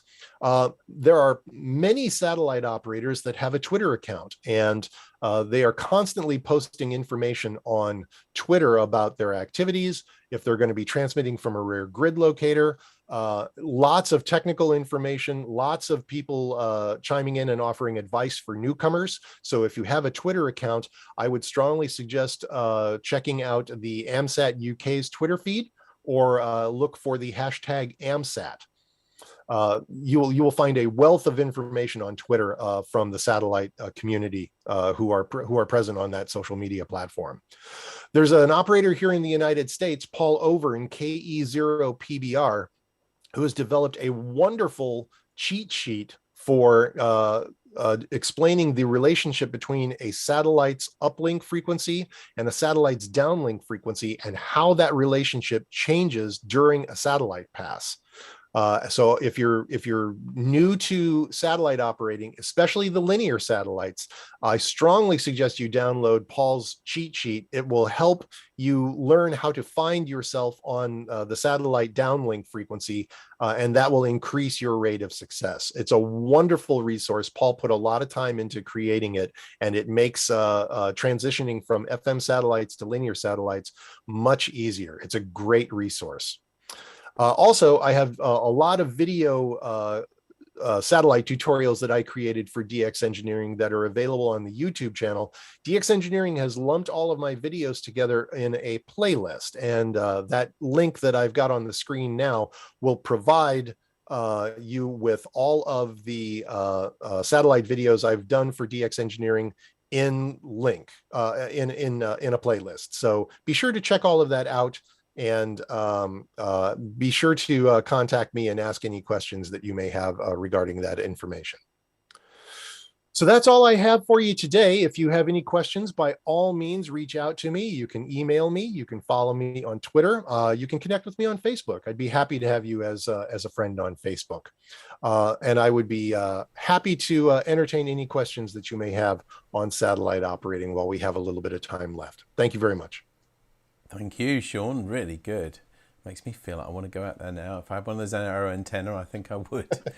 Anyway, we're just going to go. But before I ask some of the questions that people have asked, I must give a shout out to the first couple of messages we had. Great coverage on how to communicate through satellites. That was from Graham VK6MIL, and from Lars SM0TGU from Sweden, from AMSAT Sweden, actually. Thank you very much for the presentation. Thank you, Lars. So Matthew Strickland says, would I be able to receive and listen to FM passes with a dual band HT and its supplied antenna before I invest in an Arrow or Homebrew or something myself? So if you're talking about receiving satellites using your standard rubber duck antenna, you may be able to hear some passes if you are out in a clearing with a good view of overhead or the horizon. I would strongly suggest that if you're going to try using such a modest antenna, that you open up your squelch wide open so you can hear any type of weaker signal that may be coming through. At the very least, I would say your rate of success is not going to be very high. If that's all you have, I would certainly encourage you to try. But even if you could get one of the extendable whips, one of those 19-inch extendable whips, you would have better rates of success than with a standard small rubber duck type antenna. Also, if you're going to be experimenting with that type of antenna for receive, make sure that you're constantly moving the orientation of your HT around to change the polarization of your rubber duck antenna. You may not hear the satellite because of what I described earlier with the alignment of your receive antenna and the satellite's transmit antenna. So if you're going to be using an HT with a rubber duck to try to receive, constantly move your antenna around until you hear a signal. Thanks very much, Sean. Got a two-part question now from Edmund Spicer. Don't have your call sign, sorry. Hello, Sean, and thank you for the great presentation. I'm still to have my first satellite QSO, shamefully, despite having an ELK antenna, a diplexer, and lots of handhelds. Of the FM EasySats that are currently operational, is there one in particular that is especially easy to access for somebody like me? Very good question. Of the current FM satellites that are in orbit right now, I would say I would try your luck with, this is a qualified answer to your question. I would say try your hand at either AO91 or AO92. Now, I say that this is a qualified answer because these satellites their batteries are starting to run low.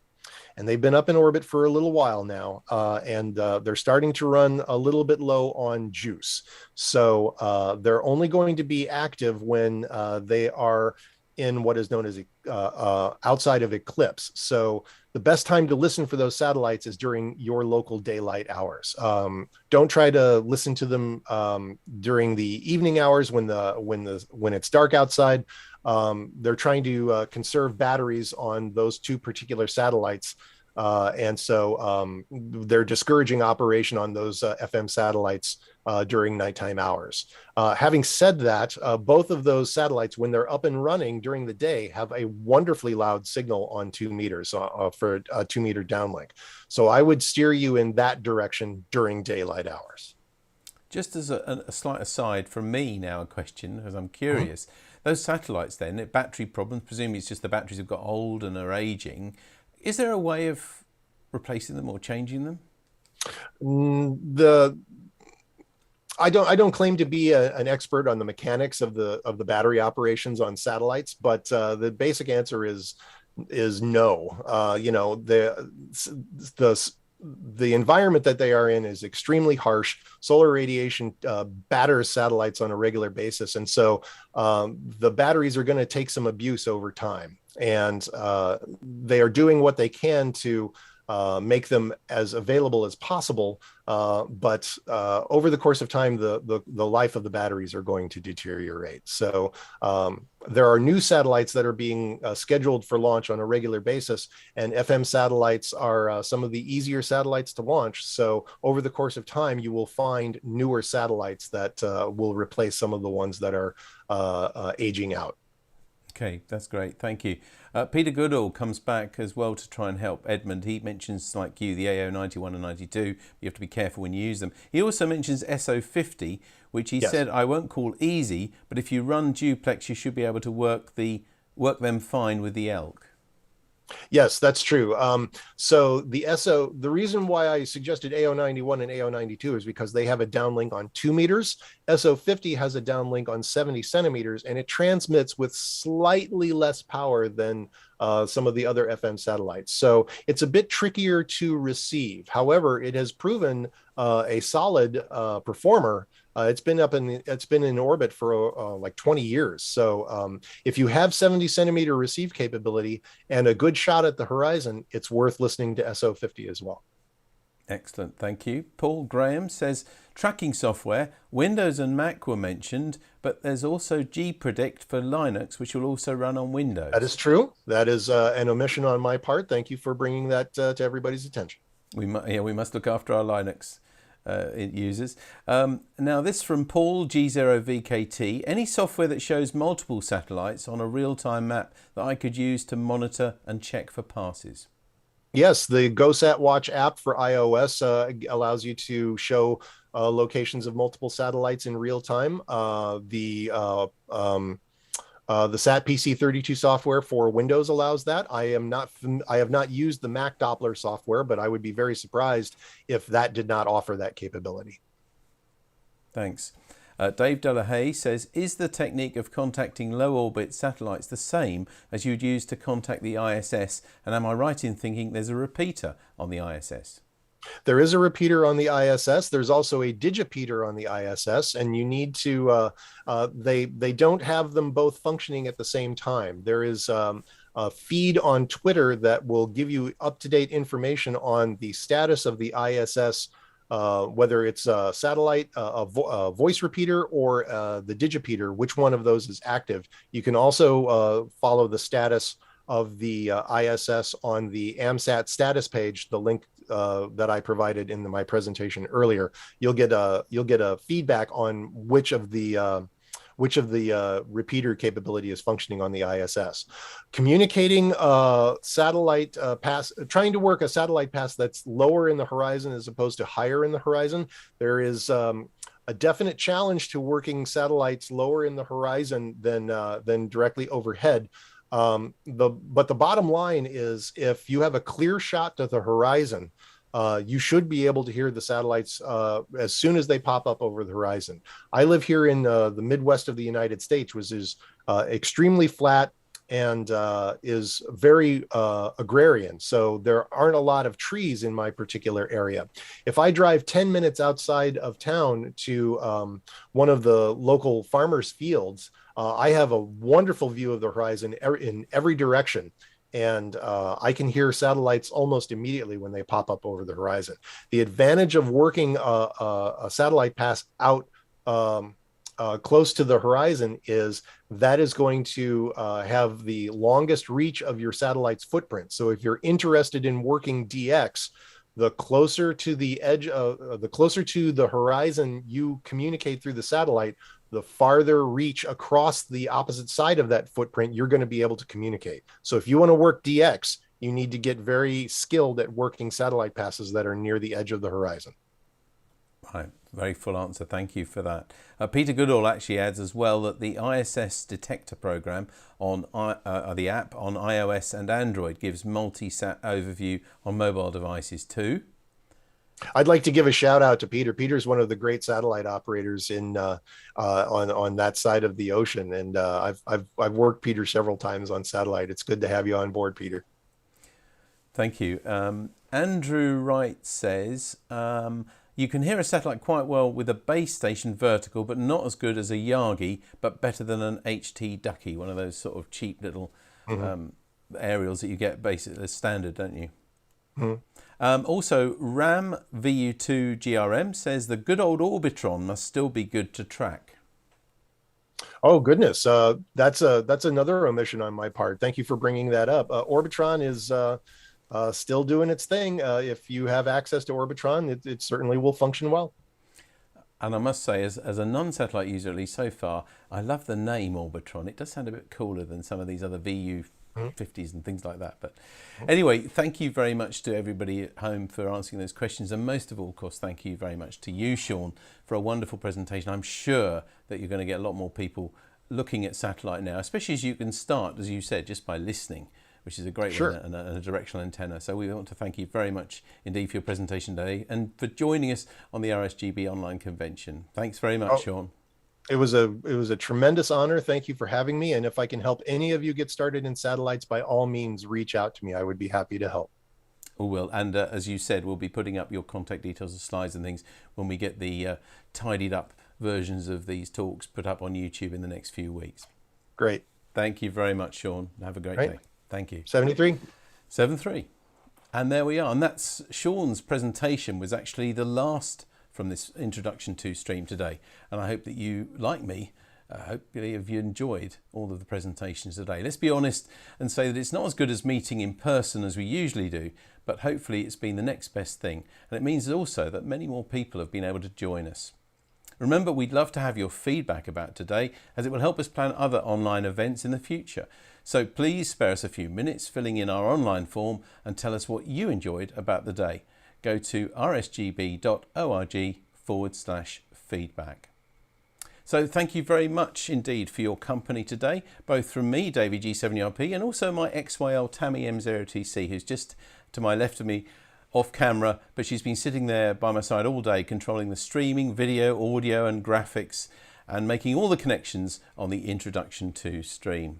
I hope to see you again on the next RSGB Tonight at 8 webinar on November the 1st.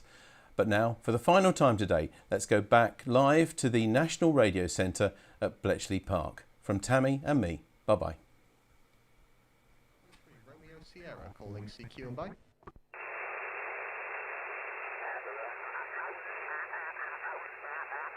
CQ, Golf Bravo 3, Romeo Sierra, Golf Bravo 3, Romeo Sierra, calling CQ and bye.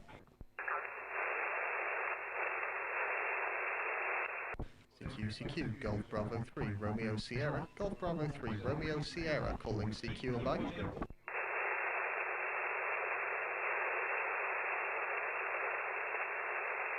CQ, Golf Bravo 3, Romeo Sierra, Golf Bravo 3, Romeo Sierra, calling CQ and bye.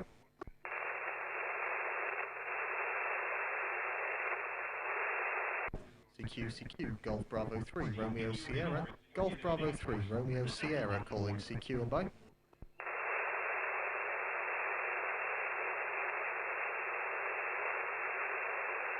CQ, Golf Bravo 3, Romeo Sierra, Golf Bravo 3, Romeo Sierra, calling CQ and bye.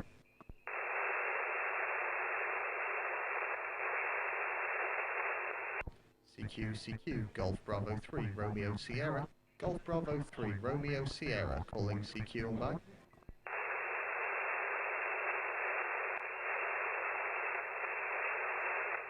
CQ, Golf Bravo 3, Romeo Sierra, Golf Bravo 3, Romeo Sierra, calling CQ20 and bye.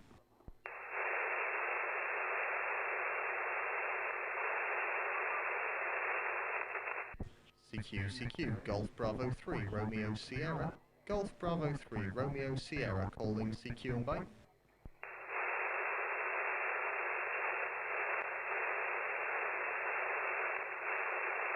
CQ, Golf Bravo 3, Romeo Sierra, Golf Bravo 3, Romeo Sierra, calling CQ and bye. This is Oscar Echo 8, Mike Golf Kilo. Oscar Echo 8, Mike Oscar Kilo, good afternoon, 59011. Thank you for that, man. My code is Oscar Echo 8.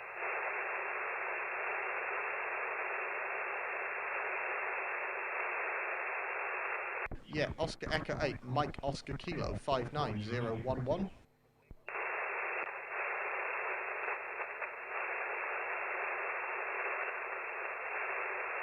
Oscar Echo 8, go again please. Oscar Echo 8, Mike Golf Kilo is my code.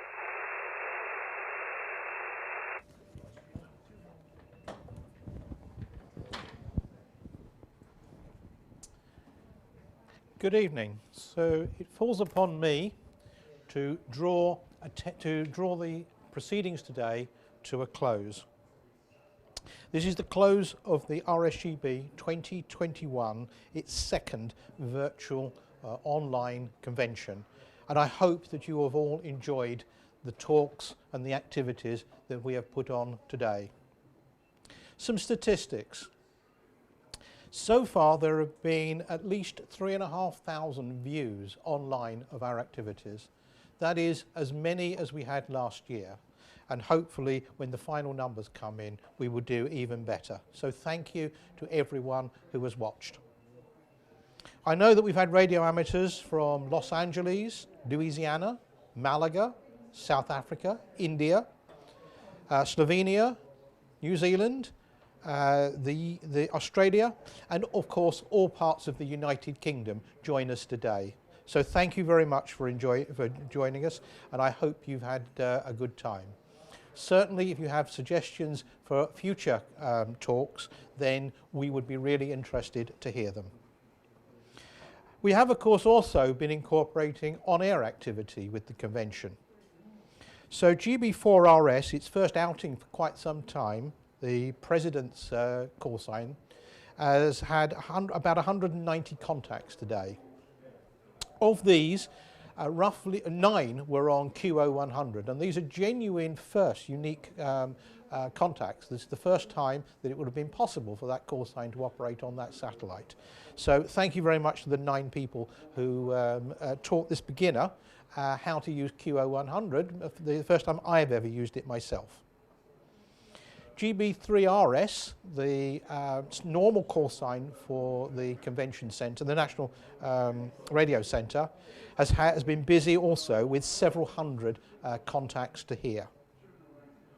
We've had approximately 450 visitors to the NRC today, And we've engaged those in the proceedings. We've been showing them what we've been doing, and we've interviewed a few of them, and hopefully you saw some of those interviews earlier today.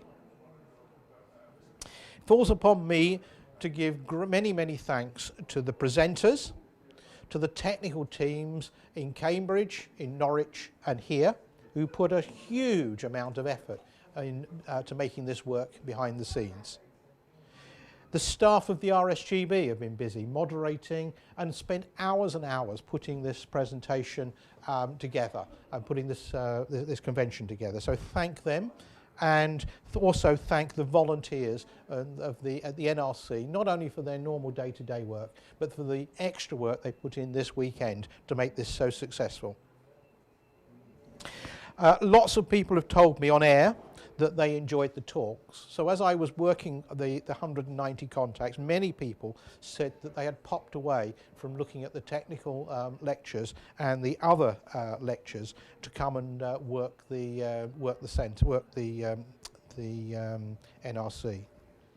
Particular thanks go to Professor Catherine Mitchell, M0IBG, who gave us a talk about the importance of mixing amateur radio with mainstream science and engineering. And that's something, as you may gather from the introductory chat I had with the General Manager, that is particularly dear to me. I think there is much to be said for putting together amateur radio with the professional scientists and engineers. I'd like to talk to you about the construction competition. Construction is a really important part of amateur radio. In addition to operating, there's space for people to operate, there's space for people to do all the traditional things, but construction and technology, I have a particular place in my heart. You will have had RADCOM appear on your mats either already or just about to appear, and it's got details of the construction competition this year.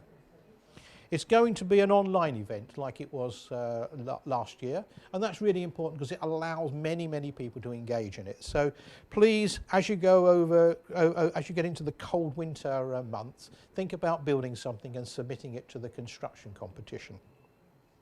That will be judged in time for the awards, the winners, to be announced at the RSGB AGM in April. You'll note, by the way, that I'm looking for someone to chair the judging panel. I've done it for the last 8 years, and I think this year it should be someone else. So if you would like to help there, please let me know.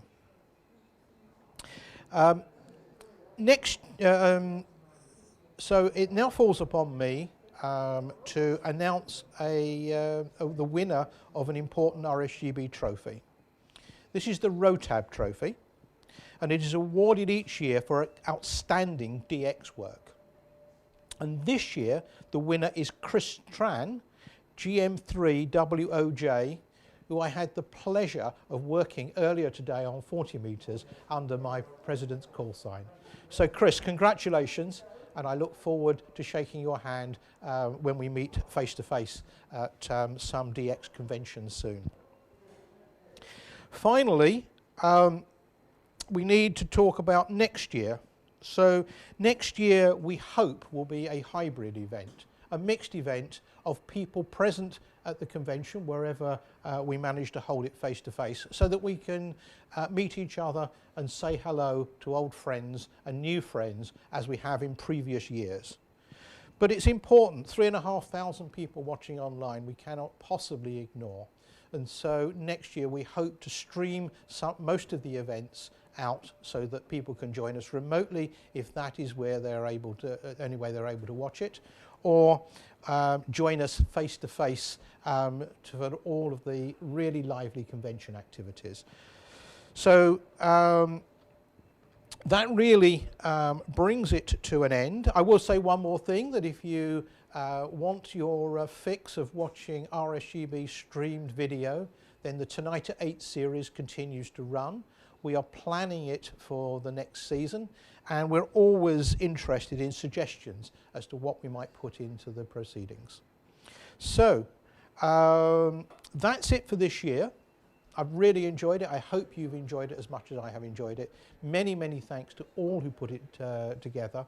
And I look forward to seeing you next year. So it's 73s from GB4RS.